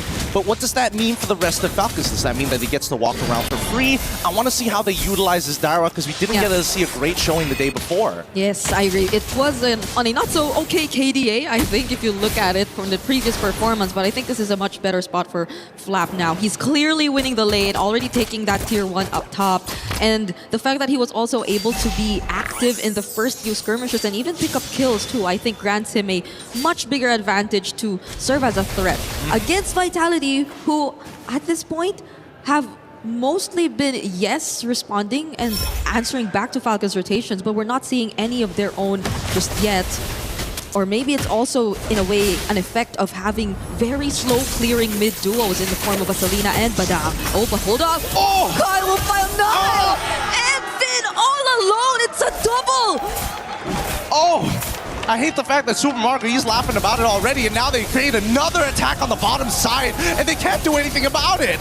Eman just had to flicker out of that and use the go away, but Flap now is unstoppable too, with the help of the other members of Falcons. These are just 2 really heavy damage dealing heroes you're looking at already. It's both Kyle and Flap, and let's just look at that replay and how flawlessly Kyle just flew around these 2 members of Team Vitality. Dirty outplay, dodges the immobilize, waited the iframes out, even dodging the knockback, and you see that Kyle's just like, nah, just another day in the office, try harder next time. And Vitality, they will oblige here because they're starting to siege this turtle. They want to make sure they have control, but more importantly, they're waiting for Kyle. They know he's around. Yep.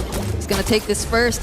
Abyssal arrows are not connecting just yet, but at least you also see Eman taking part in this fight. Niall will yet to have to reveal himself, because Falcons are taking pretty good control of this. Vitality will change targets though. They're just gonna go for Super Marco, but he still has the Purify!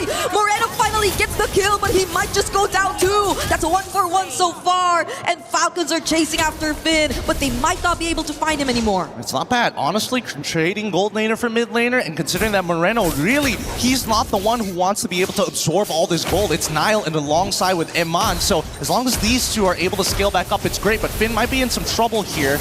They don't want to contest this. This is not the position to fight for just yet, and Vitality understand that. Yep, they kind of let go of this the moment that they went back after that kill towards Super Marco. He already also had to get his purple buff first, so Niall, I feel, is really doing a bit of catching up here in this game. He's already a level behind of Kyle here, and that's also probably one of the reasons why they just rather not contest an objective anymore, especially with Falcons just surrounding the area like that.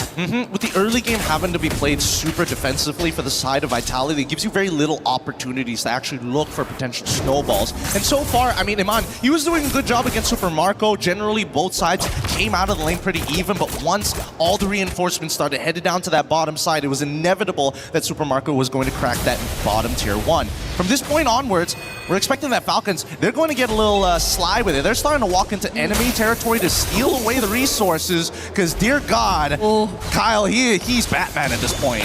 I would be afraid if I were Vitality and I was all alone, because I could just feel the presence of Kyle or maybe anyone from Falcons at this point just hunt me down with the amount of damage that they already have. And Vitality, I feel, is going to take a bit more time from them. Even if we say, let's say M-Man part of the fights, he just lays down Doll, but other than that, you don't really sense much threat for Falcons, but now they're gonna catch Kyle.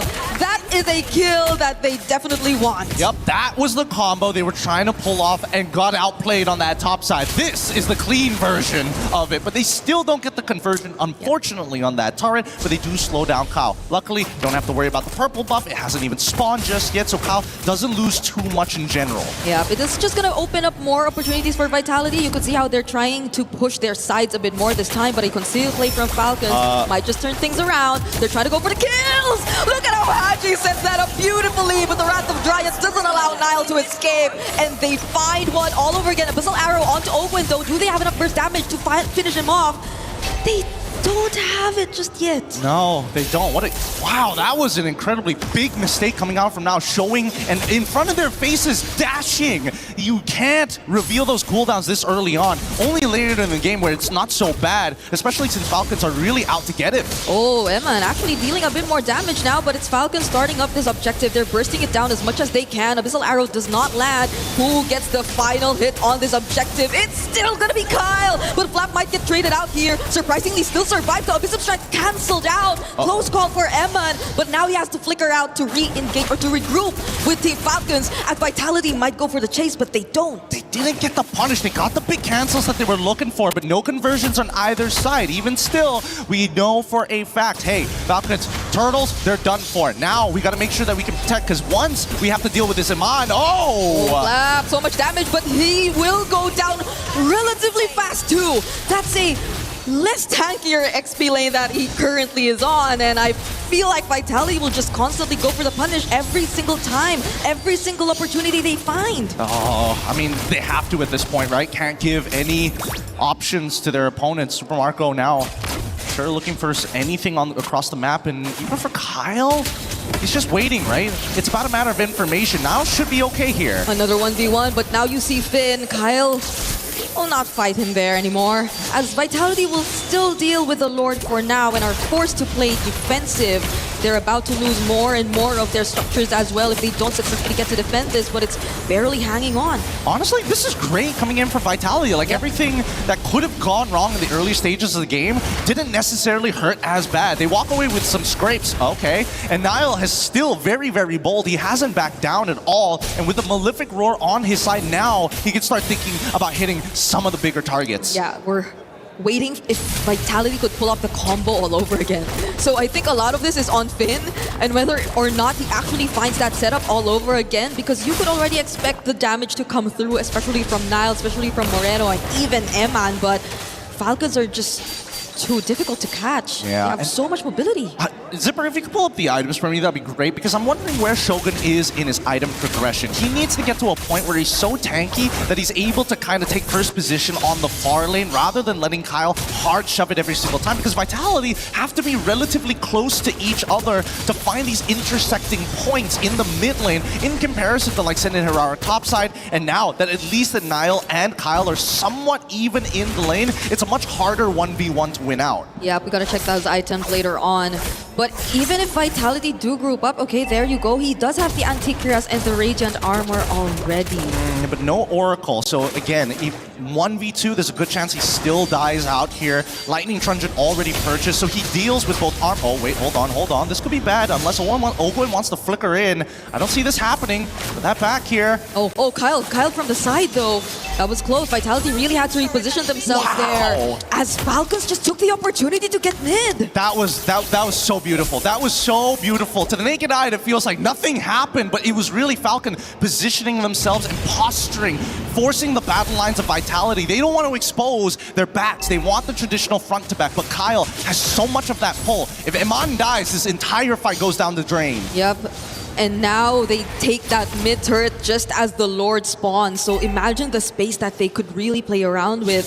Vitality seems very uncomfortable with just freely positioning themselves. They have no idea Haji's in this position either. And you mentioned something about Vitality grouping up and using it to an advantage, but they have to be careful of Haji. Haji's been stealing away that ultimate from the Badang, and that could be something to punish Vitality later on. Wow, both of these guys, it's whoever shows up in the lane first, and Hirara shows, and guess what Falcons is going to do? Instantly take that space as Vitality are forced to move backwards. They know for a fact they got to clean up these lanes, but Niall, he's not wasting any time. He sets up the slow push and now is running back to try and collapse upon this. Oh, Emma tries to go for the poke, and with the go away, they don't actually find the kill. Now it's going to be a clap back from Finn. It's a shutdown onto Haji. Super Marco finds Shogun Do and will surprisingly pick up a double. But Eman is still alive. Do they still have hope? Abyssal Arrow will land onto Open, and they find another trade. That's exactly what you want to see. It's all about Eman here. Wait, no. Oh, Flap, you have to avoid Flap. But Finn,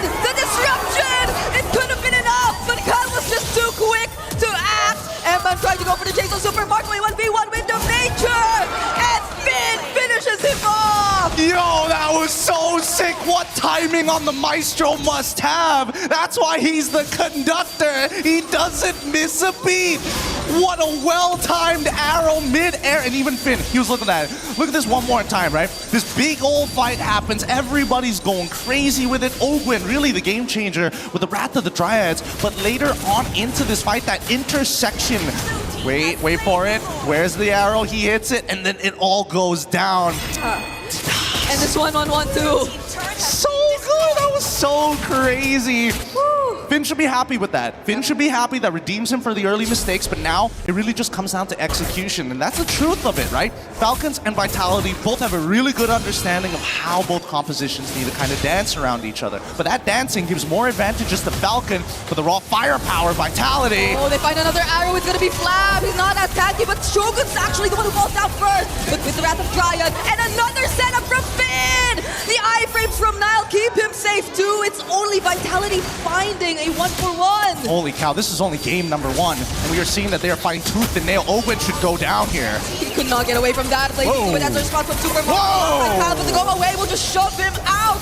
They couldn't go for the committed Haji. Nearly falling. Still has the ultimate from the Badang.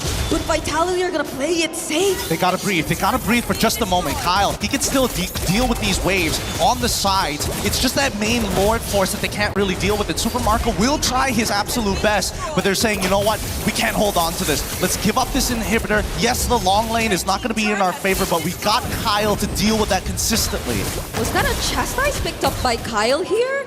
It's like he was forced to almost adjust his items just because of how good Emman's been positioning himself onto Melissa as well. Every single time he uses the go away, it's just so perfectly timed. It's ridiculous, and I think this is super understandable, right? Why multiple people need to get the chastised pauldron. With the extended range, thanks to muddles, sometimes you're not in that range to actually get the attack speed reduction. At this point, you got to be able to hit the right targets at the right time, and as much as everybody needs to slow it down, it does eventually come to start biting you in the butt. I think that Iman has been playing perfectly so far, but I think this chastised pauldron from Kyle, he needs it just to go in, force to get away from Iman, heal back up, and return to the fight. Yep, and that's something they can do. It's unfanny, so you could just expect them to get into the fight fast. But Vitality, they've been holding this out really, really well. Finn gets to spot out a couple members from Falcons all over again. They're fighting for this purple buff. They don't want to hand it over to Kyle. But Owen, will he be the sacrifice? Another arrow from Moreno! He actually forces the Purify from Super Marco! God, what are these angles? The Maestro finds it once more, building up to this big piece, but Falcons aren't completely out of this just yet. Man, what a turnaround. With such a good early game from the Falcons, Vitality have been playing some incredible defense, and now seeing them on the attack, it's a pretty difficult game for either side. A single mistake could predetermine who wins and who loses. We're already 18 minutes into this game. Ooh. The next Lord has spawned. Keep in mind, this Lord is vital. It's going to be walking around with some extra damage reduction. Oakland goes for the concealed play because they spot Nile up top, but they're not able to get anything out of it. Niall's just going to really get away and now transition to the Lord.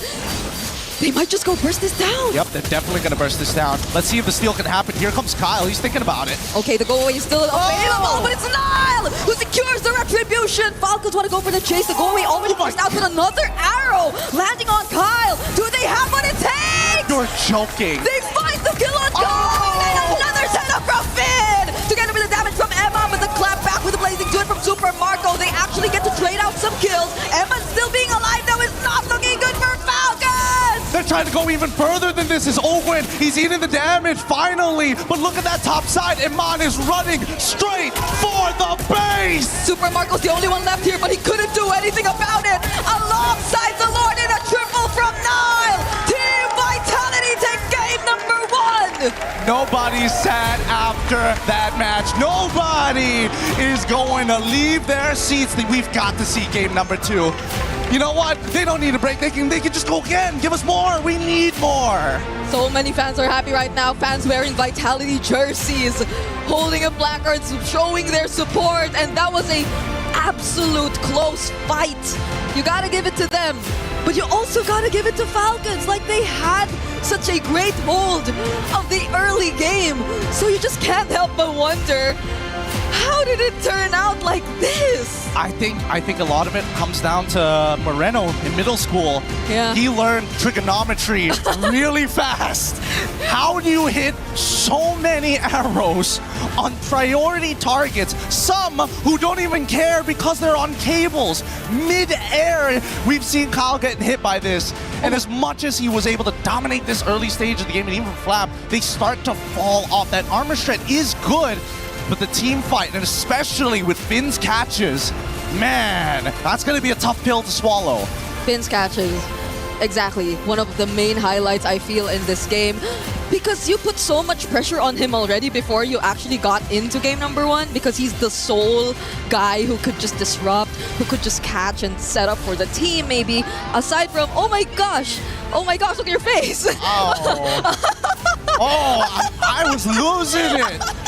I was losing it because of this catch right here. Right here. What an unbelievable catch coming in from Finn to set this all up. And all the while, Iman, he's playing a really, really hot game here today. Yes. I thought it was always going to be Finn and Moreno kind of making things happen. Sometimes you get Niall in the mix here and there. But really, it was Iman to be the foundation and the anchor for the team. And he played a phenomenal Melissa. I agree. Eman on this Melissa. You guys just couldn't see it, but we're honestly sweating right now. It is boiling up in here on the caster's desk, considering how much energy has been expended here on game number 1. You saw it from all the Vitality members. They all had to, crack open their waters because they were not only just communicating, they were shouting through and through. I can imagine. I guess we were too caught up in what was happening here too, but I could faintly hear the screams. Also from Team Falcons fans, because imagine that. It was so beautiful. It's great to see that now we've come to the point of the game where it's not just about learning about fundamentals, the different little types of matchups. Not only are they playing to their strengths, but it's about execution. And that's the beautiful part. Both sides have traded blows at this point, and I think that Falcons now recognize, okay, if we're going to have to keep this clean, we gotta keep it more standard. We gotta figure out a better way to start exploiting Vitality. And number 1, it comes down to whether or not they can get this Melissa out of their hands. And I think for the last 3 or 4 team fights, major team fights at that, Eman was just always surviving. I always had my eyes on Eman for some reason because I just knew for a fact that Falcons had to take him out. And you could probably expect a lot of them to do that. It's either Kyle, maybe even Flap, because I feel like Flap went past the timers where he could just deal with Shogun. I feel like they really couldn't do the Gyros into the Uranus all over again anymore, especially come late game, but even Flap couldn't find Eman. But here's the thing, Flap, he's going with the build that he had. He's going for that full tank. Yeah. Obviously, he has, a component just to give him a little bit of damage in the early stages of the game, but then you see moments like, him diving into that mid-tier 1, trying to clear that wave and giving up his life. He is not at the same level as Uranus. He is great at tread, he is great at sustain, but if he's not in that middle of a fight hitting multiple targets to get the heal, he's not going to be as tanky as you think he is. Yeah, it was really good execution, honestly. Vitality, I knew I had a feeling that this was the kind of game we were getting ourselves into before the series started, but I did not expect it to be like this in game number one. Like, started with game number one. I'm losing my words here. We're going to be throwing it over to a quick interview with Luke to see what his thoughts about this pregame about. Oh, it's too much. Let's throw it over to Luke, man. Is in our DNA. Whenever we let it out, it becomes our superpower.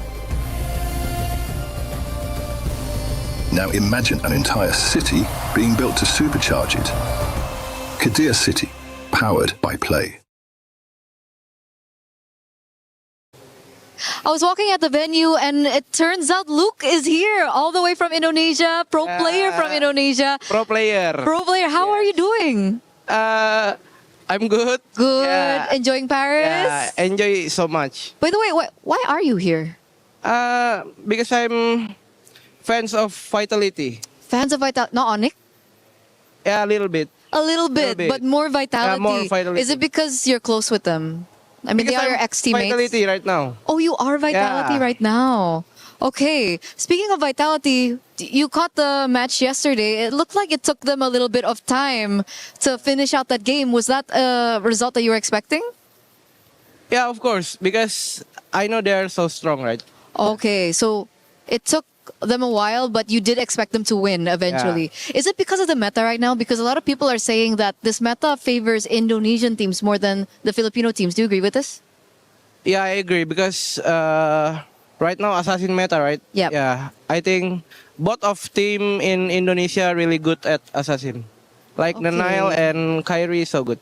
But I mean, on the other side, we have Sakai's from SRG. We have Zaur Egoist earlier on. We have Kyle, Carl, TZ. Are they not good on Assassins? They good, but I think I'm more biased on Nile. He's biased on Nile. Nile is so good. Nile is so good. It's not just because you guys are close, right? You actually think objectively he's good. No, I'm not close with Nile. Oh, you're not? Yeah. It's my enemy. Oh, he's your... Yeah. What happened? Just... I hate him. Okay. You hate him, but you're supporting Vitality. I support him, yeah. Very interesting. On that notion, do you have a message to Team Vitality who's going to go up soon? Just give space to our maestro, Moreno, yeah? He will carry. Carry. Moreno, the maestro, will carry. Do you maybe have a message for Onyx? For Onyx... Yeah, good luck. Yeah. What is that smile? Good luck for Onyx. Yeah. We hope this EWC can grand finals to Team Indo. Amen. Amen. Amen. But what about the fans back at home? I think people are waiting for you to say something maybe to the Indonesian supporters that are watching right now. Bahas aja ya. Boleh. Gue cuma 5 hari guys, ntar gue restream nonton gue ya. He said he's going to be here only for 5 days, so watch him restream. Yeah. I'll watch you restream. Okay. Okay. Thank you so much, Luke, for your time. And we're going to throw it back over to you guys. He thinks he can come in here and play my game. Let's go. He knows nothing. Let's go! Tyler Wine, you're done. Raw energy. Half and blow the house down. A lot of people are haunted by their past. I'm inspired by it. They're not just playing for themselves, they're really playing for their entire family. They have defeated their demons. They have crushed the curse. I've went and grabbed Glitter Explosion once again for a little update from the Kadir City grid. How's things going today? You've got a couple of days at your competition, but things are heating up, right? Well, they are. I mean, we're already into our finals. We have a 3-day-long finals. Day one has started today. Now, we're only one match in so far. However, to kick things off, we already saw a big win out of T1. And they weren't even one of the teams that we touched on in the beginning, but they are in that CC race. However, 3 days of finals means a lot of gameplay. And we still have Navi at the top of our leaderboard heading into finals. We have Liquid. We have Falcons. We have Vitality. We have AGAL. Twisted Minds. So it's busy. This is really busy for our finals. Yeah, excellent. I mean, look, we've got a lot of going on there. So we'll be keeping up to date as much as we possibly can. But it sounds like there's going to be huge implications in the club championships. Well, thank you very much once again. We'll be checking in throughout the rest of the week. Thanks, guys.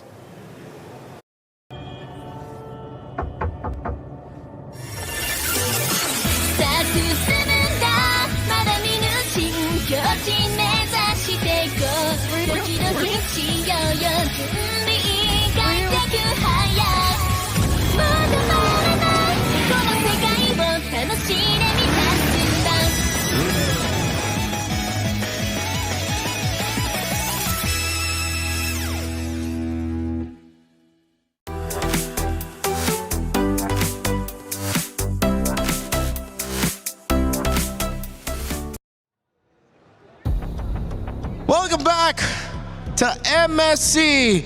There's some great people in the crowd who want prizes in between our games.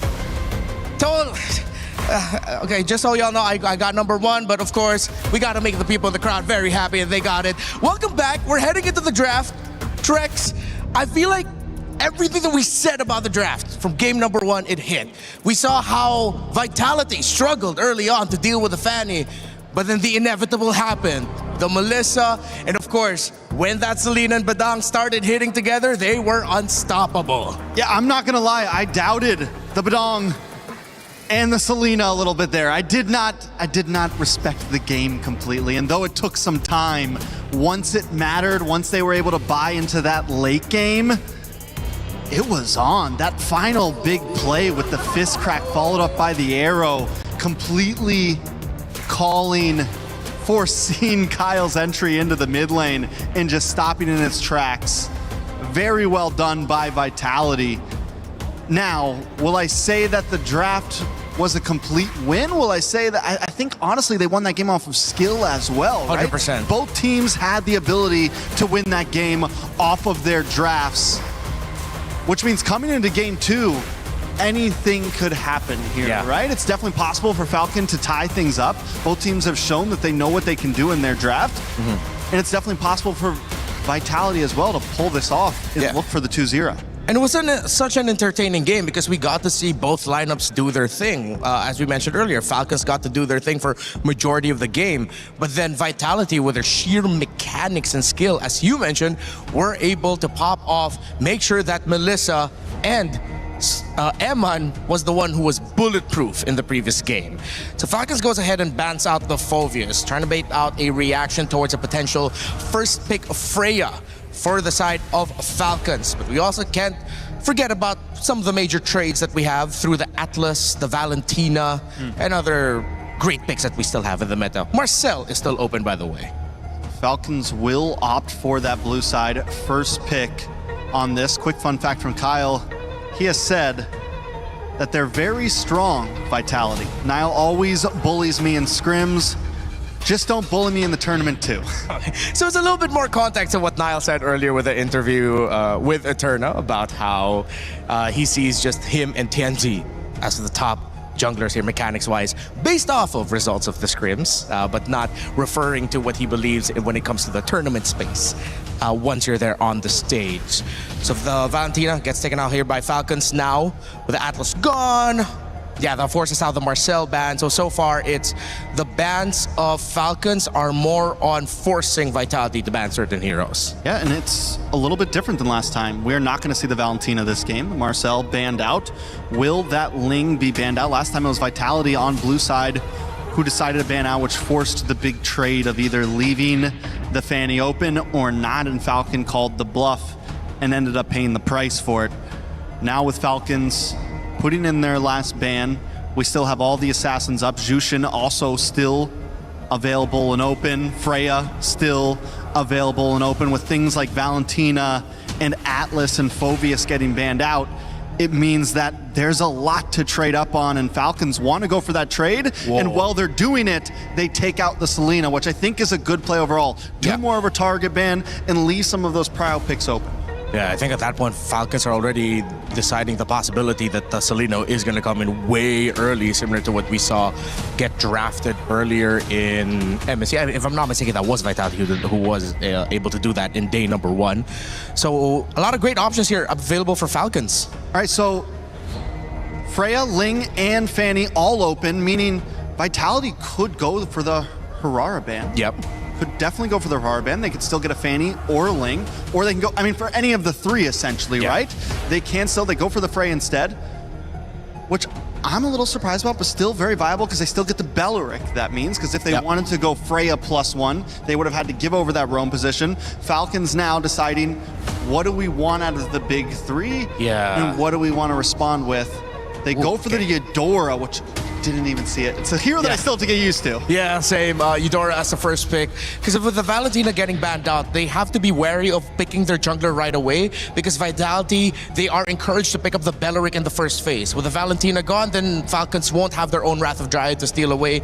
And with the Atlas banned by Vitality as well, they might just pick up the Belleric here and now. Did they just go for the Belleric Herrera? They went the same thing as last time, pretty much. Belleric Herrera, Belleric Ling. Honestly. Or just either don't even pick up the assassin because you're going to get one of the three. Yeah, it's like you have such a wide field to play with. You could just adjust. A lot of options here for Vitality, but because left for mid lane. Okay, so they will get the Ling Belleric as expected. Mid lane for Moreno. Let's see if they're still willing to play the juice in later on, maybe into red 3, red 4. But I think a lineup that can clear the mid a little bit faster for Vitality will encourage them to take control of the river and make sure that their Ling is happy. Does Falcon commit once again to an assassin pick, or do they try to switch things up here a little bit? We've seen a lot work against the assassins. They go for the Fanny once again.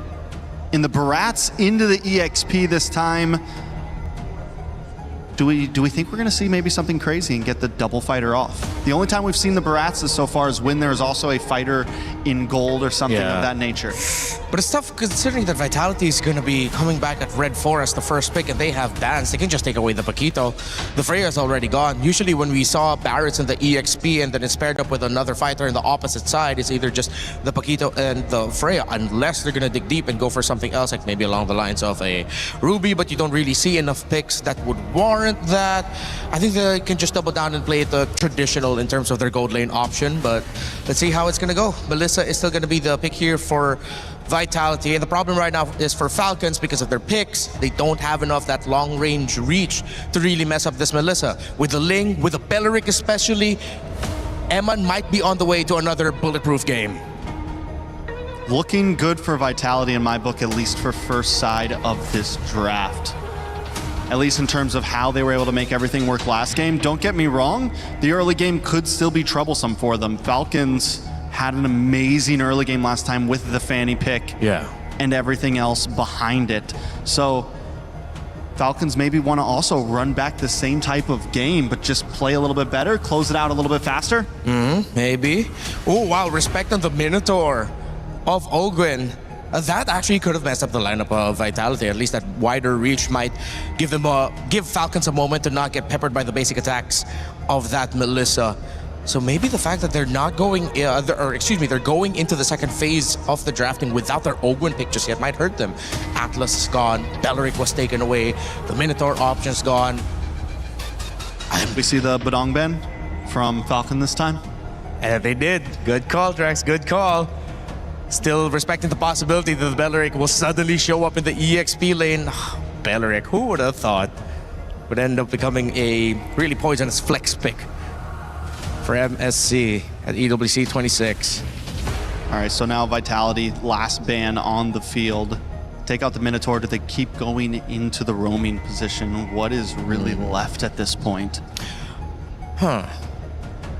Really trying to run through the names of roamers, but in terms of the top ones we see, these are like the main trades, unless Falcons are going to pick up something like the Cho.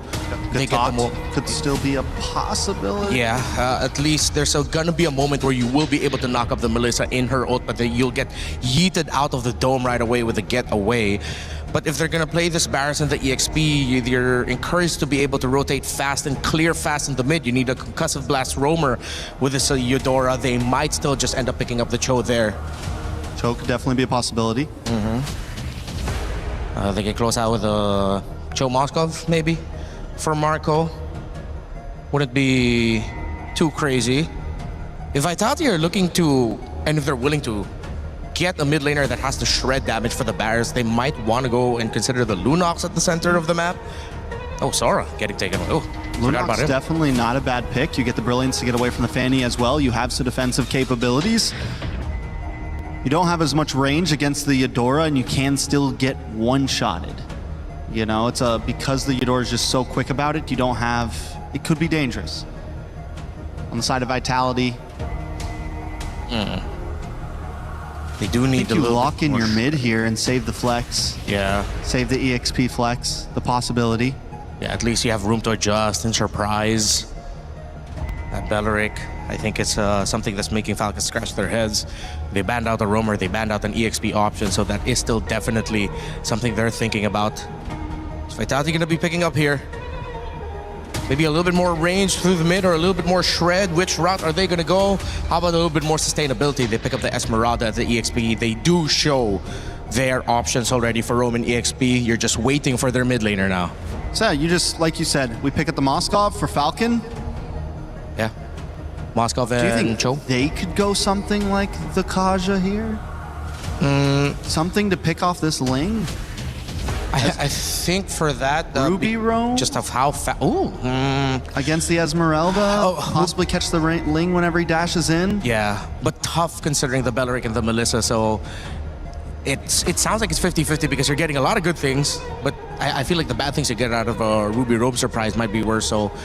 Kaja, in terms of pick-off, I can see it, but I still leaning towards the show. They go for the Brody, okay. One of the few heroes that can probably get... that can put out some range. Right. This was one of the picks that Falcons have already shown here. The Akai roam for Ogwen. They get the Brody. Kai and Eudora in the center. It's fast clear. Not as fast in the rotations, but it will be annoying for the Link to deal with in the team fights. But again, the problem still stands. Will they be able to reach this Melissa with a composition that Falcons has? Their front line needs to be stalwart. It needs to hold for a long time so that Brody could get the stacks off, pop that torn apart memory, melt them front to back until the Melissa has to get away. So last pick for Vitality, still need a mid laner. Yve's open, we haven't seen that in a bit. Jushin. Jushin's also still open. They just go for the Jushin, right? Yeah, something that we mentioned also. Could be good and could be annoying for the Akai. You're going to be forced to use your dashes. The Vexana. Because of the Akai and the Barrets in front of you, and it does have a lot of disengagement protection for the Melissa. Yeah, definitely a great answer. Overall, we've seen it picked once before.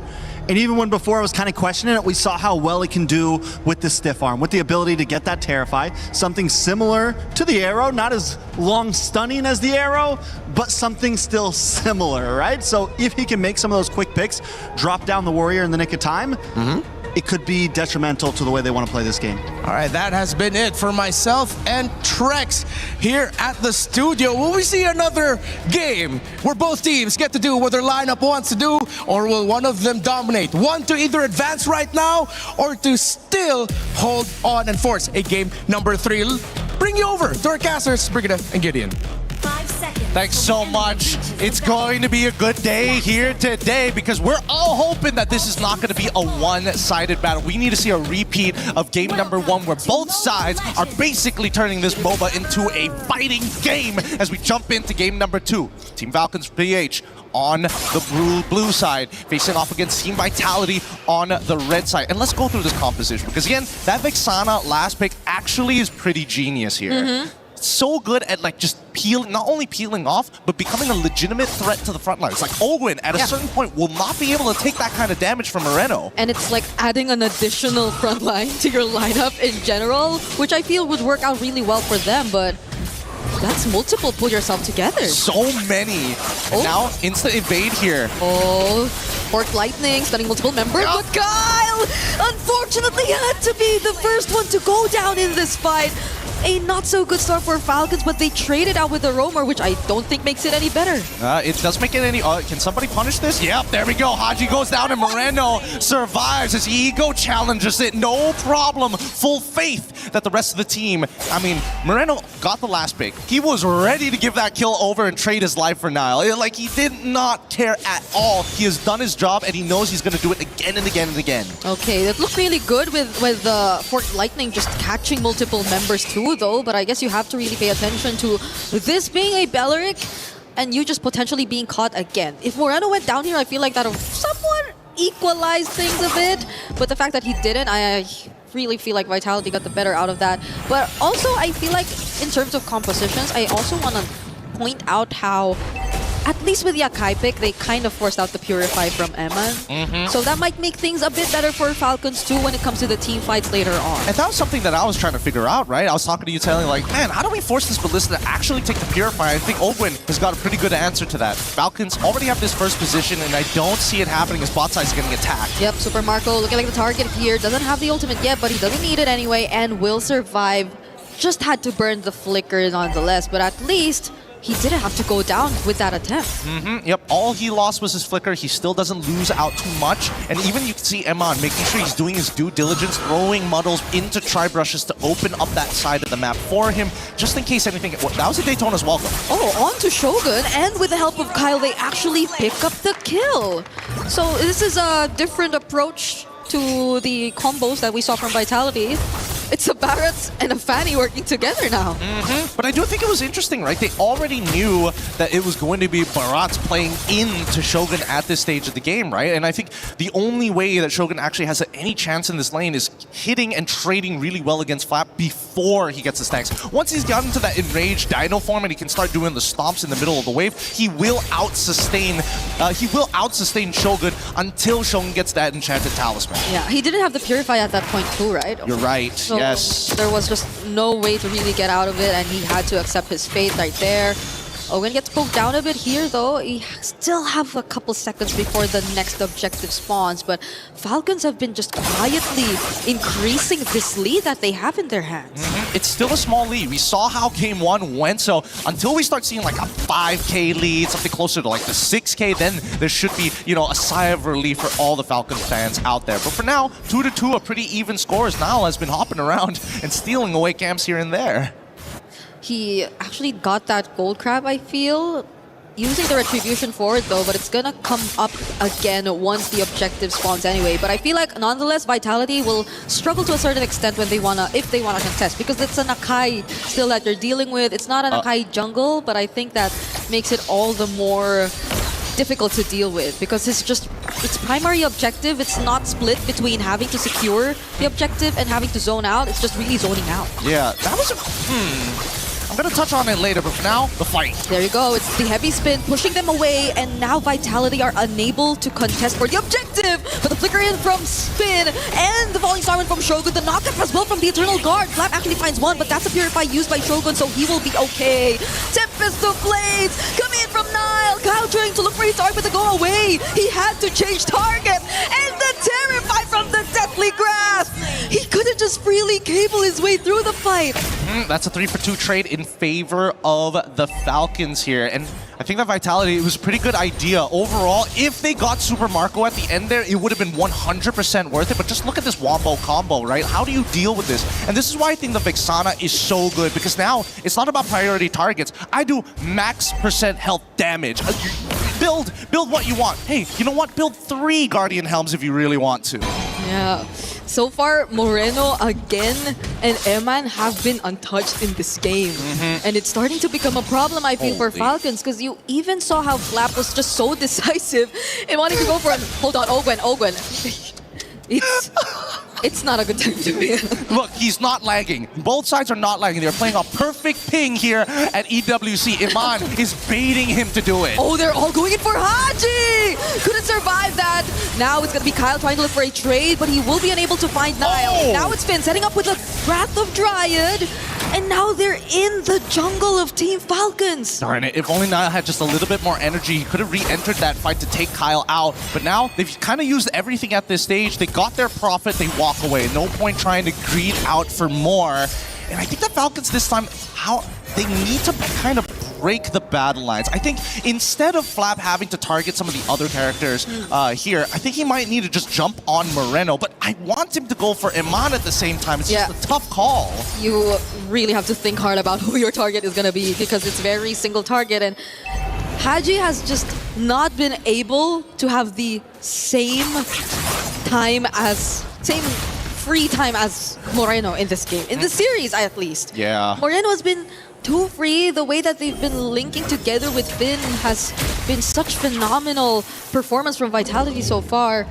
But now let's see, because Falcons are setting up for this turtle. Oh, interesting. Conceal to push Shogun out of position, allowing Vitality to reveal themselves first. The big issue is that Finn has that flicker and Wrath of the Dryad, so, I mean, they've got good counter engage, so somehow Flap and Ogwin need to poke out their targets. I would argue that Haji needs to as well, but there's so many times where as soon as he shows up, that's an instant engagement from the side of Vitality. Yep, at least Ogwin now somewhat finds his way back to the turtle pit, but Eman is feeling like a zoner right now.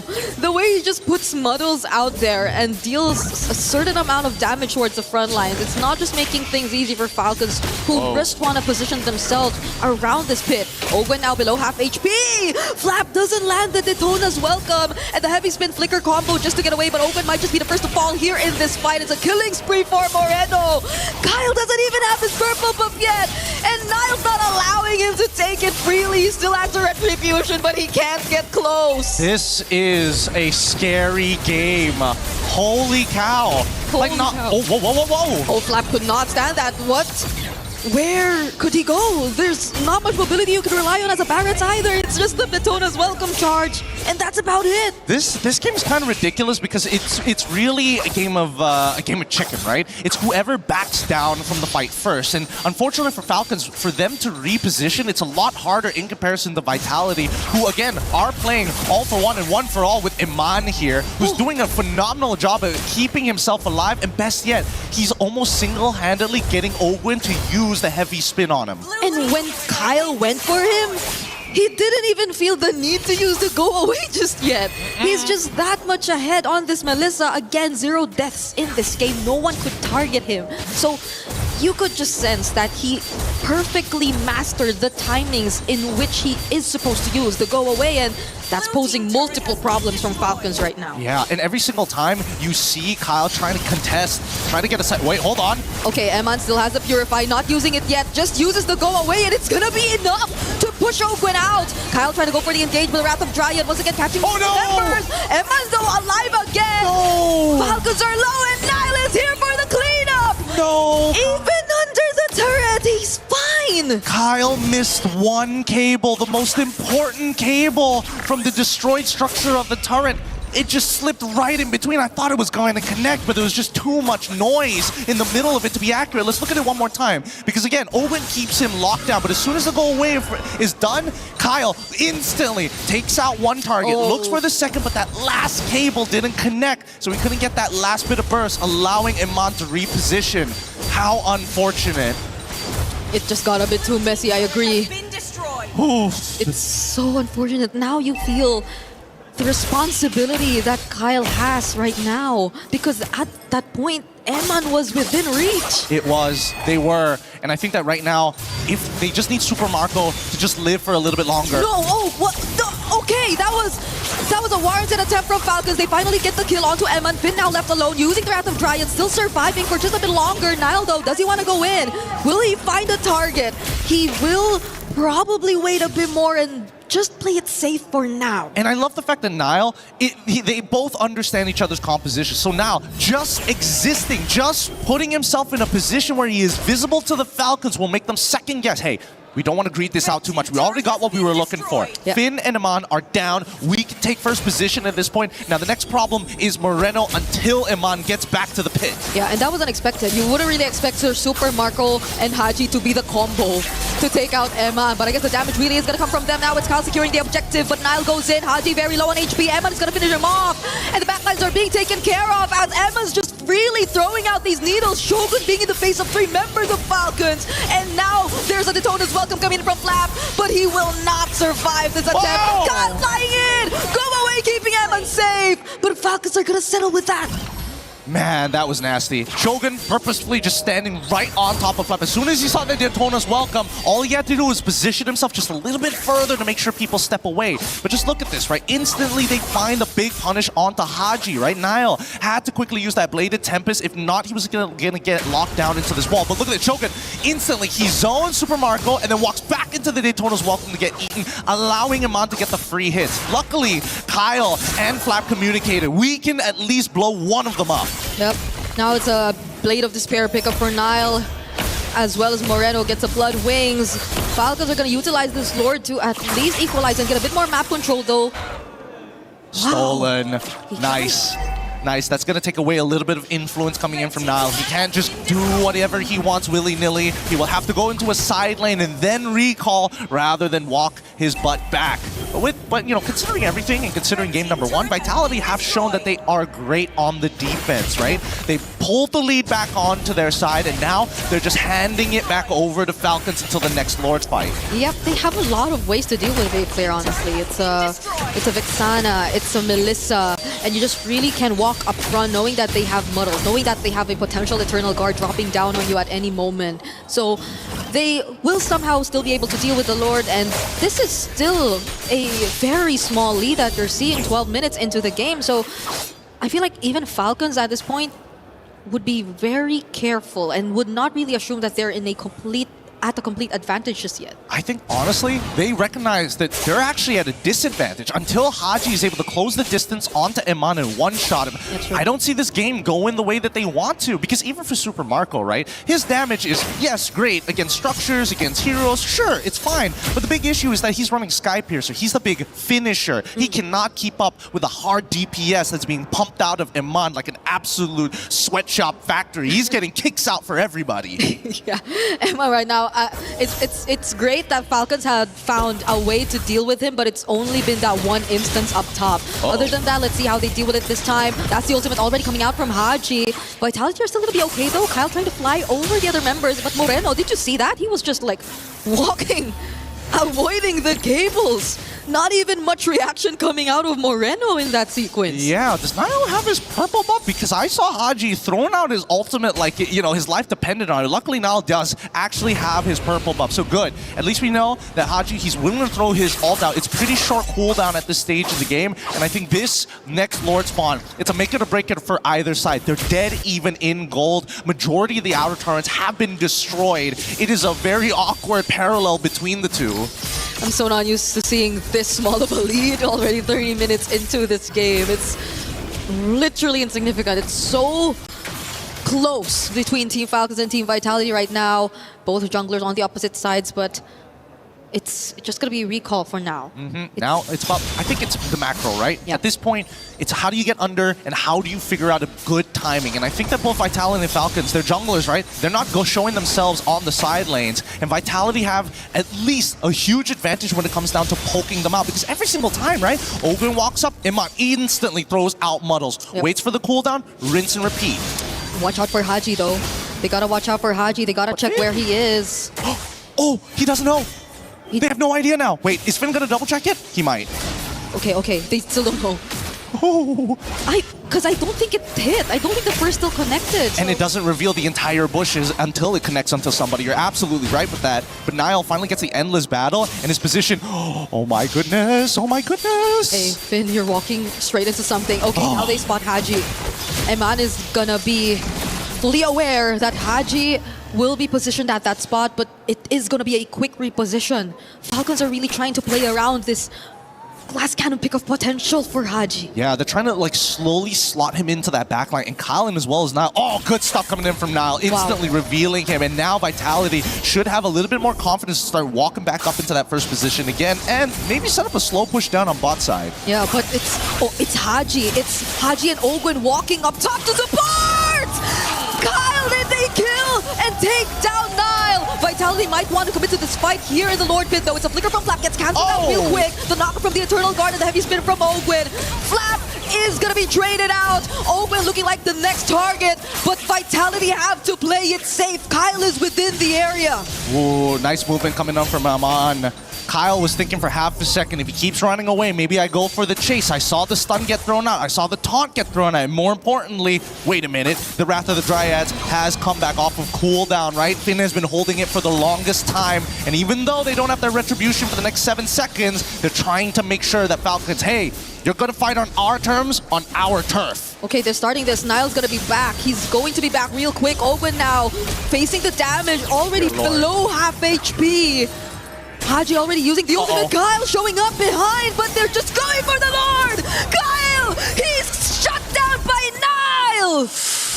This game The conceal. Wait, Finn, he might flicker for this, but now underneath their own inhibitor, that conceal is going to keep them safe. The trades have been beautiful from both sides. What a tight game this is, and really just showing the extent of Melissa. She can sustain underneath the Lord, no problem. Throws out Muddles. She can not only kill the Lord, but also poke out Ogwyn at the same time. And deal with Kyle. It's crazy to think how Eman is able to do this on a Melissa. One man, 3 problems solved. Now they're taking one base turret down bottom, and they still have the Lord marching in the base. That's an immortality pickup for Finn. They're getting poked down. Oh, the Daytona's welcome not connecting. Flap now getting knocked up and taunted as well. He's already very, very low. But Nile, he gets caught. Eman just trying to deal with the base dirt for now, but they don't have any minions left. Another Eternal Guard and a wave coming in mid. Yeah, but they have nothing to worry about as Ogwyn tries to pull them away, forcing out at least one flicker. Oh no, turn around! A flicker from Finn to set the Wrath of Dryad in place. And it's only Kyle, Haji, and Ogwyn left to defend, but can they? They're approaching the base. They have minions left. It's a like flicker this. from Haji, but Eman, he's still alive! And the defense is successful from Falcons. Haji, despite all the damage thrown into his face, manages to hold on. There's one more wave though. Kyle, he's gonna have to pull it somehow. Eman got his HP back, but does Kyle finish off the kill? He had a bit of nature. He couldn't, and another muddle setup. Haji fights Shogun, but the heavy spin to push the minions out. Can they do this time? Come on, Eman! It takes out immortality purchase with a Haas Claw. He's going to be able to sustain. Finally, this might be a Super Marco. Doesn't make it in time. And there you have it. A 2-0 for Team Vitality as they secure the knockout stage. Oh, what a beautiful game. Oh my goodness. I needed to see just one more game. That would have been great. But now a new problem has arisen. A polished Melissa coming up from Eman, solving 3 unique problems all at the same time. The tournament meta is starting to evolve and really coming into its own. And it feels like each team has their very own version of it. It's so crazy. It's so crazy. I'm speechless because this early game, right? This Vexana pick really came in clutch to kind of work in the same way as the Eudora. You want to hurt your opponents, but at the same time, the big problem with Eudora is she's oppressive when she's ahead. But she, unfortunately, similarly to Moreno on this Vexana, are hyper squishy and are very useless once their cooldowns are depleted. Yeah. The only times we really got to see them maximize the Eudora burst was when they had to burn the flicker alongside it too. So that put Haji in a very vulnerable position already, and that's something they just had to accept because they weren't able to really make anything out of it if they don't make these certain sacrifices. And Vitality just take advantage of it every single time. Oh no, look at us again, we're just losing it. This series has been a 2-0, yes, but it did not feel like a 2-0. It was not a close 2-0 at all, every single moment. I think unfortunately for the Falcons, right, you cannot just out-mechanic these boys anymore. They're going to have to rethink it. The tournament meta only develops as we continue on. Let's throw it over to our victors up on the stage with Rose for the interview. Oh my goodness, this match literally blew my mind away. Team Vitality winning 2-0 clean sweep up against Team Falcons Philippines. And right now we are on stage with Shogun. How are you feeling after such a crazy game? It feels great, but we need to improvise something that we could do better like that. I agree, but that was already an amazing game, you know. It's your debut in the international stage. You have already qualified for the knockout stages. Shogun, I gotta ask you, how are you planning to spend your time? Perhaps maybe an off day, walking around Paris? I think most likely we will practice more, but yeah, maybe we have a chill time also, but not as much as practicing. So the focus is more practicing than the others one.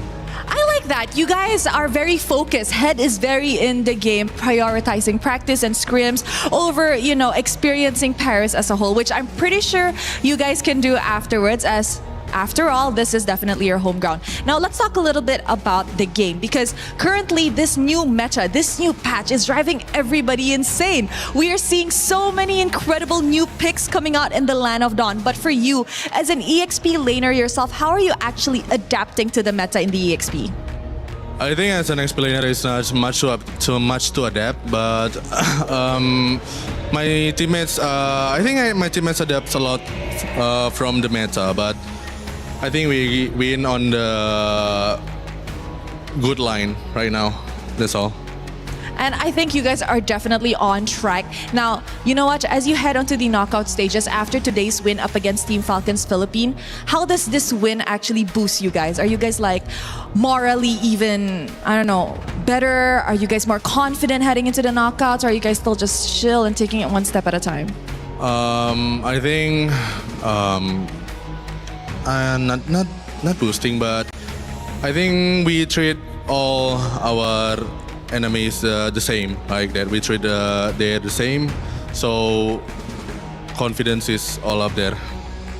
Oh, wow. Okay, I like that. Very humble. You know what, Shogun, I know a lot of the Indonesians are, I'm pretty sure, very, very happy to see you guys taking the second ticket to the knockout stages. Is there perhaps any message you want to tell them? I think, just we wait and see. Wait and see. And as you can see, Mirko is there screaming his voice out. Thank you very much, Shogun. I'll see you in the knockout stages. Once again, congratulations. That's it from us over at the stage. Showing it back to you guys at the studio to break down what happened in the series. Rose, MPL Indonesia's champions, Team Vitality take the win, and they move on to the knockout stages, which guarantees at least $100,000. What a big moment for this team, and what an organization that is on the run in MLBB across both sides, women's and men's MLBB. Vitality taking the championship at MWI last week here in Paris, so a great start for that org. Welcome back. I'm Rainday. Joining me is Renmar and Trex as we continue. I'm getting a notification. I think that's my daughter FaceTiming me back in LA, just waking up. So that does mean we're getting close to the end of the day. But to wrap up the series, Renmar, what's the takeaway from you? What did you notice about why Vitality was able to be successful in a pretty contested game too? Mechanically gifted and busted. Finn and Moreno, I was saying it during the restreams for the MPLID playoffs. Finn and Moreno are my favorite Roma duo right now, coming out of Indonesia. They're just so good. Finn, the timings. It's like the teams from Indonesia, and even not just Indonesia, teams around the world have finally met a perfect marriage of the macro that has helped the Philippines dominate for such a long time and marry it with their own great mechanical abilities. And Vitality is a great example of that team. Trex, you agree? I completely agree right now. And I think there was some doubts before this tournament came in, but Vitality is showing all the naysayers that not only is their draft and mental gifted, but their micro, the mechanics, everything was just on point in those two games. I liked seeing the draft kind of continue to develop. That last game, we got to see Barrett's opened up again. Yep. And we also got to see Eudora played against a Vexana. And to me, we were talking a little bit about it, Renmar, in the green room. Yep. I feel like it's a great answer to Eudora. I think it puts, as Gideon was saying, her behind in lane quite often. And when Eudora's behind, she's not the same, would you agree, impact as when she's ahead? Yeah, there's just something about Eudora's pick, which is why I've been quite passionate about it online with my post this morning, saying teams have to really consider deprioritizing her. Yeah. Because Melissa has come back up, and now Vexana is an option. And you can definitely say, because of the lack of range, this is what we've been saying for 2 drafts now, the lack of range to really mess with this Melissa means the Vexana, especially this one, just supplemented the Melissa even more. Yeah, I think the reality of what we're seeing is even some of these teams haven't completely adapted a full meta just yet. We're seeing answers happen tournament. This isn't something that they were all completely prepared for. Yeah. And Vexana, back in the day, what was it, about a year or so ago, was meta, and she was so good against some of these heavy, bulky fighters, these people that want to get up close and personal with you. And that's why we're seeing her slowly come back against things like the Barats, against things like the Esmeraldas, against a Eudora who doesn't have long range. Some of these types of compositions that want to kind of walk up towards you, and we're seeing already counter picks happening once and once and once more. In my experience of just watching and enjoying learning about the game, I saw, differently the approach of when I saw the steal. I'm forgetting the character's name, but she steals ultimates. The Valentina, who is being the choice most often, and they were letting sometimes the Atlas go, knowing they have the Valentina. Yeah. But then that was requiring a really aggressive approach to get in and use that ultimate, which is for a tankier character. Do you think Vexana might actually be a safer, more reliable answer to provide some CC and then ban the Atlas? You don't have to try to counter it? Yeah, I think for the Vexana, in this specific makeup of the draft, it made a lot of sense. Again, because of the Eudora not having that range, the Barretts needs a lot of stops. You're trying to protect one piece of your lineup that needs to stay alive in the Melissa, making it even so much harder to kill her. Yes, the one kill that they got onto the Melissa was because they were able to find the combo through the Eudora, but that was just once. It was so rare. In the end, you saw how Falcons was struggling over and over again just to get Eman done. They couldn't. I mean, honestly, you might be onto something, Rain, because the games that we're seeing those Vexanas get picked up, the Atlases have been getting banned out. So for future drafts, it could be preemptively telling us something. When those Atlases get banned out, maybe be prepared for that. Yeah, I think it's so cool to see how this meta is developing and how good all of these players are. These players giving us insights into what they're thinking. These conversations, as you saw Shogun have with Team Vitality, going to continue into the off day, and that is going to make a world of difference as they have a chance to watch Group B. Let's take you to the schedule for the rest of the day because we have one more series coming up. Group B will be tomorrow. We'll do the exact same thing. So we'll send 2 teams home. We'll see, and we'll send 2 teams to the knockout stage. We'll send 2 teams to continue playing. But Team Falcons meta in Group A and Ignite Gaming, that is of the latter consequence. One team will be going home. One team will be continuing on. And that is high stakes, about as high stakes as it gets. Trex, I mean, any words previewing that series for you? I think it's going to be I think a lot of people are thinking it might be one-sided. I believe it could be a pretty close series. I think it might go the distance. Falcons meta, yes, a great team. Ignite had a bad showing in their previous game, but I think they still have a little bit more in their pocket, honestly. 51-49, who you leaning?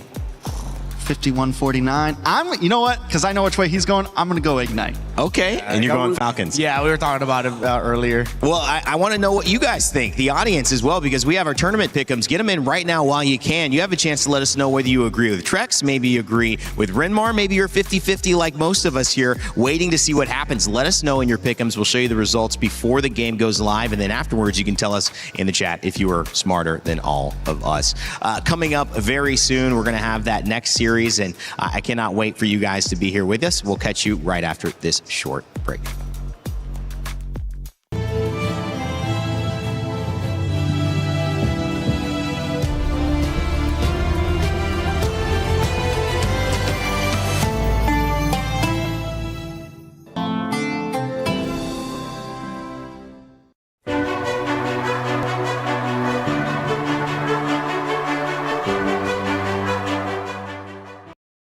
Tinggal pre.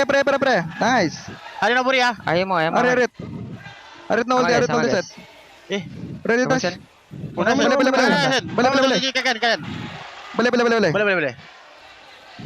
Kilin.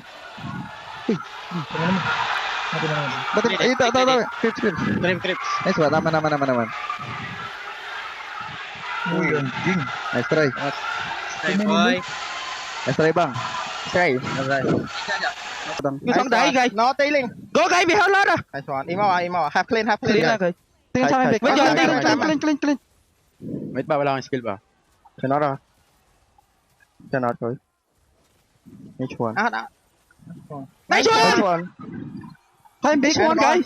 Big. Nice one, big. Nice. Let's go. Let's go. Nice one. End first. End pa.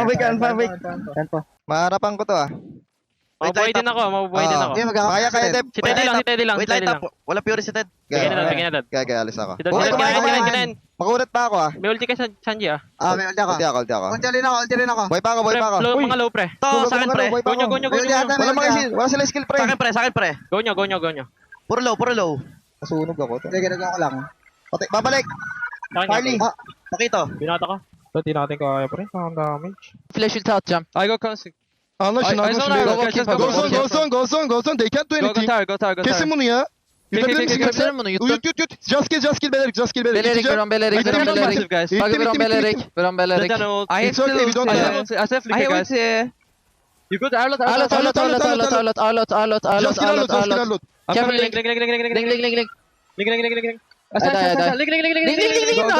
Nice amına koyayım. Link 1 HP. Ada WP. Bisa. Oke. Aja. Kontol gede banget. Savage gak? Langsung aja. Nanti aja. Coba kayak. Gampang itu. Coba. Gua 2-1 ya. Try mo. Kayak. Kontol gitu tuh. Dia spawnnya dekat banget sih.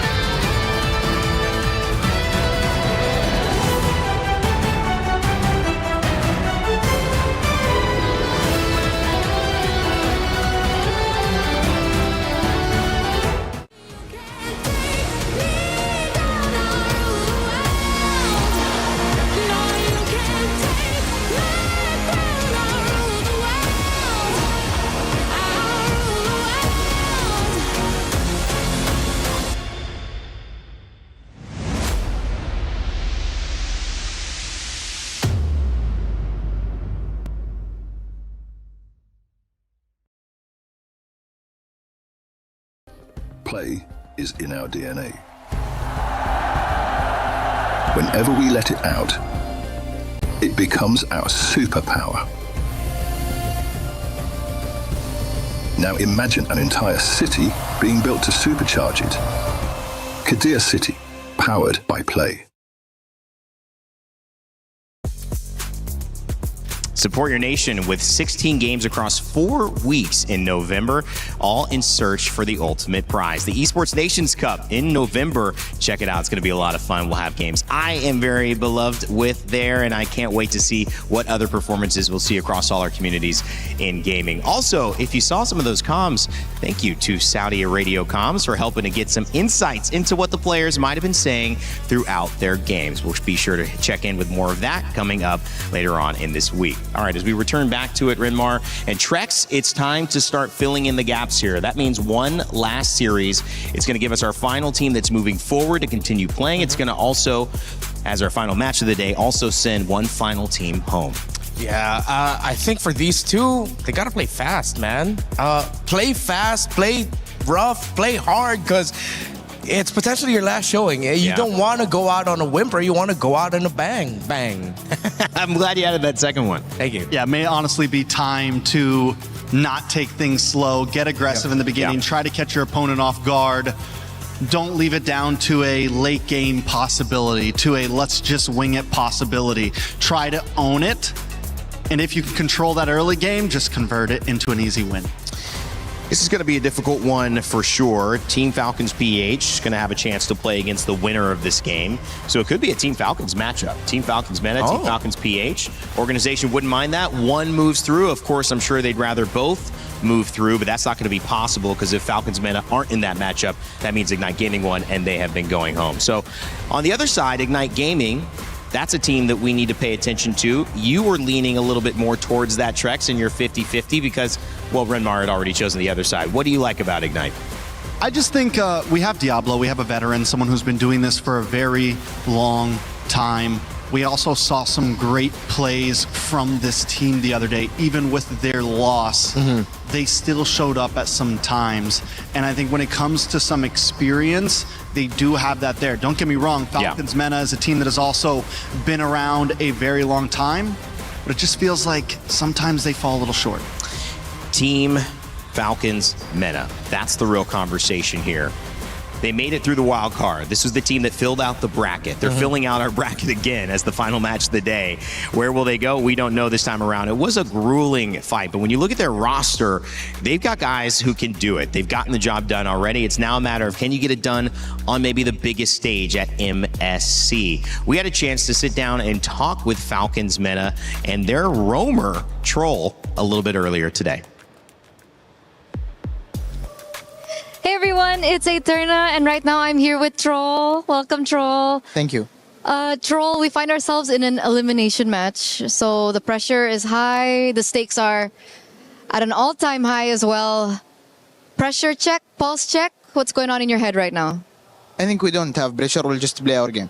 Okay, no pressure, you just play your game, and everyone feels the same way? Yeah. No one's nervous? No one's. I like that. I like that. Now, I got a chance to talk to Boyet, I think, earlier on, and he mentioned that, you know, coming into MSC from the wildcards, you guys didn't have much time to prepare. Is that right? Yeah, we didn't have much time to prepare for the batch, the new batch. Okay, so how's it been going so far? Like, do you have enough time now? Yeah, we've had enough practice, and I think we'll do better. Okay, so you've done your homework and everything. What do you think that you could carry from yesterday's loss to your match today? I think on yesterday's loss, or the day before, we like throw the first game. We throw the first game. Like Who threw? It was a team mistake. Okay, it was a team mistake. And then you saw that, and then what happened after that? We talked about it, and we played some scrims, and we fixed it. Okay. So during, you know, tournaments like this, who do you usually scrim against? It depends on where is the tournament. If like it's in Paris, there is not a lot of teams, so we scrim on the teams of the other group. Oh, okay. Does that make it challenging for you? No, it's okay. No, it's okay. It's okay. I mean, speaking of challenge, we've seen the rise of assassins since, you know, wildcards. Now it's been like so prominent. Does that change something for you as the roamer? No, I think it's okay. I've played against assassins before. I don't think it's a problem. No problem whatsoever. No pressure. I mean, no, it's okay. Did it change maybe your role in the game? Yeah, maybe I can target the jungle a lot more. Not like the jungle tank meta where the jungle would just utility. We'll just get the turtle lord. Okay, so what's your favorite go-to hero right now in this meta? And what do you think would be more popular? Probably, I won't say. Okay, you won't say. But have we seen it before? Yeah, of course. Okay, it's not a healer, it's not a support. No, it's not support. It's not a support. I'll let the panel figure that one out. But, you know, lastly, I do want to ask if you have a message perhaps to your fans back at home. Keep supporting us, and it will help us win this game. All right, once again, thank you, and good luck for your next match, and we're throwing it over back to you guys. Thanks, Eterna. Great interview there with Troll. Didn't give us any clues on that one. However, I don't know. I have a guess. Belric, Atlas? My guess is Cho. Cho? I mean, that is his favorite pick. Like, historically, he's really good at it. But that's just a guess. I'm not thinking anything. I'm straight up guessing. It is Cho. No, I don't know. So that's confirmed. I'm straight up guessing. Clip it, guys. Clip it. It's confirmed. It's Cho. And let's see the response as well. Clipped back. And Cho's like, what? I never said that. Okay. My job trying to get Renmar in trouble. Fake trouble, of course, as well. So Ignite Gaming, I think the question is, this is a team with Diablo. And Diablo is kind of, you know, we were prepping a little bit of this conversation. Is it trying to get him to do Diablo things? Is it try to get this roster to support him as we take a look at the players on Ignite Gaming for him to succeed? How do you draft? How do you pick? Both these teams suffered convincing 2-0 losses the first time we were able to see them. So the question is, how do they bounce back and get back in sync after that? We actually had our main man LaFell earlier this week do a little game with Team Ignite to see if they could find out if they would ever mesh quite like they needed to in order to win this set.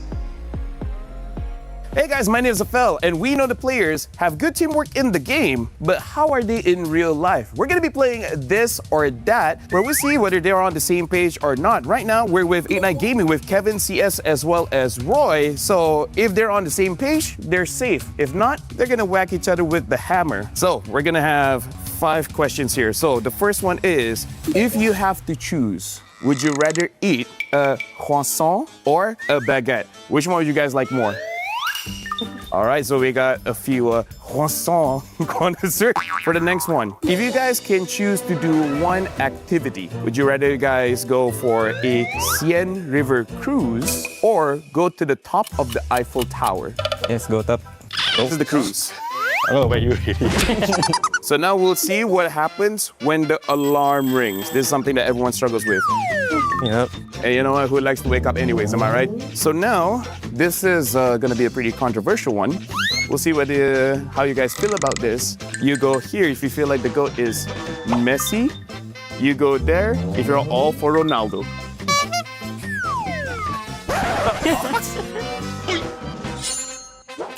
This is gonna be the final one. When you try have a nice French dinner, would you rather go with Diablo or Jay? Hey Jay, you got a friend.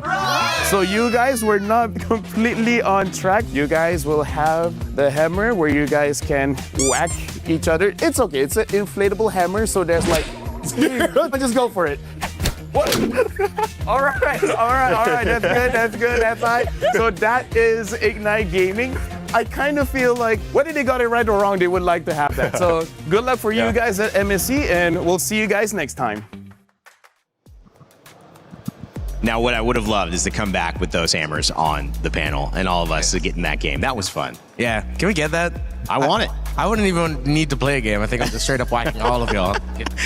Turning in what an incredible international competition for MLBB. Let's check out the broadcast and just swinging some hammers, having a good time. We do that too here at EWC. Hopefully you guys have been enjoying this one. It's been a phenomenal day. Our final set of the day, our final series, we've kind of previewed a little bit of Falcons Men and now Ignite Gaming. Trex, I mentioned Diablo. Kelvin is a great talking point here. Who stands out for you? I think Kelvin, honestly. I think the whole team, we're at a point where we know Diablo, right? Diablo's been around. He's been in multiple internationals. Now it's time for the rest of the team to show up, right? It's time for the rest of the team to show that they can also be names. They can also be mainstays. They can also show that they belong in that top 8. And the only way they're going to get closer to that is by winning today. Yeah, Kelvin was a standout, and I think a lot of people, despite the tough loss that Ignite suffered against Team Spirit, a lot of people were pointing out that Kelvin looked pretty solid. Yeah. And I agree with Trex. I hope this continues to be a name-making performance for Kelvin. Diablo, he's going to be there. Hopefully we just gets to draft heroes where he can actually be, really felt in the map, if you guys know what I'm trying to get on here. But yeah, Kelvin for sure, for Ignite. And Troll on his famous Joe, right? Which is, of his course, favorite secret character. Which is, again, just a theory. No. It's real, guys. It's real, right? Let us know in the chat if it's actually happening. Imagine it is a Joe, because then that would be like the best call of all time. Yeah. That'll be looking good for myself, but then the men and boys might come up to me and say, hey, don't give our secrets away. Why did you say that? Yeah, don't give our secrets away. My friend Mar knows so much. I mean, I'm excited to see how the Melissa starts to have an impact. Was that just last set that we saw the impact? But I mean, it was 2 sets in a row now that we've seen Melissa be prioed, and sometimes like that pick that counters 3 picks. I'm wondering how many teams are actually ready to use that. And Mon, obviously exceptional on it, but I feel like he's had a bit more experience playing this hero. And I'm wondering, yes, I do think we're going to see more of it, but how many teams are ready That's a good to question. actually slot it in, and how many gold laners have played it as much as some of these other players? Do you need the same micro to be effective with the Melissa the way that you might have that conversation around hitting Aurora iframes and min-maxing that, item buying, and all those crazy things? I think it's a lot about positioning for Melissa. Okay. Yes, there's some micro, but so much of it is more in the sense of where are you on the map? How good are you at kiting back and forth? It's a very different type of micro than, say, a Ling or a Harara, right? Yeah. And it really depends on the mastery of the composition with the team. Yeah. Like how well does the team position around their Melissa? Vitality positioned around Eman and their Melissa really well in those 2 games. I'm curious, if this is going to be as even as we think it is in terms of the votes. I know we may not have the pick'ems up yet. I'm curious what you guys voted for yours as well. I think it was up a minute Oh, it was? ago. What was it? 83%. Oh, 83% for Falcons Meta. Falcons. Wow, that is a lot. Okay, so a big Falcons fan base here. I mean, EWC Club Championship winners 2 years in a row, so there's no issue with that as well. Team Falcons Meta, they headline our final game of the day, and as we continue to move on in this series, we're sending one team home, and unfortunately for them, that'll be the end of this tournament. However, one team fighting for their life, which makes this a must-watch. Don't go anywhere. Let's send it to the stage and kick it off. In the previous match, boy, was it interesting as Team Vitality drops Team Falcons to the lower bracket. Milosh, how did you feel about that? Honestly, I saw how happy you were also the preparation after, right? Falcons so far not really soaring too high, but that is only in the context of qualifying to the knockout stage, right? And that's the upper bracket. That's the other question. It is not done yet for Team Falcons PH. You are right, but this may be the last match of the day, but to one of the teams, this could potentially be their last match of the entire tournament. They've heat, they've hot, and maybe it'll be their last caca. Let's bring out our first competitors, Team Falcons Mena! It has been a long, dark, and lonesome road to qualify for MSC 2026. That first step was successful on wildcard, but the pressure is fully on at the moment. Will the journey be over before it even begins for our Mena boys? We're about to find out. Oh yes, we are about to find out indeed. And of course, going up against them all the way from Singapore, it is Ignite Gaming! They are hungry for redemption. Starting off their journey incredibly shaky, they need to move out of their comfort zone to make it out alive. But the question is, do they have what it takes to reignite their fuels for this match? One thing's for sure, they're going to need to light up the stage here against their opponents, the Team Falcons Mena. So please, gentlemen, I will give you the space here. Ignite, please, Team Falcons, you may place your keys. Gentlemen, take your seats. And of course, team captains, prepare for our handshake.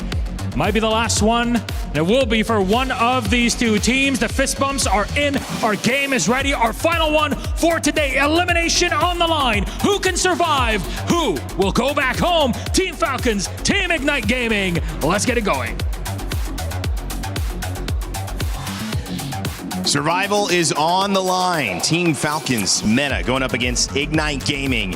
Diablo, I asked Trex, he said, we know about him. We need to see something from Kelvin. We need to see someone else step up and make this their moment. Will it be Jay on the roam? We've seen so much impact from Bellerix, from Atlas. How deep will that pool go? Yeah. But to add to the question on Jay is, Roy, will he be able to step up against Coffin, who of course is one of the more iconic Valentinas that we've seen throughout the history of MLBB esports internationally, which we have discussed as one of the top picks to watch out for. Think about it from the perspective of Falcons, how tough it must have been to go from winning and going through wildcard and then suddenly the meta completely shifting right under your feet. That is a tough task. Well, as these teams prepare, make sure to get your Happy Rhino Day interactive effect. MSC and EWC has so many fun collaborations here, and so this is new in shop. Make sure to grab that and spam it in your games. Happy Rhino Day, everybody. Happy Rhino Day. Have you got any of those yet? I think I can't tell whether she's... I pressed so much buttons and claiming stuff. I think I got the Lily already. Fair enough, fair enough. The really funny looking one. I like the ghost Layla. I don't know if she's a ghost or if she's scared or exactly what it is, but... Yeah, it's like that anime reaction of just like something bad happens. Like, oh. Hopefully, well, one of these teams will be making that face by the end of the day, sadly. Back to Diablo. You know, in that interview we saw the other day, the one with Eterna, you know, where she was blushing. That interview, he said, we're probably not going to do any cheese picks unless we get a little bit farther. But honestly, with this being their last game, do we think there's going to be something a little crazy coming out? And in all reality, the teams that have been getting a little crazy have been getting favored. Some of those off the top drafts, some of those thinking outside of the box picks have been working out. So this might be a time for Ignite to dig deep and look for something different. Yeah, but at the same time, I know I was asking for it from Diablo. I keep bringing it up. We look for the more impactful heroes, but it seems like because of the assassin in the jungle, it would be best if you get an EXP laner that can just hold really well. Yes, the Paquito is still an option and it's great, the Freya, but that's not going to be let through here by Ignite themselves, as it could be first pickable for Falcons Mena. It looks like it's more important to just have stability in the EXP lane, be unkillable, and then the other team would then be forced to try to go into the gold lane. But because of rotations, the Roamer and Mid are there. And then what happens in the jungle? Things like Hirara, but it gets taken away by Mena. Yeah, the jungle's definitely going to be different here in the moment. I saw that Ling, I'm thinking, what if Falcon just bans out assassins here and completely switches how things are going to go? Let's try to revert back to that meta we were comfortable with. And what's the way to do that? Take out Hirara, take out Ling, take out Fanny. But then, so that would, in my eyes, shift them to, let's grab Atlas early.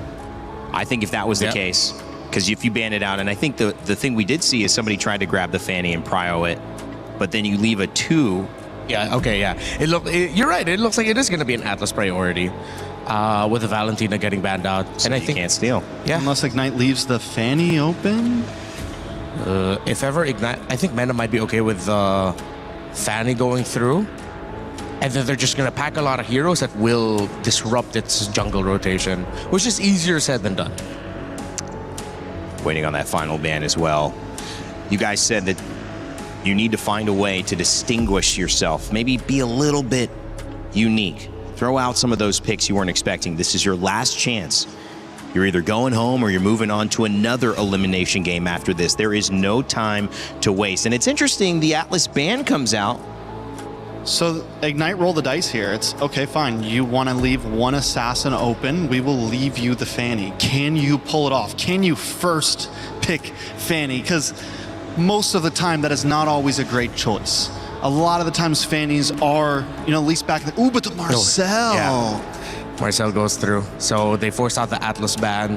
They don't have to worry about the golden hour of the Marcel getting taken away. And now then they can get creative with how they're going to pack it. If ever they do want to go for the utility jungles, they can go for their Fredrins, they can go for the Kimmies, they can pack up the Granger if they want the combo with the Marcel. If they're just using it to disrupt, then Ignite Gaming will have to double down on the fact that they want damage. So yeah, this is Falcons Mena softly trying to force Ignite Gaming into the meta that won them through the wild card.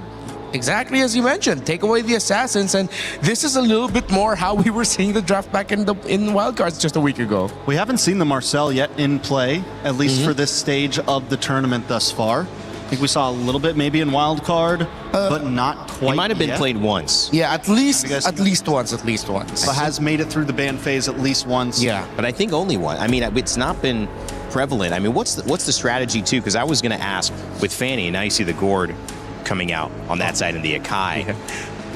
Do you play your card too early? Do you give them 5 picks, 4 picks to build against what you're clearly going for, prioritizing? I don't know. Marcel's just monstrous. And honestly, Mena's doing a great job at not showing their cards at all. This Akai could be Roam, it could be jungle.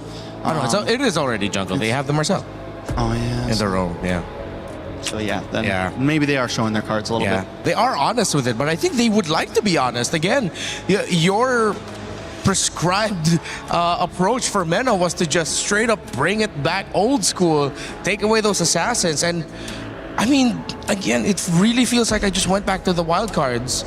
Who knew that just taking away the Hirara and Ling would result to this in the draft? And Ignite's answering it with old school as well. The YSS picked up. Yeah. Paquito, a little bit of flavor, but Zushin. I mean, overall, here's the thing. With Ignite's draft right now, you have the Paquito. Most likely going to EXP for Diablo. You get the YSS. They're looking like a lineup that could go fighter. Yeah. Do you want to do that against the Akai, though? And against the Marcel? Yeah, I think that's going to be the tough choice here. I think if Mena Falcons men, still ban out the Esmeralda, then it might be a little bit of a over-respect towards that possibility, because you already have the Marcel and Akai together. That double fighters might be too disruptive, but let's see. Belleric in the roam. Arlot banned from Ignite. So Arlot Belleric taken away as our second phase of bans begins. Each team gets 5, and it'll set us up for our final 2 picks. A 1-2-1. The more I think about it, they might just double down on the double fighters. Sustain the sides, keep it strong. Or if ever they send the Paquito into the gold, keep that as an open option. But then the Akai means you lose a lot of damage for that. It might be best to just put it in EXP. But the Esmeralda is still open. It makes sense that Ignite would want to pick it up, because if ever you get the Esmeralda for Falcons Mena, then the Paquito EXP is pretty much scuffed. I don't know, Mena is still kind of lacking in burst damage, lacking in damage overall. You have the Gourd, yes, but without a sufficient combo to really make that magic gush hit, there's not a whole lot you can do with it. So Mena definitely needs to round out, and I don't think they want to go for a Shredder, honestly. Yeah. I don't know if the Claude is exactly what you want to pick up. They might double down on what we saw from Onyx during their very first game. Just get a Granger with a Sky Piercer. Yeah. Well, looking for that gold, you would assume, right? Yeah. Side of... We're thinking maybe the Granger for the burst damage, something to give them a bit more of a big hitter. They already have the Shred with the Gourd. They need something that's gonna, pack a punch against this YSS, against this Jushin, something that can have some range. What if they do They should just pick up the Esmeralda here, right? Esmeralda then Gourd to round it out. Ah, okay, they go Uranus. Oh, and the Clint. Oh, yes. So the burst. Yeah, still pretty much like the same approach as to wanting to back up the Granger. And it is well supported with the Gourd, the Marcel, the Akai, and the Uranus up in the front. The Gourd with it in case someone gets to penetrate their formation.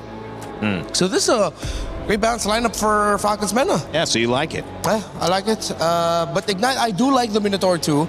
The range of Mena with them wanting to get close and create space. The Minotaur with a Flicker and a Minoan Fury might just break the formation of Falcons Mena, meaning that's enough space for the Yisun Shin to wreak havoc. Ignite now pack the Barrets in. So we go for the fighter off. We go for the funnel strat into the YSS. Definitely some danger here against a Golden Hour, against the heavy spin, against the Magic Gush. This is a composition that wants to group up on the side of Ignite, but still, it can look overwhelming. One big play in this type of composition can dominate a team fight. Yeah, I like this Barrett's, though, just for the sole purpose that it might make Boyet overthink of when he wants to use his heavy spin so that the Detonus Welcome won't affect him as much. Ignite Gaming sees the Melissa do well. They ban it out, do the double fighter. We'll see if the burst from Clint is able to be enough for Team Falcons Meta. The panel likes it. Let's see if our casters like it as we head it over to begin our final series of the day. Ignite Gaming versus Team Falcons Meta. Let's get it going. Thank you so much to the panel. We sent one team home earlier today for our first match of day number 3 here at MSC. Welcome. Now we will have to send a second team home. Welcome to the Land of Dawn. I love it. Panel likes it. I love it. I love the drafts from both these teams. I like that they're going back to just comfort, right? Not necessarily the most meta picks, but it's what they've won with, especially in their own domestic leagues. Yeah, we don't even know how do we define the meta, honestly, at this point. So the fact that we're just seeing some of the more common picks nowadays, or at least in the past 2 days, such as the Barretts, and it's going to be in the hands of Diablo too. So that's also something I really like from IG, because finally they're playing something that's much more similar to the playstyle that we know of them. Quick emblem check right here. Pull yourself together, ready for Cuffin.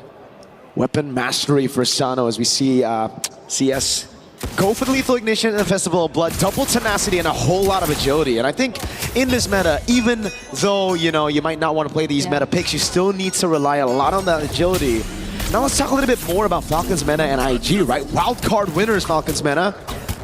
They usually do very well in the group stages of internationals. Unfortunately, this time around, sent down straight into the lower brackets. Now IG, Singapore, they've been on a tough road. The last few internationals just bombing out of events, completely eliminated on first day, second days, and now it's time to prove that they still have it within them to contend for the knockout stage. Yeah, and a lot of questions, right, for both of these teams, especially coming from a 0-2 sweep, a loss in their first showing previously here in the group stage, and now Falcons meta, it seems like they're still playing a very similar game to what we saw from them in the wild card. That's why it was also pointed out in the panel earlier that it feels like they're just drafting as if we were in the wild card, but I can't blame them. This is something that's very comfortable to them, whereas IG, I think they're the ones who switched things up a bit. So now we see the Barrets and the Minotaur in their hands, and they're setting up for this first objective of the game.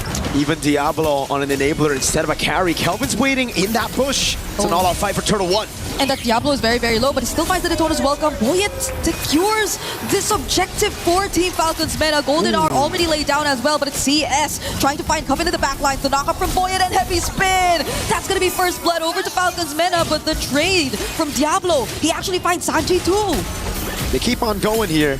It will be the end of the skirmish, but take a look at what Falcons meta were able to do. Again, controlling the neutral objective with the Akai. That's number one.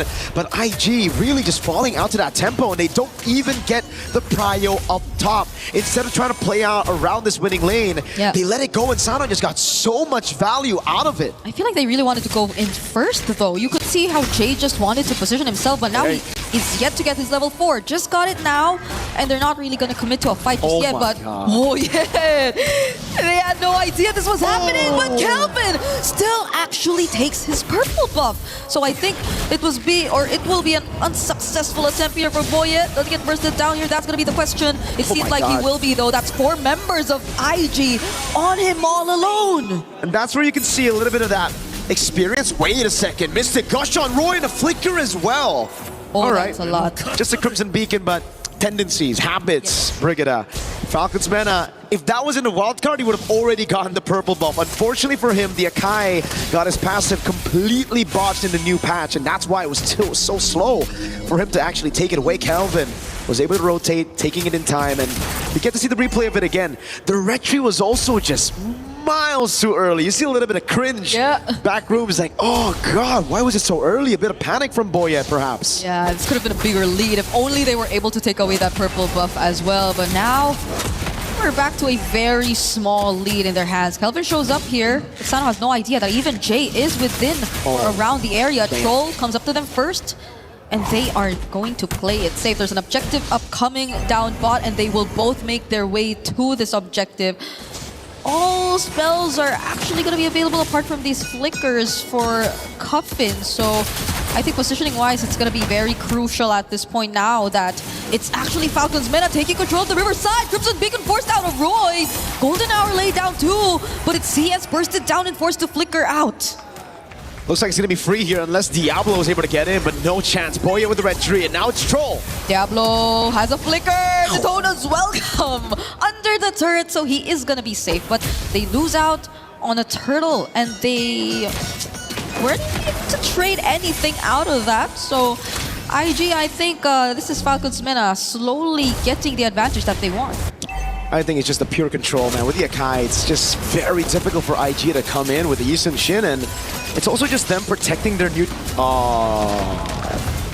Yeah. No one saw that. No one saw that. It's okay. Falcons meta protecting their structures up top. Mystic Gush! Okay, the flicker is only back for Jay just a bit, but it didn't make it. He wasn't able to survive that. Look, his flicker came back just now, and he's already taken out by Falcons meta. So this is space for Sano. They're possibly taking this turret up top. Mystic Injunction landing onto CS, and he's bursted down too.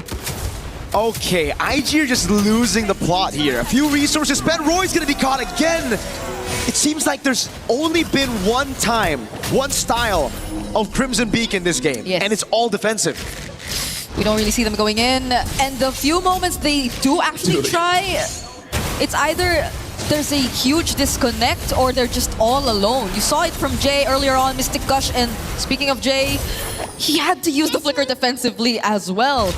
IG, there's just so much disconnect across the map, and Kelvin couldn't even handle Sanji by himself. No, definitely not. Not against Troll in a 1v1. I thought Troll was going to pop the golden hour, try to go for that Sokolil, but no. Kelvin's able to keep himself safe under tier 2. We gotta take a look at the emblems, or sorry, not the emblems, the battle spells, and all of it is just down because again, Falcons Mena have just been reacting to IG's plays, but they've been forcing out these battle spells, these resources, and IG every single skirmish.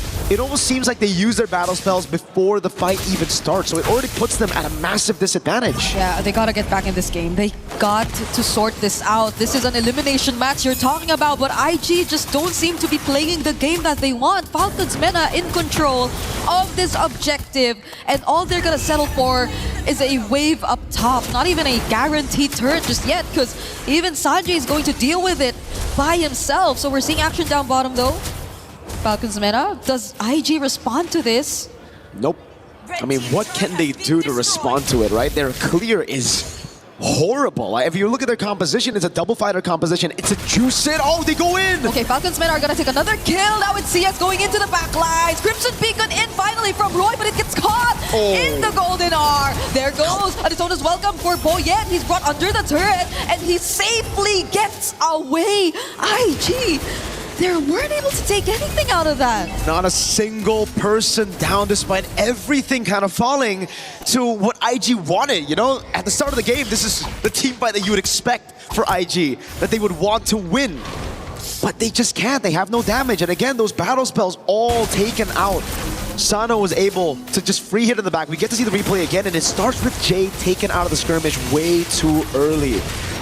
It really just seems like there's just a lot of indecisive moments here where they hesitate, right? Because even for Jay, if you know you're going to die and your team's call is still to fight, you might as well pop into Minions Fury. You died, but you get a few members knocked up. Yeah, but also the Golden R just interrupted so much of what IG wanted to do, I feel. Because even Diablo on the Daytona's welcome was kinda caught in the Golden R as well, so I feel like they were delayed to a certain extent in terms of how quick they wanted to respond to Falcons Mena and that sudden burst through the Mystic Gush. And I think that's another layer to the problem, right? Falcons Mena have reliable burst if they just really want to focus on one member, and it's always been Jay. Whereas IG, I doubt that they have the damage, as you mentioned, to actually respond to Falcons Mena at this point. So it's always just been slow and staggered team fights for IG where they don't really get to trade anything every single time. And the slower it gets even worse for IG. Oh, they go up top, Sano. Oh, now they want to find a target, but the Golden R might just save Sano this time. If he didn't actually go down there, I would have felt really bad for IG. Fortunately, they find him though, and now it's just gonna be a 1-for-1 trade. It's a gold for Rome. I think somehow they will be happy with that. Step by step, but a concealed play from Falcons Mena. You definitely see just a bit of a glimpse of that brilliance of that composition. Roy gets bursted down by Cuffin. Straight up against the Panda. Face checks the bush. Doesn't let Parats do it. And now Kelvin's pinned. Okay, it's Troll and Boy. It's surrounded by Diablo and Kelvin, but Kelvin, does he want to be in the spot? I don't think he should have been there. Trace this out, but you can't run away from Sanji and Cuffin. It's Diablo left here instead, and IG, I feel like they want to do something, right? They've been trying to do something. It's always CS trying to go for these backline plays, but it doesn't work. Oh man, that was literally the window that opened but instantly closed again. But it was shut by themselves. Falcons Mena now capitalizing on the mistakes of IG, picking up the neutral objective, not giving any space for IG to even trade on the map. Sanji goes straight into the bottom lane. That's a Lord up top, and Falcons Mena, they'll definitely learn from that mistake earlier, right? Where Sano was caught in the bad spot. Now they're gonna play for Sano all the way in the back. Everybody's just gonna peel for him. Everybody's gonna open Troll with the conceal. Oh, Troll going in. Forces out the Crimson Peak and then the burst on CS. This is crazy. Was that a Sky Piercer even? I'm not entirely sure anymore. It was. So Cuffin at this point is a very terrifying player on the side of Team Falcons Mena. They also still have a Lord Marching and Kelvin. Oh no. All he can do is just attempt to go for a cut, but he is being dealt with by Sanji. I don't know how Sanji became an XP laner from a mid laner, but Sanji's doing it in a 1v1 against Kelvin. Who wins it? Oh, Mountain Shocker already used. He's pretty low on HP now. Oh my god. He'll settle with the orange buff, but there's Troll already spawning it out. I think we all know how this is gonna end. The Traceless, he didn't get out of that wall too. Oh, Kelvin! He's still trying to survive. In between turrets though, and with Sano there, I don't think it's possible for him to survive. It was a valiant attempt. Yes, it wasn't possible, but it's all about delaying, right? It's all about buying time for space on the map. CS gets some space, but unfortunately he's on a Paquito that doesn't really scale too well. And Troll, oh god, he's already got the read on, and CS cancels the recall. Okay, CS. Oh, that is not your side of the map. He gets caught under the golden art, gets to take down the turret before he does. And Sano's now on a killing spree. This is a Paquito who I feel like is just really having to sacrifice himself every time he wants to go for something. It's 0-4 on a lethal ignition and a damage build too. And the 12-minute hits the clock. That says, or that means, goodbye to the Holy Shields. Falcons Mena are just going to look to go for the siege without the Lord. Mini's Fury! Okay, knocks up 4 members, but Coffin responds with a Mystic Gush. Diablo couldn't catch anyone with that Detona's welcome. At least they defend the base turret, but they had to lose Diablo in the process too and his flicker. So Falcons Mena still win it out there. Oh god, it gets from bad to worse. Falcons Mena again just sieging it down, but there's literally nothing IG can do. Diablo tried his best. Now Sanji on Uranus. Oh my god, it's Troll getting frozen moments as well. Look at that poke on Roy with just a projectile. It's so difficult if you're IG, because you look at this composition and I have to bring up the point that I made earlier. Yeah. No clear. They have horrible clear. If waves are gonna come in with the Lord, who's gonna try to actually get through the minions? That's why it seems like they have to sacrifice at least one member from their side if they just want to guarantee that Falcons Mena will not have an easy time going for the siege. It's either CS, it's either Kelvin, and I'm not sure who you really want to put out there at this point, because you'd really want all your resources to be there when you go for the defense, because again, it's not enough. Now Falcons Mena with a 5k goal lead just really secured this Lord, and CS isn't even able to push that wave up top as much. You can't really put yourself in a very dangerous position, not at this point where Falcons Mena are just moments away from another Lord Siege. I mean, you can, right? I mean, you got that PTSD as well, a bit of trauma. Last time he tried to clear up top, it went really bad. He had to die for the 4th time in the game. He doesn't want to, increase those deaths, not to 5. Although, there might be a case to be made that, he needs 7 to get a power spike. Who knows? Maybe the BBB special. And not on the Paquito, maybe on that Minotaur. Diablo! Troll getting the stun. It's Diablo, they're bursting down right now. Not even with the Detona's welcome will they find anything. IG just lose one of their frontliners, and now they have to deal with a Lord and multiple waves. Roy, J, what can they do? There goes the heavy spin from Boyet. The knockout from the Minoan Fury and the Golden R onto Roy once again, but the burst! The burst coming from Sano, and he's still alive! CS trying to push them back, but it's not gonna work as Team Falcons Mena secure this game. Falcons Mena are a game away from stepping forward in towards that next round and also eliminating IG from MSC EWC 2026. Staying true to their identity on the utility jungle, Boyet shows that he can still make it work. Now it's up to IG to go back to the drawing board to see if they can make their identity work, if they can adapt to this style, because right now it's looking bleak. Boyet had his entire team to rely on to make it work. We had a lot of questions for them. Were the amount of practice that they had, as minimal as it were, enough to actually get them through the group stage, the main stage?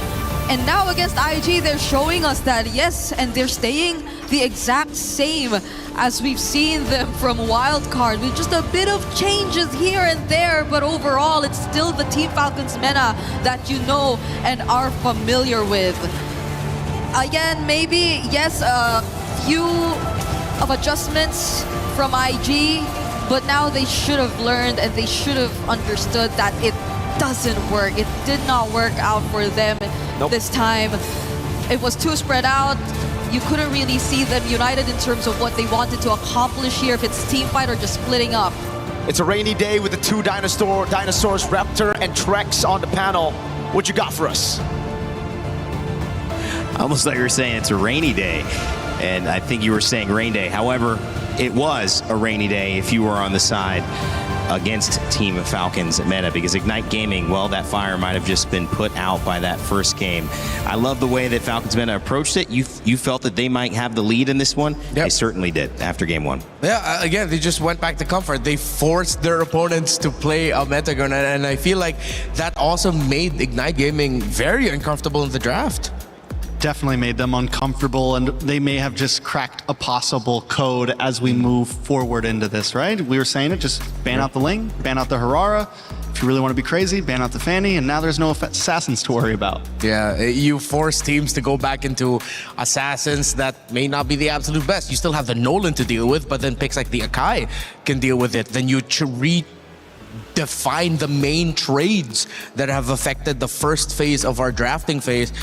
I hope there are teams right now still like maybe in the upper bracket still like comfortable here looking at what Falcons Meta has done with this Ling Hirara ban and realize, oh, wait, that's a way to approach the game. What do we do to prepare for that? I think the question too is it such a good ban that if you were to put somebody at a high, well, let's not even say that. Let's just say one of our top organizations who have already made it into the knockout stage, if they were to play against that, do you think it would have the same impact? Or is this something that, you know, we're seeing Falcons Meta abusing this certain matchup right now against Ignite Gaming? Yeah, I think they're definitely, it's not just a cheese pick, it's a cheese draft approach that they use coming into this matchup. Right. The fact that they banned out the Ling, the Hirara, the Valentina, which forced out the Atlas ban, but I feel like if that's one thing that Ignite Gaming could have changed up, now that you know the type of opponents you're gonna go, you're going up against with, you take out the Eudora ban, you keep your Freya ban, you change the Atlas ban to a Marcel ban. Again, that's considering they stick the same sides here, and I feel like if Ignite want to keep things a little bit more familiar, stick on the same side. You already know what Falcons Meta are trying to do. Yeah, Melissa also being banned as well has been a kind of final answer for some teams that are going up against lineups that feel melee heavy, but also I think just Trex, is it maybe being on the back foot early and now you're kind of, I don't know, in water, treading, trying to just survive? No, I think another big issue with Ignite there was, you know, what Falcon did in the ban phase was okay. You can deal with that, but it felt like Ignite picked a composition that they wanted to play against an assassin, that maybe they wanted to play against something like that, but instead they picked it against a Kai that is going to push this Paquito back, that is going to push this YSS back, that is going to push this Baratz back. They played it against a Marcel that is going to freeze every hero that I just said once again. Like all of these picks that IG have want to get up close and personal with you, and Falcons Meta Draft loves that. You have something that's going to literally run up and freeze you all with the Marcel. You have something that if you're not going to get frozen, you're all going to get pushed away by a heavy spin. And then you have a Clint that's going to capitalize on all of that chaos that's just going to stand there and take advantage of it all. So IG, I said it at the end of the draft, these picks weren't going to play that great against it. Maybe it could work, but they were definitely at a disadvantage the moment that game started. Yeah, it was really tough there for Ignite. Despite the few slip-ups here and there for Falcons Meta, at the end of the day, their lineup is just so much more solid in the big picture of it all that it would be rare for Ignite Gaming to get wins wherein they would be victorious, that they would be the ones able to build through a team fight win, leading into map control. Nah, it was just all pretty much Falcons Meta's game to lose. And again, it was just a masterstroke what they did. Ignite, they weren't ready for it. Well, this series has got the potential to go 3. Most of our series have ended 2-0, however. And one of the things is that we've seen early on this meta shifting, people throwing those early punches. We even had it to start the day. Everyone has a plan until you get punched in the face. This is a plan clearly gone awry for Ignite Gaming, but maybe it's also a little bit of a haymaker from Team Falcons Meta earlier on. To count this team out is to do something that you should not do, because having to go through that wild card, I don't think anybody would have said, oh, I'd rather do that, because there's so many things that can go wrong with those 10 teams trying to qualify for that final spot here. Falcons Meta made it through, and so that's got to say something for what they can do, even though they're not in the best position in this tournament right now where they got to keep playing elimination games. Yeah, I think we can base it off of how Troll was reacting in his interview earlier. He was so nonchalant with everything. Eternal was trying to get some emotion out of him, like, oh, are you guys nervous? Like, were you expecting this? And all that. He was like, no problem. It's okay. It's okay. It's okay. I wish I could have that level of mental strength that Troll has, where it's just like, it's all right, no problem. You might have to be named Troll at that point. His name is kind of a shield out there. Then. Oh, yeah. We need that's true. crazy Renmar. Yeah. What do you think, Renmar? Was that crazy It's okay. Renmar right there? Was that what I just saw a glimpse of? In this world, we just call it Renmar. Just Renmar, okay. No need to add the crazy. That's just me. That's a tame. Unfortunately, That's I a bit of a tame crazy, man. I don't know. Maybe you're not as crazy as you think. I mean, Rain Day. Wait till TL or Falcons if they make it to the grand finals. Then you'll see crazy. You'll see a drum in his hand. And he'll be Listen, I've seen Brigitte go a little crazy on the stage as well. I'm not going to say what was going on, but there was some hype moments when some of those upsets were happening yesterday. Guys, I mean, this is a series of upsets, and this is now a series where we could see a continuation of teams proving themselves against the odds. That would be, however, Ignite Gaming's turn to fight back. They just took a big one against Team Falcons Meta. A surprising draft, maybe. Maybe it set them up. Those haymakers, are they able to withstand it and bounce back up on their feet and have a go again? You would hope that Diablo and his experience would be able to do it. You mentioned Roy having a big impact. What's the answer now going into the draft for Game 2? Well, they have the choice, right? Of what side that they're going to go. I think I'm going to double down on just stay red. Because you know what's coming to you from the blue side of Falcons. I mean, yes, if you want to play against that same exact strategy again. But if they pick blue, it forces Falcons meta to maybe change up a little bit. I mean, they could still ban the Ling and the Harara, but that third ban is all going to depend on what Ignite wants to give them. What do you want to trade here? Because I do feel like the red side, that's what we've been seeing a lot, at least. Depending on what blue side picks or bans out for those first three, the red side then, as that final ban, normally has a couple options of, do I leave 3 things open? Do I leave 2 things open? Do we go for the full trade? You know, et cetera, et cetera, et cetera. Yeah, the idea is, are you setting yourself up to be able to get more of what's left over or less? Or is it strong enough to get just one thing that ends up twisting the other team's intention and now have to deal with what you've grabbed? Yeah. We've seen that be, again, we've seen strong first picks throughout the day. You guys watching at home, you've seen sometimes when the Fanny has had the impact, when the Atlas has had the impact. We've seen Melissa have the last pick impact sometimes as well. Baratz has been making it through the draft a lot more also. Uranus has been a pretty solid pick that teams are now allowing through more often, and he's coming in that 3rd, 4th slot for a lot of these teams to round things out. I mean, what is left? What is left right now to maybe throw a spanner in the works? Is it joining in on that assassin ban early so that they're either forced to ban something else or another assassin? What do you think? I think partly Ignite Gaming also leaned in a little bit too hard in their idea. Like you were also pointing it out, the fact that once they saw the Marcel, it's like they went into the game knowing that, okay, we want to play this specific kind of comp and just never let go from it. Felt like they already had a draft plan before that game started. Yeah. And that's just what they were going to pick no matter what Falcon picked. Yeah, like a little bit too stubborn with it. Well, the Fanny, the Atlas, and you could see that started to get into the hero pool with the Ling and the Harara band. That changed things up in game 1. That opened up a Marcel, which we have not seen very often. It's either maybe once or now twice in this tournament so far. Will Falcons meta be on the front foot again? Will we see Ignite Gaming pull something off here? In total, including the numbers from the wildcards, Marcel has only popped up 7 times, which is crazy considering. All the way to wildcards? Yeah. This includes our numbers from the wildcards too. So now, I don't know if that made it the 8th time he was picked with the previous game, but still less than 10. I think that's something that the 2 coaching staffs can definitely latch onto. Yeah, it's definitely not something you want to push through. I'm ready to see the big question of if Ignite took blue side here. It is going to be dangerous grass as the map, something that some of that assassins will thrive on, something that a Harara will do great on. I wonder if they do go get that side switch, like Ignite Gaming follows your suggestion and just goes blue.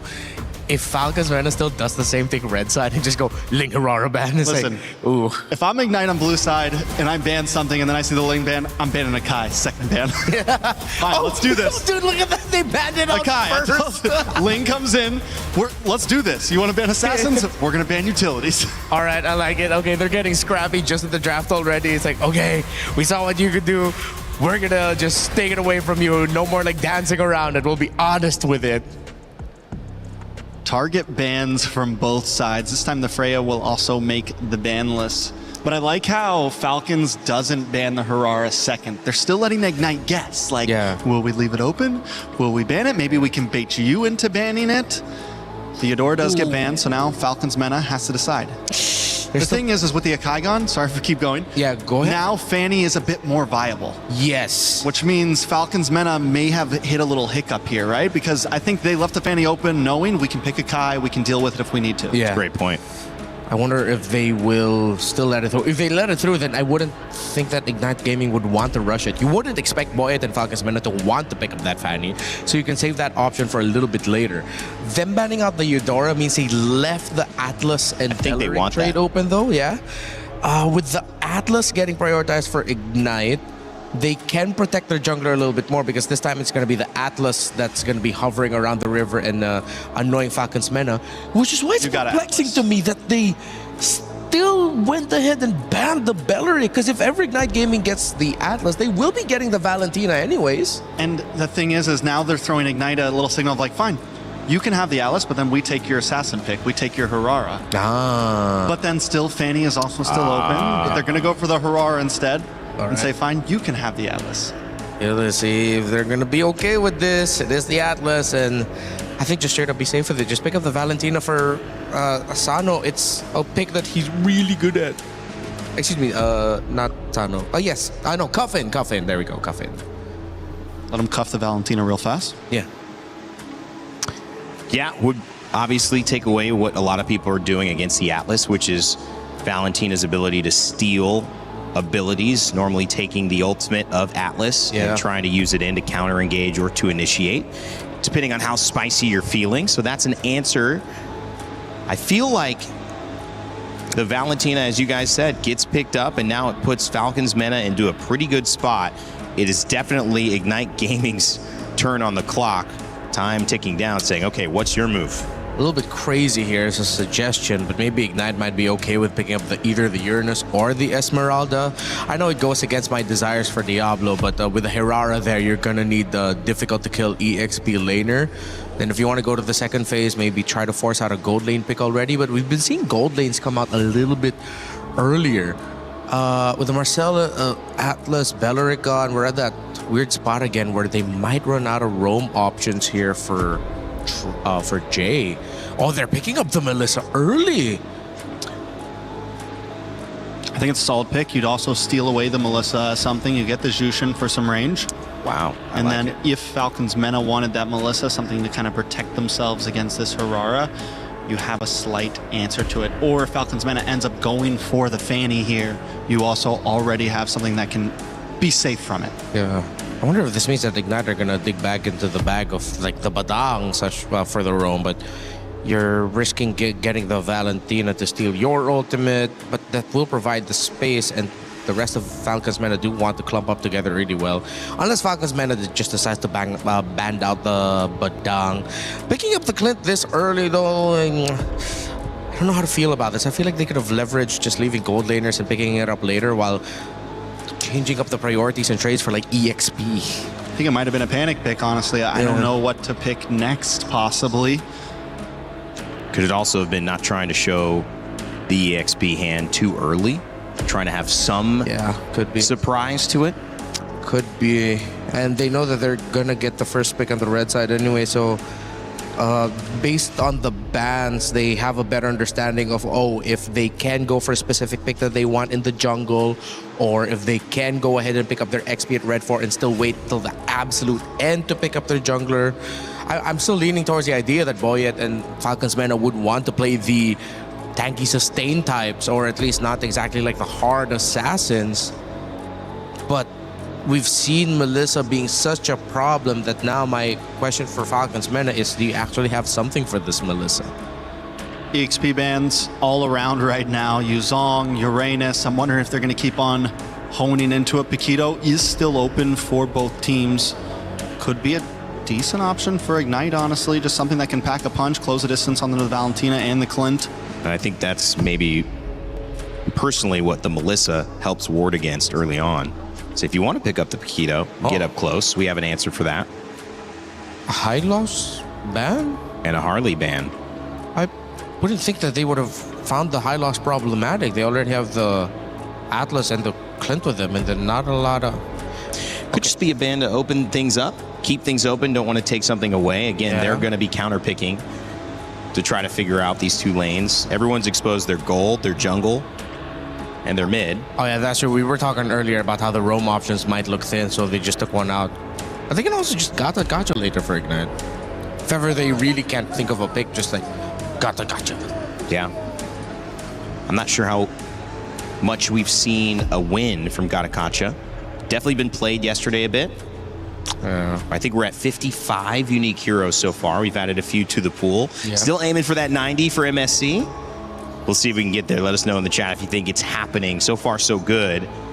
Before we get to knockout stages, we've still got another group to go through this process with Group B tomorrow. As Barats gets picked up. There's your Gatakacha. There you go, Renmar. Good call. He just settled on it. It really feels like, yeah, might as well.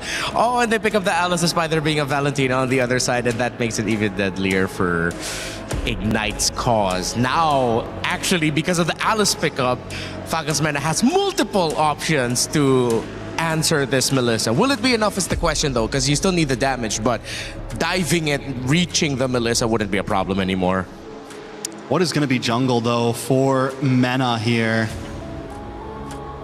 I'm thinking, can't you just maybe go something like the Hayabusa? I mean, even the Fanny isn't going to be able to target down on the Melissa very well. Yeah, we saw it struggle earlier. Get taunted by the... Oh, wait a second. So Barat's jungle. Oh, okay. Right? Yeah. So kind of like a jungle Barats, they send the Paquito to the EXP lane. All right, let's see how this is going to work. Let's roam. I still have a lot of questions for it, but let's see. Wow. What is the final switch around? This will be interesting here. Yeah, it is looking like, jungle Barats, EXP, Paquito. Well, thoughts, it doesn't cease to surprise us here, guys. We've got a second game coming up here in our final series of the day. If they take 2 in a row, Team Falcons Mena is going to close this one out and move on. They'll face their Falcons teammates, or not teammates, but I guess organizational mates in a win. And if they lose, well, we'll send it to a game 3. Let's get game 2 started here and send it back over to your casters. Thank you, mates, on the panel, man. I love them, this panel. T-Rex, Raptor, Rainy Man. I'm joking. Welcome to the Land of Dawn, folks. It could be the end of the road for one of these teams, and right now it's looking like it's going to be IG because they're down a game. But how are you doing, Brigada? Hey, I'm doing okay. We've had a really interesting day today. Some very intense games at that, and some very one-sided games. And so far, the series has been one-sided for IG, as you've mentioned, who are on the brink of elimination. Wow. So we're really hoping for them to at least figure things out heading into this game. But I feel like even the panel, T-Rex, Raptor, and Rainy Day. As mentioned, you're right, Mirko, we're just kidding. But I feel like even the panel couldn't really fully grasp the idea behind what IG wanted to do.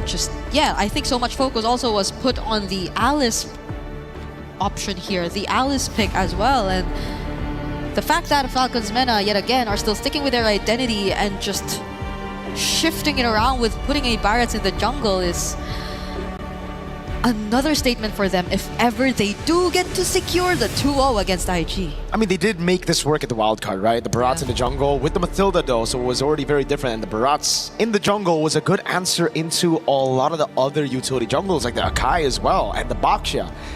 This time around, you're up against a Hirara, right? Someone that can already farm faster than you and can actually capitalize on the winning lanes.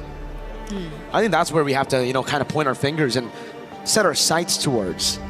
The lane in goal. I like it for the Melissa up against his Clint. And even in XP, I like it for the Alice for the matchup against the Paquito. So these are 2 lanes where Ignite Gaming are going to be able to utilize this Hirara to finally push in and capitalize on the mistakes or the lane dominance of the other mates on the team. Falcons Mena, though, it's all about neutral objective control. So I think it's kind of like a better IG from game 1, but Falcons Mena, the same exact Falcons Mena from game 1. Granted that the laning does go that way, because we're expecting it to favor IG, at least in terms of the sides, we're looking at again the Melissa, who at least based on today's showing has been a phenomenal gold lane pickup, but it was more into the Fanny and the likes of the more dive type comps, which I don't think Falcons men are that far away from, but they're more fighter than assassin type of compositions too. So you could expect them to stay much longer in the team fights if things go their way.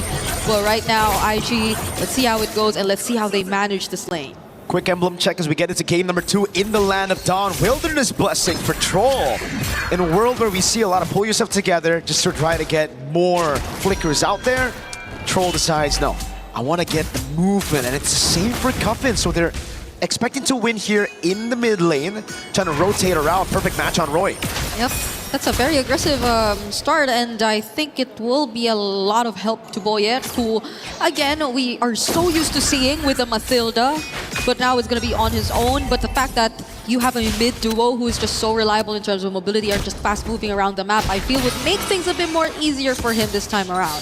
So at least we're seeing a not so action-packed start just yet for IG. They're still able to accomplish what they want in terms of the lanes.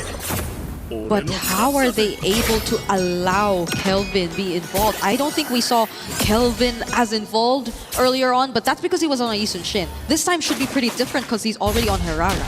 The thing is, though, they are playing, again, as you mentioned, very, very slow. This isn't really what the composition is meant to do, right? With the Herrera as well, they kind of need to go a little bit faster.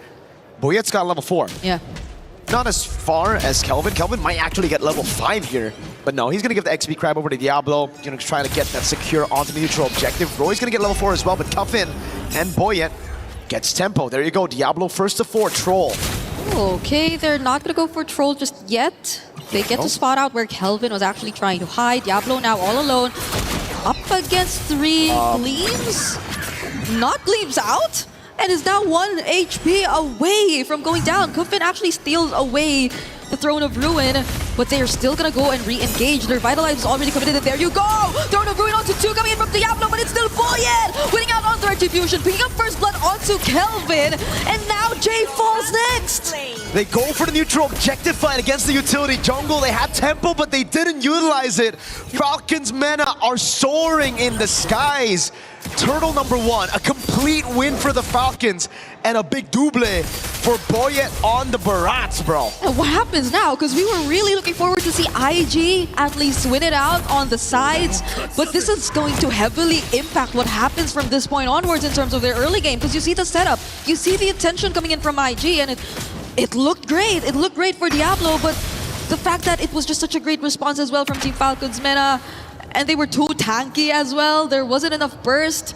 Kelvin having to fall down too just did not look great for IG. IG are just so awkward in that skirmish earlier. You know, they got the prio up top. They got the tempo as well. Diablo got XP Crab, and now it's going to be Sanji with a jump on Kelvin. No one there to help him out, though. Don't tell me it's going to be a solo kill. It's actually going to be a solo kill. And a flicker just to get out of that dangerous position. Sanji on a 2-0-2 Paquito, clearly winning it out against Diablo in the lane right now. Sokolil, and it's Sanji on the Paquito against the Hirara in her own jungle. We were talking about that earlier, the Paquito. Oh god, he wants to do it again. This time Diablo is going to be there to shoo him away, but this could still be good for Falcons Mena as Boyet's going to walk up. Okay, he doesn't steal away that jungle creep though, at least for them, but now, when is Kelvin just going to be able to play?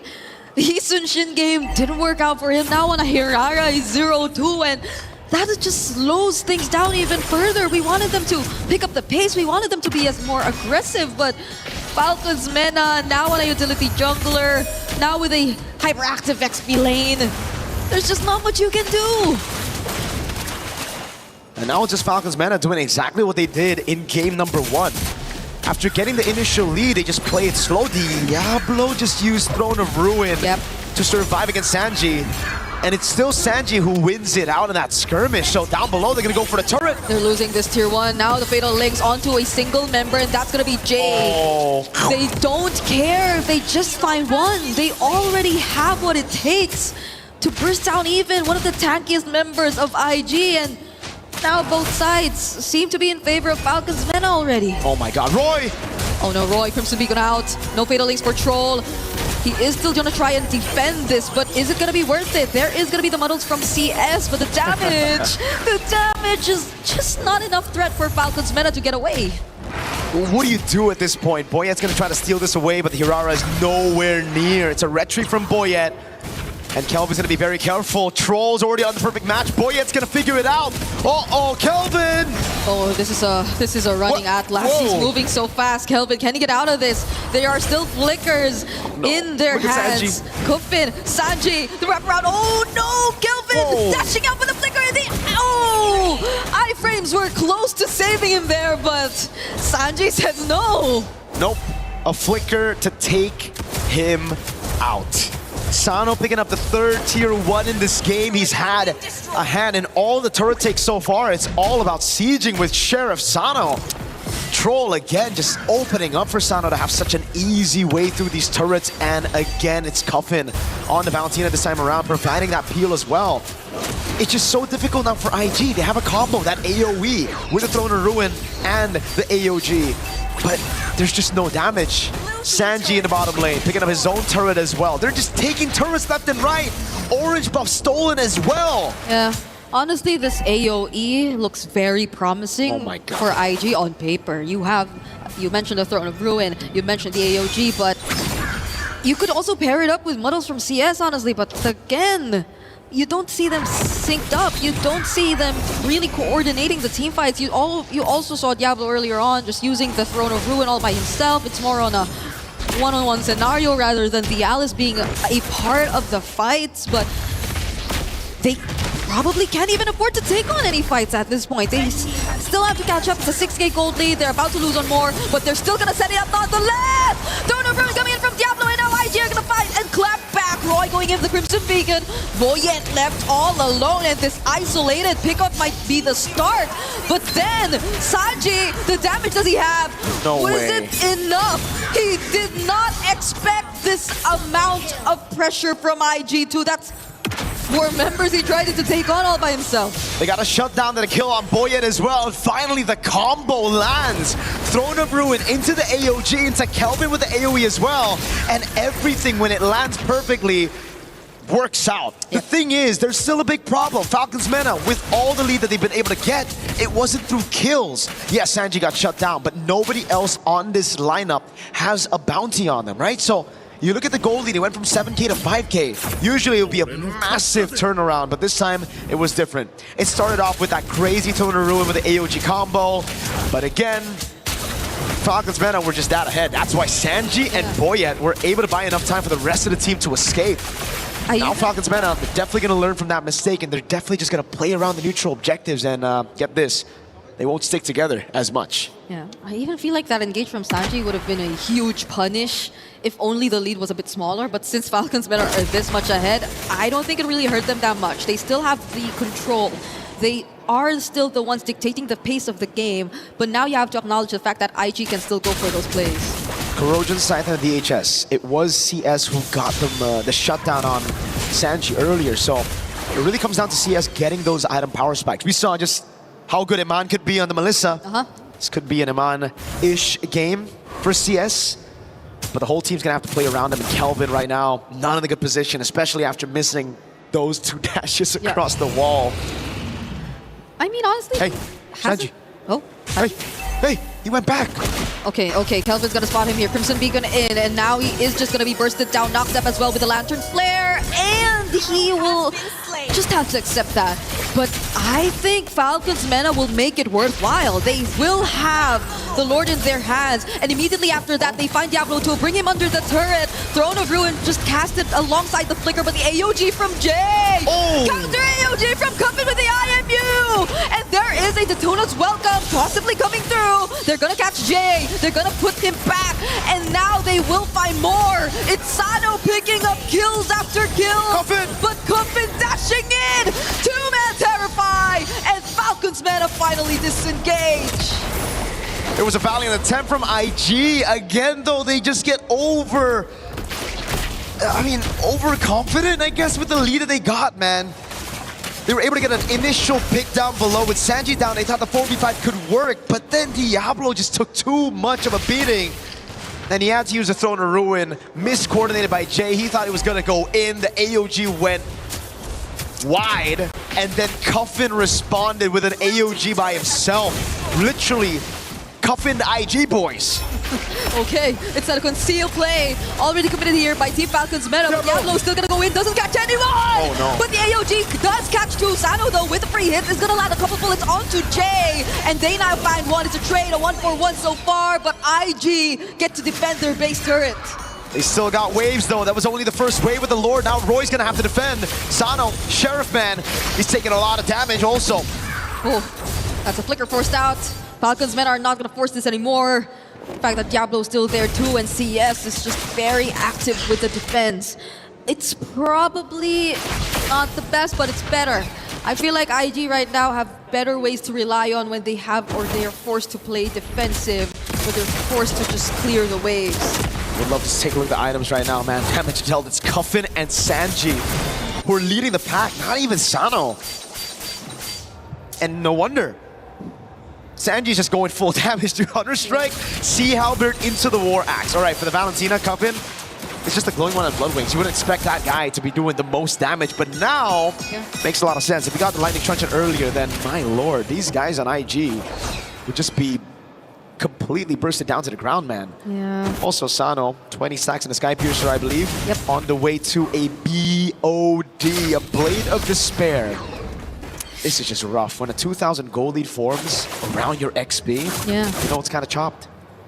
And you saw how the damage from Sano is really starting to pierce through. IG, Diablo, I think, is always the one who has to put himself up front, but even Diablo is just struggling to stand for any longer than maybe 2 or 3 shots from Sano at this point, considering the amount of damage that he's already accumulated, on top of the fact that his Sky Piercer already does have 20 stacks. So Falcons meta, they barely have to change anything and adjust anything. It's just them having to take this step by step, because IG at this point, there's just too much that they have to get back from. CS is up top. This is very good for Falcons meta. Melissa isn't really known to be mobile. And guess what? They didn't even deal with the slow push here, so he's gonna have to stay up there for a bit longer. Visible again, but the Lord gets reset by Falcons meta. They want to play the long game here, so it's back to resetting the Lord, pushing up top with Sanji. IG somehow gonna look for a pick-off here, and I think the right way is grouping up for the neutral objective or going for the pick-off onto Sanji. They're trying to do that right now. I mean, CS got it, but Sanji just walks away. Oh, what? The go away committed too? Guys? I don't think there was a need for that to happen. Kelvin trying to help as well, and they might just successfully find the pick-up onto Sanji, because he did kind of get an off-angle punch right there. But that's in exchange of the Lord. So IG, they willingly walked into that. Yes, they did. To be fair, I really feel like at that point it was already very honest from IG. It looked like, okay, we're not gonna throw the ruin. Oh, this is honest too. Diablo going in, but the response with the tone is welcome, and now he's just back. And another AOG from Cuffin. The IMU working wonders together with the Fatal Links. It's a double kill now for Sano, and Boyan just finds one more. Kelvin, what can you do? Roy is just too low, and it's just IG scrambling to get back to their base. Brother, the AOG was used on Sanji up top. That was literally, it just happened. But they went in for the Throne of Ruin with no AOG under tier 1 and tier 2. Oh my god. Oh my god. We are starting to run out of words in this game. 15 minutes almost in, and it's just Falcons meta still with this really big lead. Kelvin nearly getting caught there. Oh, Crypto good in from Roy. Now they're on to Sano. They'll find and shut down the gold laner of Falcons meta. Falcons meta capitalize on a mistake. IG says we can do it as well. Yet again, staying afloat with a pick-off on Sano. A shutdown as well. A way to cut down on those Sky Piercer stacks. Again, we see the set. But it's like, bro, the AOG was literally just used earlier. And it's like, dang, it's under tier 2 and tier 1 with it not even being there, and it just baits everybody in. By everybody, I mean it baits its own team in. Yeah, valid reaction. Valid reaction. Okay. That was a slow-mo. Oh, God.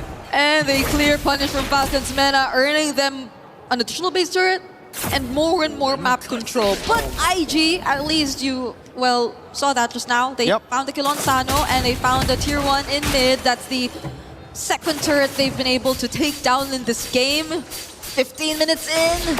So maybe there are still some signs of hope, because you actually see them moving out of their map a bit more now. Dude, I'm just so impressed right now. Such an interesting game so far. Take a look at the equipment real quick. Wind of Nature can be built up by CS. Wind of Nature already for Sano. It's a Winter Crown for Boyet. All right, so he's going to have a lot more to say here as he dives in forward. Not too much at risk when he dives in, as CS won't really be able to get those hits in. But the thing is, for me, Diablo hasn't gone Winter Crown. Yeah. Being the main guy to initiate and literally the first one in, I really thought the Winter Crown would be built on Diablo by now. Yeah, and it's you see it on Boyet, and now Sano. Oh, is he changing his item? I think he is.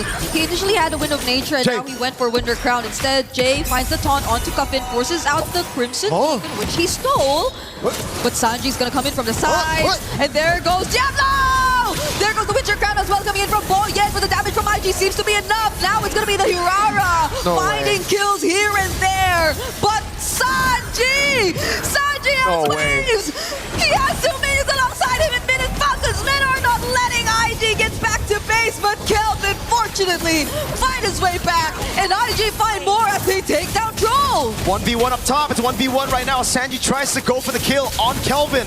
Lord in the bottom lane already there, Boyet. Let's see if he can steal this one with Kelvin up top, and 1v1 against Sanji walks up. Immortality for Kelvin. Okay. Boyet is here to try and contest. The Dakota's welcome not being charged just yet, and he finally does use it on one. That's going to be the Winter Crown as well, but the Throne of Good from Diablo! Boyet is taken down, and Sanji from the backline gets caught in the AOG! A counter from Kuffin, but now he's all alone. He finds the kill on Diablo, but CS takes him down too! But wait, Sano's here! Hero play from Sano, can he steal the Lord? No, he can't. All right. Waves dealt with by Roy. IG pull up a crazy teamfight win in a brutally chaotic brawl. Oh my goodness, they put the Ignite on Falcons Mena. Falcons couldn't react, man.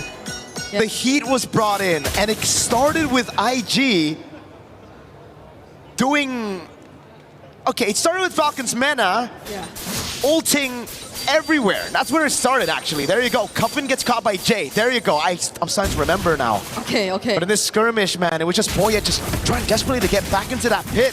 But unfortunately, couldn't get in. Sanji tried to go in. He forgot about the go away. So Melissa's ult, right? Bring it up. It's a sphere, you can't get in. Yeah. Just in case you don't know. You know? So, I don't know anymore, because it's a 2.9k or 3k gold lead now in the hands of IG. It initially wasn't like this. It was Falcons Mena leading massively, but now they're pushed to a corner. It's IG trying to charge in the base, and CS, you could already start to feel the damage. Boyet is already being shredded down to pieces. Sanji picks up an Immortality, gets bursted down! Immortality, he just bought it, now it's popped and he has to fall! Falcons Mena, one man down. Still some waves available for IG. Trying to keep their tournament lives still in. Fatal legs from Troll. Fatal is onto 2, popping Immortality for Jay. Jay gets still caught and trapped under the turret, and Sano finds another stack. But they're gonna lose another base turret too. Kelvin jumping in. Turn of Ruin from Diablo, and the Crimson Beacon in from Roy. They're fighting it under the base, but IG somewhat have damage, but they are not able to catch Sano. Sano is still able to deal damage. Kelvin dashing in, and they still have waves incoming. Wave down below as well. They're gonna go all in. It's Kelvin in the back row. It's go medium for Sano. Sano still survives. Sano finds the kill on Kelvin, but can he deal with the waves? He cannot. IG are bringing us to a game number 3. Ignite Gaming refuses to be eliminated in game number 2. It's a fight we're seeing on stage here. for our final series of the day. What a fantastic comeback that was. Raw, micro, and macro.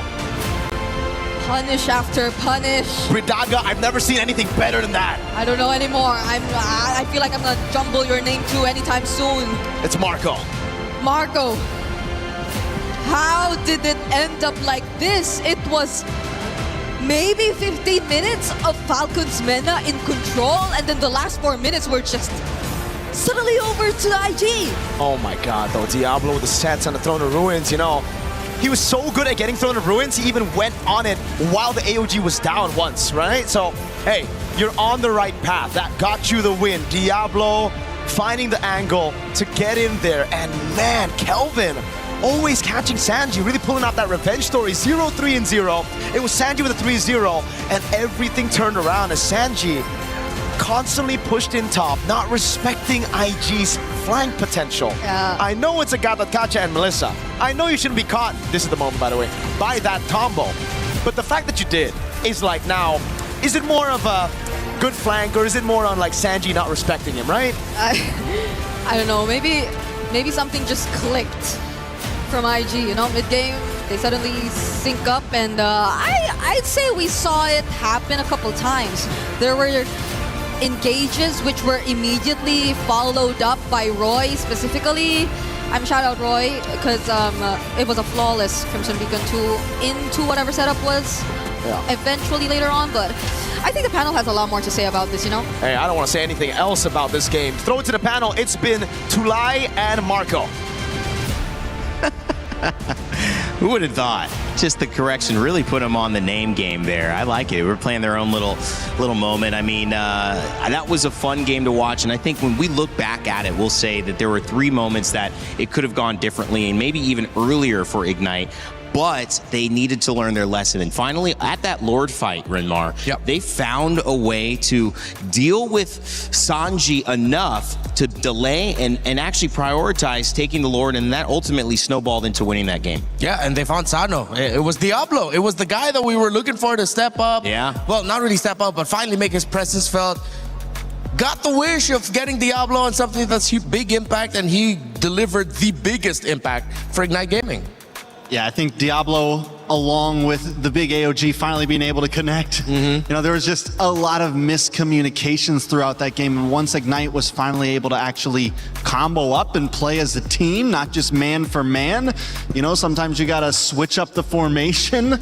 And they were able to do that and actually succeed in getting a win, forcing this to game 3. Yeah, it was great. And this is what you want to see in a final series of the day where one team goes home. Now it's all a best of 1. Renmar, I mean, I know you have some stuff for us, but looking at these stats as well before we jump into the telestrator, you asked for Diablo to show up, 120,000 damage taken, 37,000 damage dealt. He was involved in both sides and made a big difference. Yeah, I think the biggest numbers I want to look at here is the difference in damage dealt between the 2 gold laners, 13,000 more for CS and the Melissa, which is why we had that feeling for the Falcons Mena draft where with how they closed it out, yes, we saw how well it went for them in the early game, but then that worry of, okay, what happens if the Melissa is free and the Melissa can damage?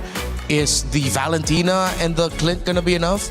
The answer was no. I mean, all that really matters is the last fight, right? And as long as you can hang on long enough, it takes that one big team wipeout. And they had nothing. They had almost no inhibitors left. They were down to the wire and were able to just kind of hang on. And whether that is them making the right move or Falcon Mena making some of the wrong moves, either way it happened in the end. And though the way they got there might have been a little sloppy at times, Falcons Mena also has some things they need to look at coming into this last game. That was a heck of a slow-mo. Yeah, to see from heck of a slow-mo. Go tongue out, going crazy, and then immediately cutting to his teammates at the moment of defeat. That hurts. These are actually scrims shots. Those weren't even in this game right there. He's just doing that randomly. No, I'm kidding. That was actually recently. It was a real reaction. It was live. And what do you expect? You're playing for $100,000. I mean, the hype is real, and getting a chance to move in gives you that 65K in this situation instead of the 45 from going out earlier. So still a lot of money coming up on the line for both of these teams who are fighting for their last chance at it. Renmar, I want to give you the opportunity to break down what you saw there. There were a lot of failed fights, a lot of successful fights, but like Trek said, you only need one fight. Yeah, I'm ready to break down. All right, could you hold this for me? All right. Both mics? Yeah, I'm good. All right, we double it. Oh, okay. Okay, so we look at the draft. So this is already post-switch up where you see the Alice come in, but then we have to put focus on this Melissa. We look at the Falcons Mena composition, and the only source of reach that they really have is the Clint. Now, yes, there is still the problem for Ignite Gaming of the Valentina being able to take away the ults of the Gacha, even able to take away the Jushin ult, and of course the ult of the Alice. All of them as a means to break the formation of Ignite Gaming. But again, the question is, will they have the damage? We saw in the numbers difference, it was 23K lead for the, I'm not even going to try to make numbers anymore, for the Melissa hieroglyphics? over the Clint. Yeah, that looked like hieroglyphics there for a second. But then with the combination that Ignite had, as long as they're firing off on all cylinders, despite Falcons Mena being able to hold a very strong line of defense for their Clint, they're not just pumping out enough raw damage compared to the Melissa. Alice is even dealing damage as she has her passive up. We know the Gacha is one of those surprisingly hurtful roamers with a good amount of damage, and even the Hirara being able to come in and provide damage as well. Overall, Ignite Gaming just had more damage, and Falcons Mena, when the Clint was taken out of the equation, no one in this remaining 4 can deal with a full 5 that Ignite has. It was way too Clint dependent for Falcons Mena. And that burst, I mean, it does scale late game. And so they had the early game handle. Yeah. And Baratza's, I mean, dominant. Like he was a high level, maybe 15 when there was 11s, 12s roaming around on the side of Ignite Gaming. But you did say that it all felt like if the Clint was gone, then what was the answer? And they didn't have one. Yeah, it was also, everything should have gone so well for Falcons Mena after Ignite Gaming surprisingly fought Turtle 1. They committed all those bodies up against the Barretts. I think they were a little bit too egotistical in thinking that they could get the turtle, but even if they got the turtle, they still would have gotten taken down. But maybe a little bit of ego is what they needed. It is a little bit of ego that allowed them to get that surprise jump play onto Sano and Sanji and then turning it around. So, hey, Ignite, they have the ego, they have the confidence, and they force game number 3.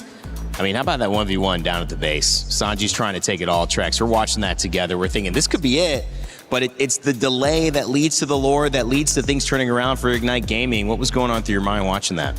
It was a very all or nothing play, right? And a lot of time that is what you want to go for, but the fact that they couldn't delay Kelvin. Yeah. So that means he can get back. If they were able to delay Kelvin, easy, good win. But once they're not able to delay him, at that point, I think as the Paquito, you gotta back off, because once that keeps on going, it gives the rest of the team the time to get the wipe on the rest of Falcons Mena. And once that happens, they're able to just drive that win home. So it's a lot on the line. It's a lot of plays that I think both teams made throughout that game that maybe didn't have to be made. When you look at a game like that, you think maybe scrappy, you think, I mean, I'm going back to some of the World Cup final moments, especially for Spain and Argentina, and you say, there was almost not a shot on goal for Argentina in 90 minutes. Spain had a ton of shots, but everything was like that last bit of effort, that just final touch to try to make something happen. It feels like when you're in an elimination game or a game of high stakes,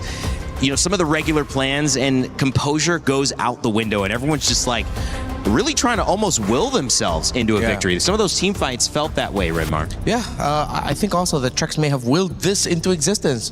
You're the only man who saw 3 games for the final series, and you called it right on the money, bro.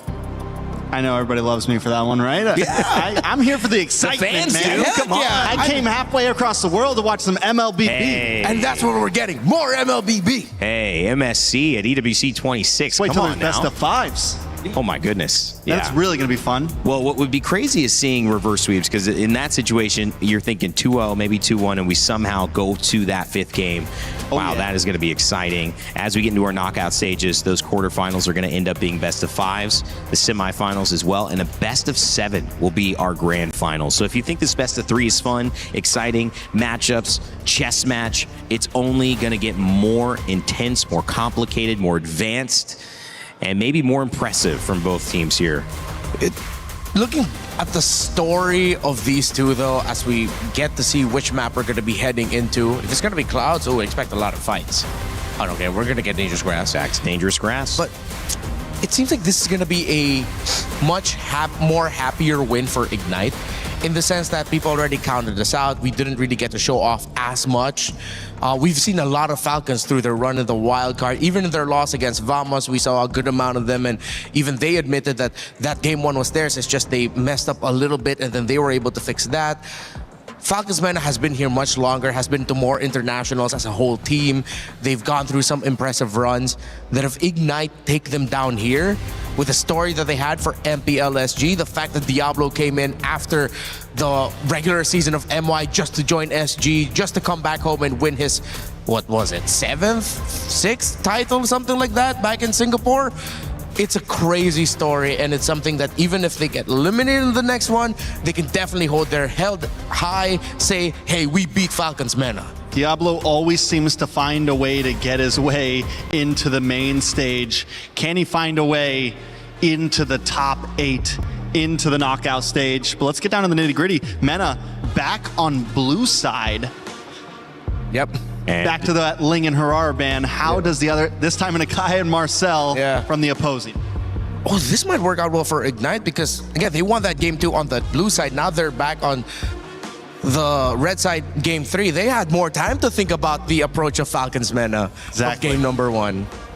The Freya band as well. The Akai, it ended up being something that caught Ignite Gaming by surprise. And maybe not by surprise, but they just couldn't deal with it in game 1. That ended up helping them out too much after seeing the Harara Ling ban, which is not common. We're seeing those usually let through, maybe one of them banned.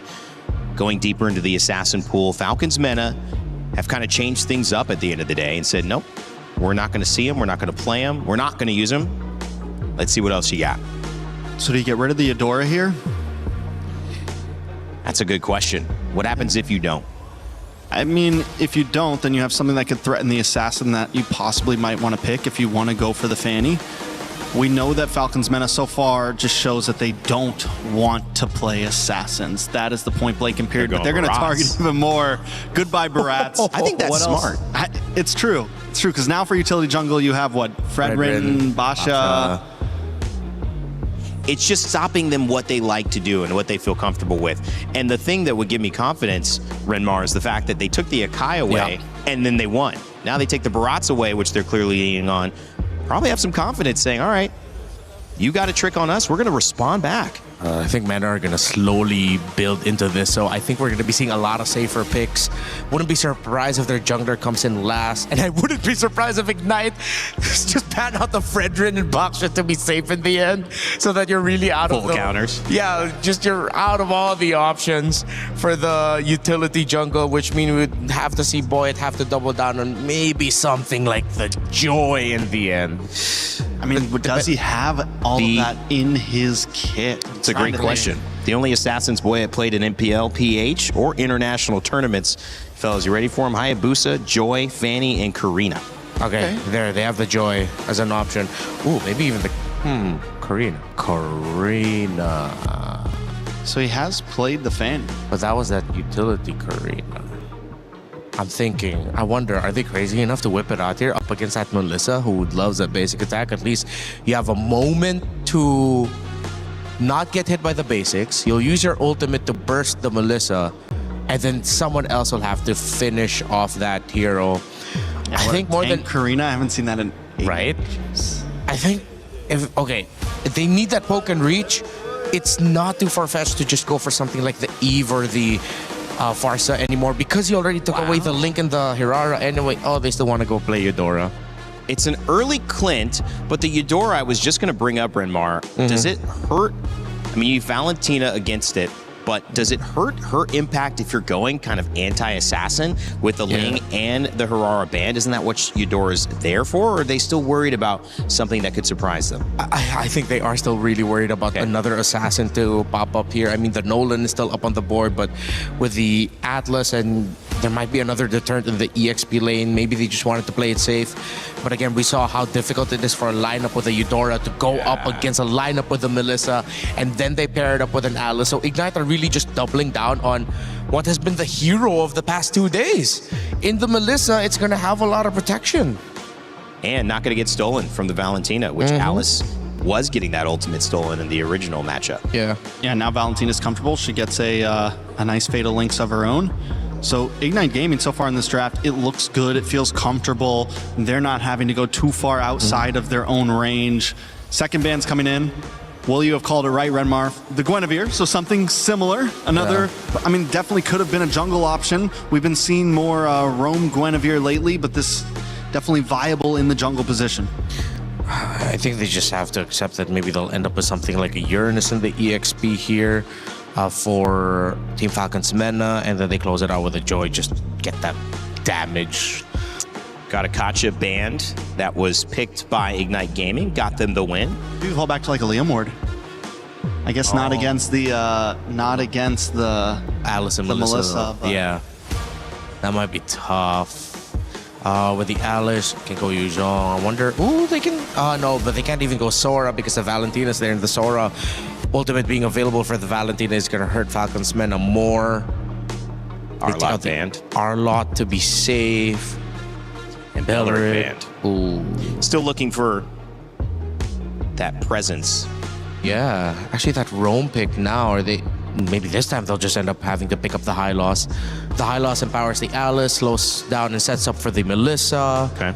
Theoretically should be safe. You have Revitalize for it. You don't want to go pick off. You're not going to play a Kalea here. Kalea is pretty much snuffed out by the Atlas.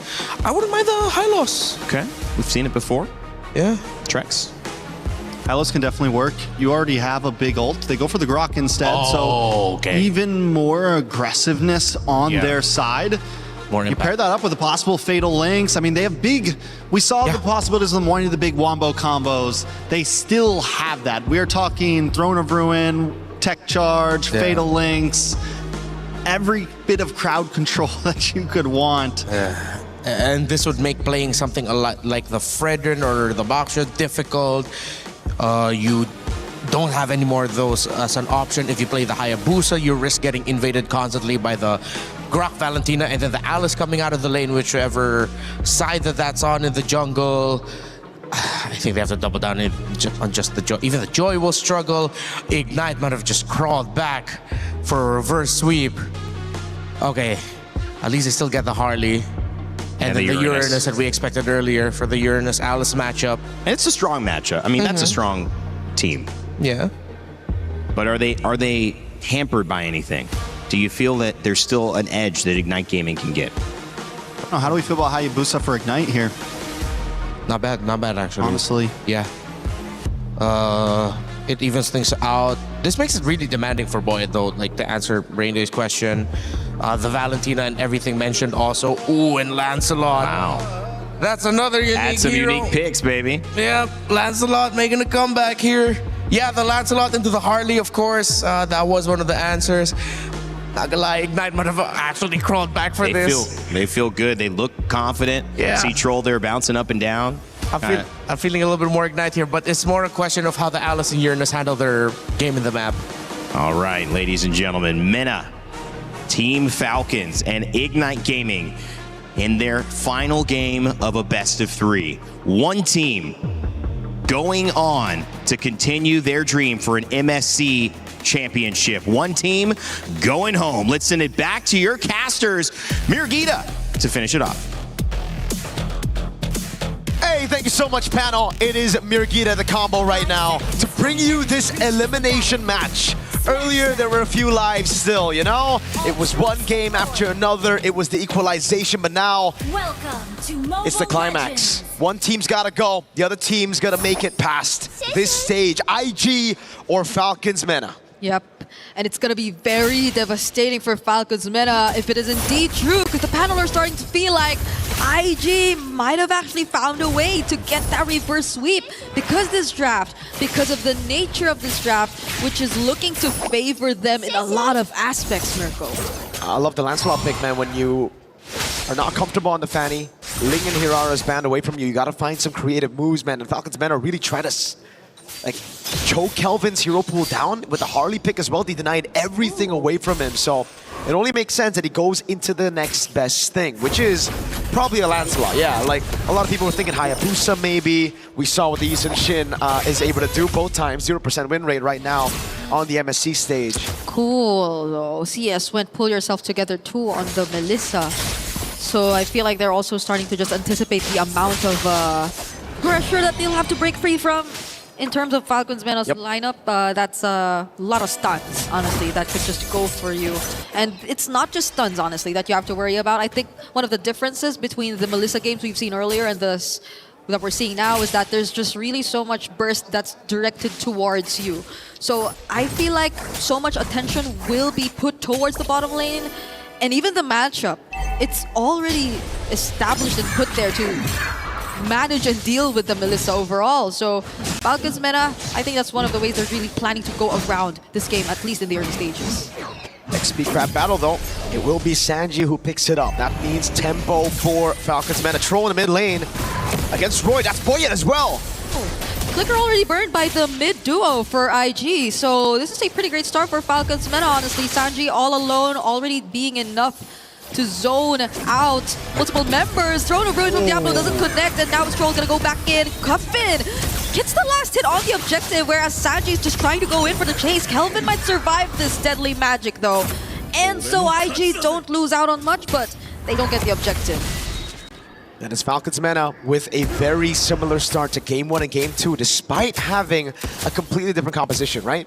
Game 1, Game 2 was all about the objectives with the utility jungles, Barats and Akai respectively. Now with the Harley, it's still control over it. The team just knows they got that muscle memory on how to play the first neutral objective. Sanji with the instant prio after securing XP Crab. Boyet though on the Harley. Something we did get to see in the wildcard as well, now really abusing the fact that he can actually walk up and invade, unlike on the Akai. Ooh, he gets trapped here, but will use the deadly magic on Diablo. Doesn't want to stay there and just fall down without getting anything. And now the bad execution! He goes back with a space escape, but Jay was there. He was ready to answer back. What a catch, the wall placed by Jay, and then the tech charge. A big swing with the concussive blast, yeah. At least he was fast enough to clear the jungle this time, right? Unlike the Akai, but it's just unlucky because Jay was able to catch him on his tracks back into his own jungle. So IG able to find something back. That is a fatal links on Jay. On Jay. With a flicker too. Yeah, that's a key word. It's on Jay, so that's big info for IG. They know that the Fatal Links and both the Flicker are down for Troll, so for this upcoming fight, there might be a bit more leeway for them to just move around and establish their presence. And again, they're on the Lancelot too, so I feel like they should be a bit more confident in terms of just picking up these objectives and fighting for it. But let's see how it goes with Falcons Meta at this point. Despite what happened just now, I feel like they will be getting the Fatal Link soon too. And they pretty much set up for this. Look at just how Sanji has been cutting the waves in the base of IG. Classic Sanji. He was trying to do this on the Paquito, but he got punished for it now on the Uranus. Perfect time to do it. Sano, though, waiting in the bush on the clit.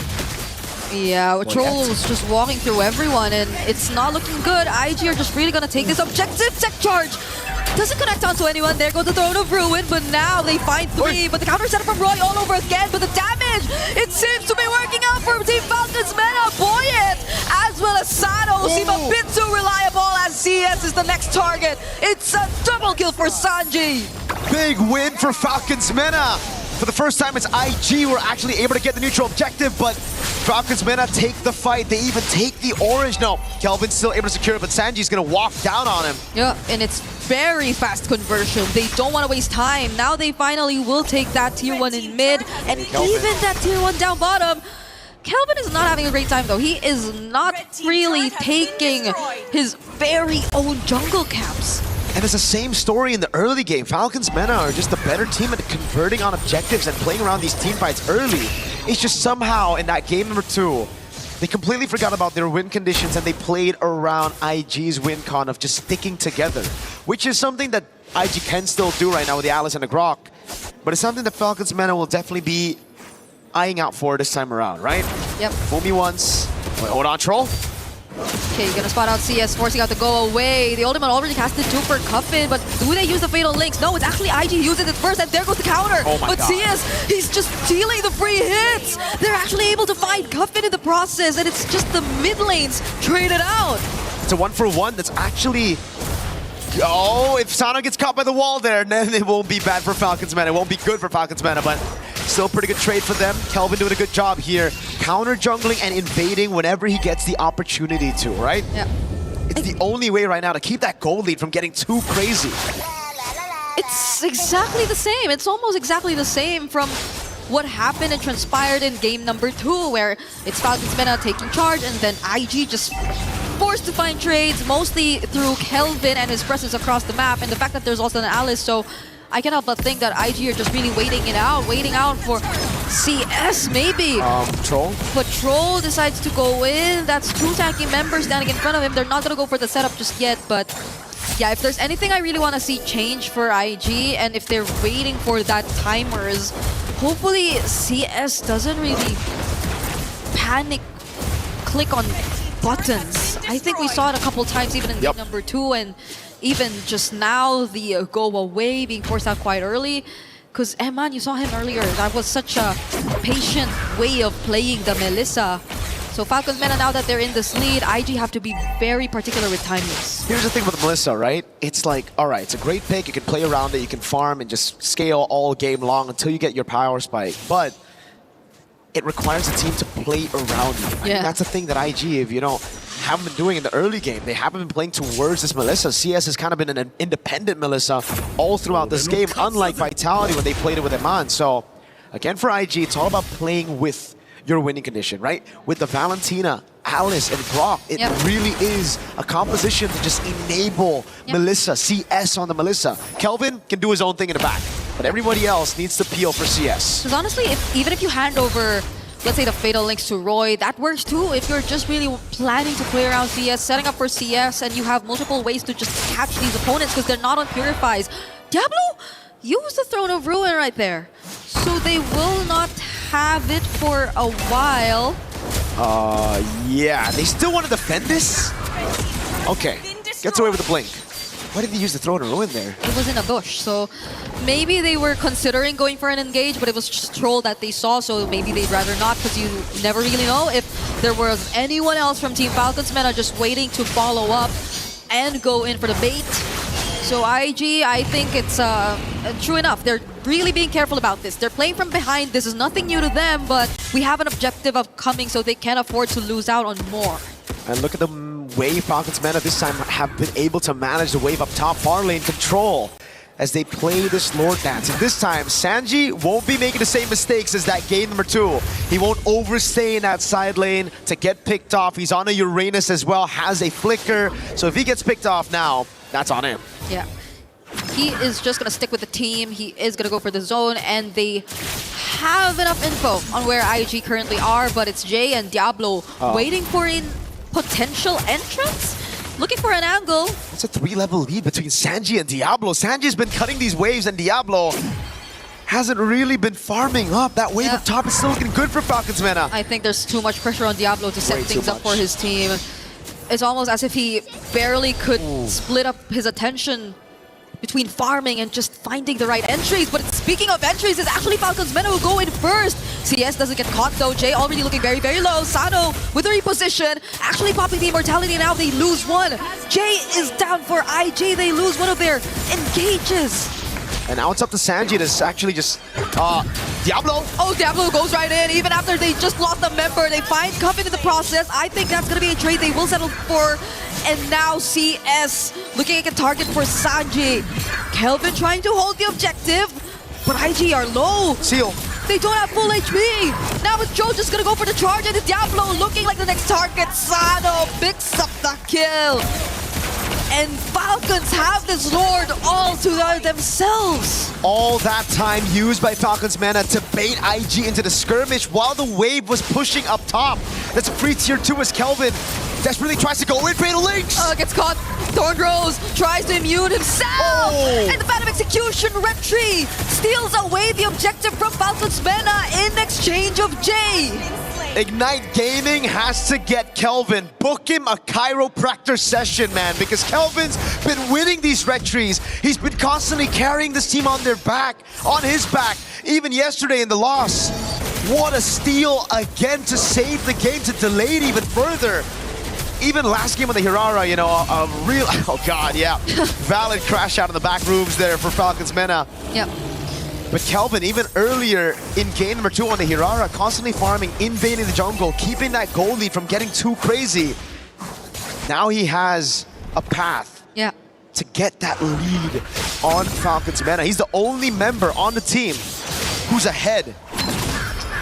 He's ahead of Boyet, and Boyet, by the way, used the Retribution earlier too. It was just much more accurate for Kelvin in that particular instance, which gave them at least a bit more room to breathe, and not Falcons Mana just knocking on their base or potentially taking out some holy shields and base turrets here and there. So they're keeping it close, but this is still a very significant lead in the hands of Falcons Mana in all lanes specifically. And on top of the fact that, again, Diablo, he's still on a level gap against Sanji. So you see how IG are just forced to play together, and Falcons, I feel, are taking advantage of that. You see it in the way they're starting to manage the waves a bit more. So for IG, it's about clearing. Last time I saw Lancelot and the Melissa on the same team, it don't matter how many lords you get, they'll still be able to come back somehow with hero plays. And so far, we've been seeing exactly that. CS managing the waves, Kelvin making those hero plays happen for the team. And Falcons Mana desperately looking for the closeout. How do we get to that point? Earlier, it felt like there were a couple times they forced it too, so they probably learned from that. They don't want to risk it too much against this composition from IG, where you could just expect multiple layers of counter engage to come in.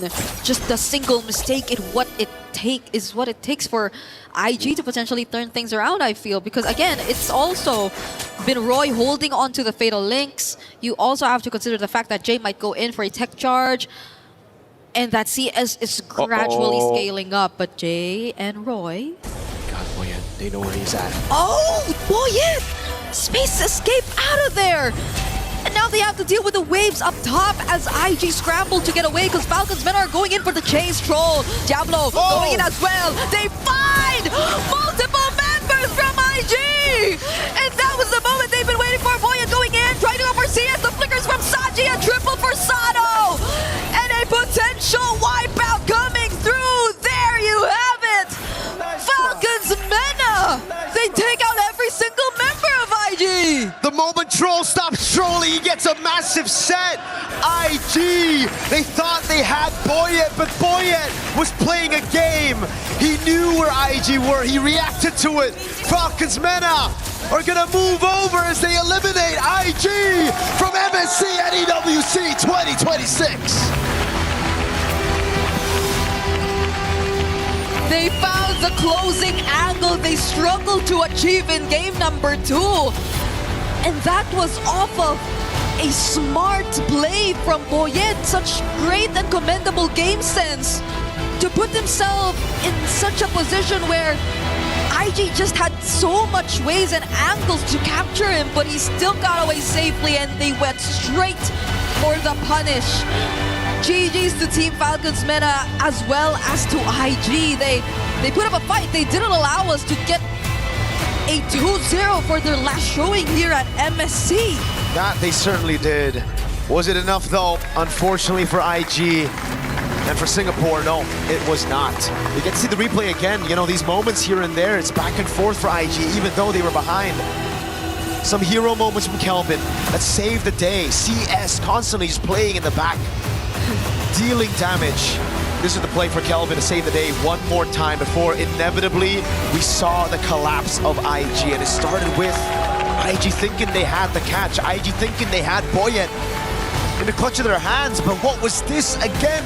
The two-time Diablo with the push down below, and then now again throwing that Throne of Ruin gave Falcons Mena all of the information necessary for them to die, to go in and to go for IG's throat.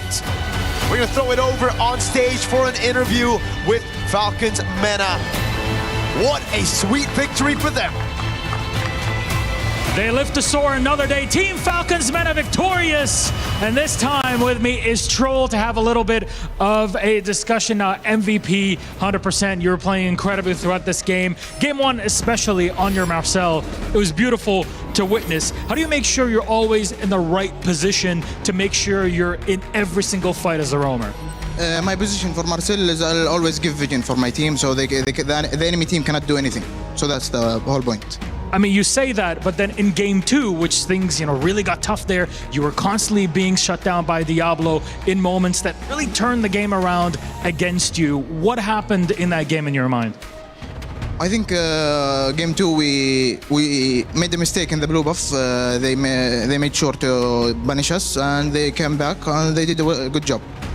And how do you reset from that sort of gameplay? Okay, mistakes happened. Now we have to forget about that. There's the pressure of elimination. We're getting into game three. How to reset from it? We reset. The coach just told us about our mistakes and told us not to do it again. We played the third game.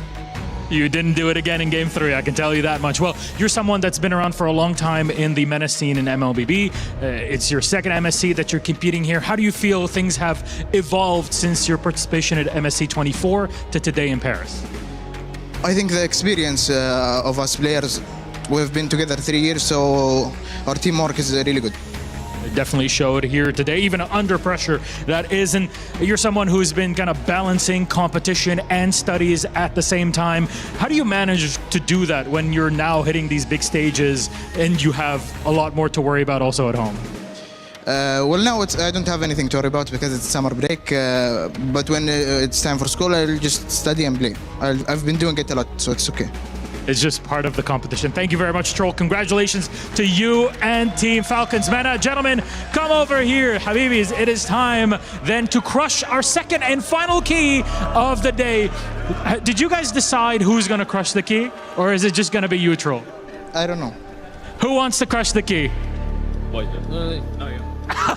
You know what? Let's just decide it in the moment. Come on over, gentlemen. This is it, our second elimination of MSC at EWC 2026. It's huge. Yes, I know.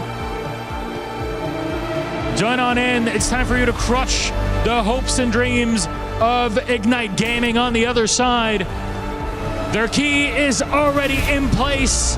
The instructions are ready. You can go ahead and push it in and just watch it. Keep pushing it. Hold it down, Habibi. You got this. They've done it in the game. They're doing it again on the Crusher at EWC. Oh! Ignite Gaming set ablaze by the Falcons. All those hopes crushed to bits. Little tiny shards. And you'll see it all in front of you here. It's the magic that happens here. At MSC at EWC 2026, Ignite Gaming are out. Your victors, survivors, Team Falcons Mena live to fight another day. Back to the panel. Well, nothing is granted. If you play enough Eudora in mid lane, you'll hear her say something like that. And everything certainly earned in this best of three set. It went down to the wire, and it was Team Falcons Mena who have booked themselves a match against Team Falcons PH. What an amazing journey and story that is going to be when we face off again and see some more Group A action. But as we turn into our panel, I welcome you back, Rinmar and Trex joining me, Rain Day as your host. And guys, closing out the day, closing out that set, really, it could have gone either way, but Falcons felt in control of it once that third game got going. Yeah, better execution. I'm still going to double down that I had a little bit more preference to the draft that we saw from Ignite Gaming, but we saw from how they were moving, it looked like wasn't really hitting all the marks. Meanwhile, Falcons Mena, they looked confident. Yeah, I mean, I can also double down that I liked the draft from Ignite as well, but it just goes to show kind of what we were talking about through a lot of those games, Rain Day. where it just felt like Falcons Mena was playing a tighter game. It felt like they were just overall competing at a better level than what Ignite could bring today. And I think in game 2, we saw some shimmers of what Ignite could really be, but they couldn't bring that consistently through all 3 games. I mean, these are tough moments to go through, because on the flip side, you've got Ignite Gaming, who are, doing their best to try to stay alive in this competition, and it doesn't go their way, and that's part of competing at this level. You get the chance, you get the experience, hopefully you take something from it. What can Ignite Gaming take away from this loss? I mean, look back at their story. They crawled through the lower bracket in MPL Singapore. They went through a grueling 7-game grand finals against favorites and still won. They made it here. They dropped down to the lower bracket, but they got a game against a very experienced team in a match that we thought that they'd be done and out for. They forced the game number 3, didn't go their way, but they have a bright future in Kelvin, with what he was able to do with that one heroic play he did, stealing the Lord away in game number 3. There's a lot to be able to grow through with the progress that they've made. And when you look at Falcons Mena, isn't this a little bit more of just the same story? Finding their way through the wild card, facing elimination if they do not get the job done. But at the very end, at the last moment, crossing the finish line. It's another one. And now they get to go against their kind of organizational companions in Team Falcons PH, who many people didn't expect to be in the bottom side of the bracket, but are. Can that run continue? It's definitely going to be something that's going to keep them up late tonight. There is a lot to think about, a lot to look at the games that were before them. Yes, Falcons Mena has been a part of MLBB competition for a very long time. And if they want to break through tomorrow, it is probably one of the biggest mountains they will have to climb. One of the most important games they are going to have to play, not just today, but they have ever seen. Well, this has been a series of upsets as we take a look at the post-match stats from Game 3, one of our only sets to go. Our only set to go 3 games here today, and mostly throughout the tournament. It's been pretty quick. Renmar, what do we take away from these? Yeah, we were looking at the end of the draft, 2 heroes that could be the X factor, the Uranus and the Alice, how it's going to be played and how they're going to get their impact felt. The most damage dealt by Falcons Mena is the Uranus at 42,600. Yeah, wow. That is 6,000 more than the Clint, which is supposed to be like the main carrying source of damage. Almost, well, not double, but even way more than the Eudora and a lot more than the Harley. So Sanji was definitely the anchor for the draft for game number 3 for Falcons Mena. How did you feel the jungle matchup went with Boyette and Kelvin? Boyette on the Harley this time around. Did we see some comfort from him? Do you think there's more to see? Well, if we remember in the previous meta, something that Falcon Mena is trying to bring us back to, Harley was a monster, was just completely dominant in so many ways, and I think it's something that maybe IG forgot a little bit about.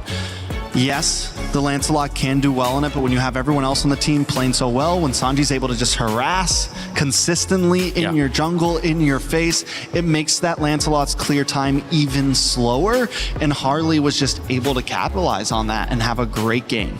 Before we head into tomorrow, seeing these shots of Troll walking ahead, Team Falcons Meta giving Kelvin the dap, and the fans, they've been amazing here at MSC. Paris has been a delight. That key being crushed, representing your hopes, your dreams at EWC across all the games, not just for your championship hopes here, but also your championship hopes for the club championship as well, which Team Falcons have won back-to-back. They got to be happy as an organization, sending 2 teams now to qualify and have a chance to continue that pursuit here in the knockout stages. Oh yeah, for sure. I'm pretty sure the happiest out of everyone here right now, if I'm not mistaken, would be Team Vitality. I know, look at that. Yeah, they're looking really good. And they're not sweating yet. Yeah, not sweating at all. Their understanding of the meta seems to be a step ahead of everyone else. We haven't seen them go down the more cheesier routes, but then the fact that they can bring in the Vexana in mid, they've won a series solely through building around the Melissa. It's great. You know, I love kind of, I started in MOBAs and, a game called Smite. And one of my favorite things about learning new MOBAs and diving in and seeing these communities is it's kind of the same thing over and over again, where when you develop a meta, you're really looking at a chessboard, but you don't know the quality of the pieces yet. You don't know what's the knight. You don't know what's the rook. You don't know what's the queen. and you're constantly figuring out what's the king, what's the one thing I need to protect, and what's my one win condition. And as metas change, they continue to change. I'll start with you, Trex, and if you want to add on to this, Renmar, what have we seen develop with the pieces on the MLBB chessboard after day 3 going into now day 4? Oh, it still feels so. And you can't give me this wide open answer. Right. I've asked you this 3 times. It's just the reality of the situation, Mike. Like we just saw Falcons Mena even open things up. We banned out what we thought was the king and queen, right? We banned out the Ling and the Harara, and there wasn't any detrimental change because in the past it was these picks always need to be banned out. We never want to see it. The Marcel, I think, is something that needs to continue to be banned out. I don't think that is a pick that is ever going to be let through. But outside of him,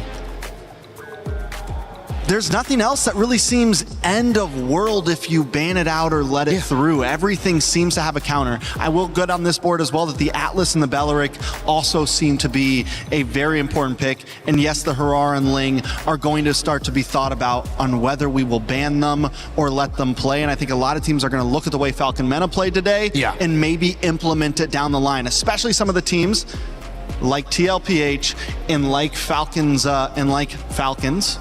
PH, whatever we're calling them, are going to have to think about because those are two teams that had trouble dealing with that Harara and Ling. Yeah, exactly. It's so cool to see that Falcons Mena still was able to end the day today with adding another layer to this already very open and wide meta to consider that. And it's so complicated. Like, I'm trying to run through permutations in my head constantly about this, and I'm just like, oh, that's why I'm here. I can't think about it fast enough. These coaches, what more them with all the pieces that they have to consider, the scrim results that they know.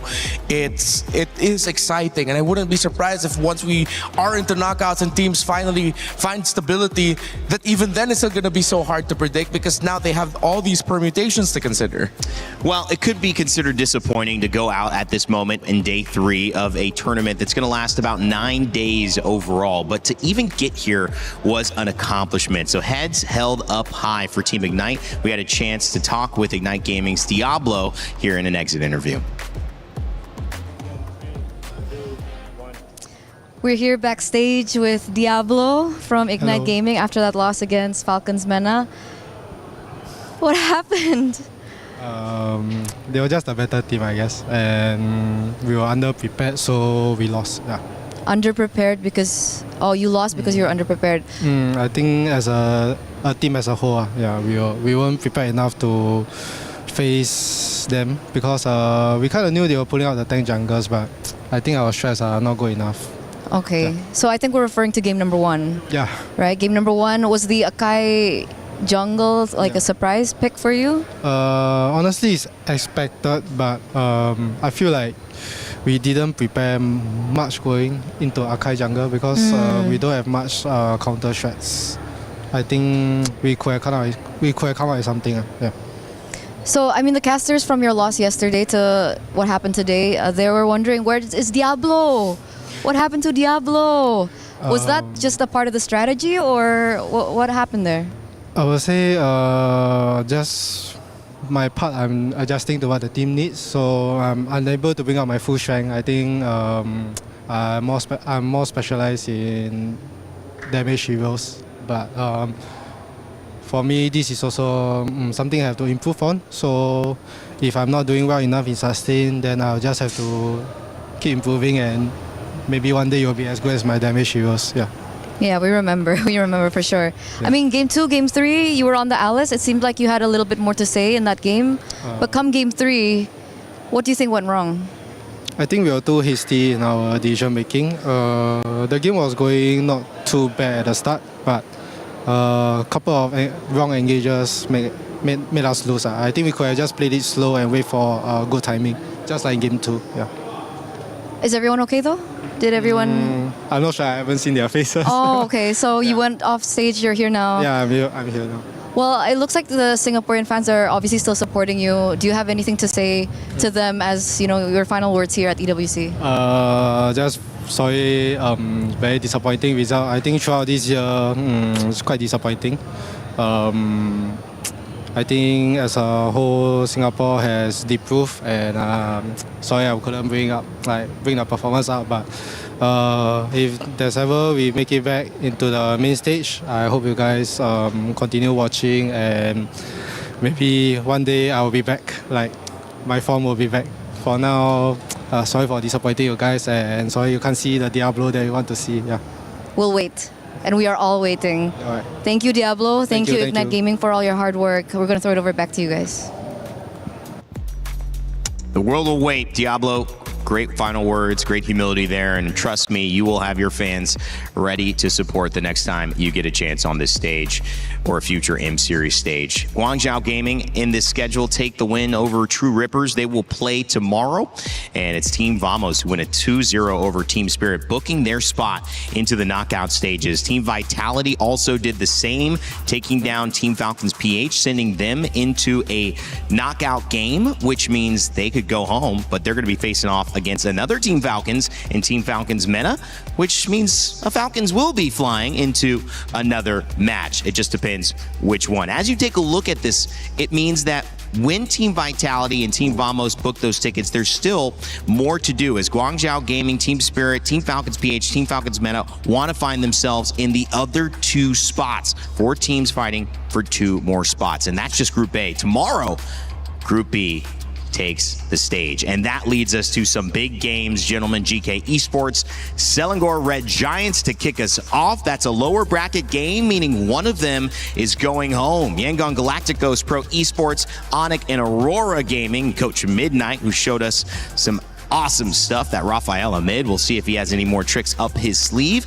We'll close out the middle of our day, and to end it all, it's Entity 7 versus Team Liquid. Another lower bracket game that will send a team home if they can't get the job done. Yeah, based off of what we saw from their previous matches, it seems like the first match for GK and for Entity 7, they're going to be the ones I think perceived by a lot of us as climbing an uphill battle. Yeah. But those middle set of matches, those look really exciting.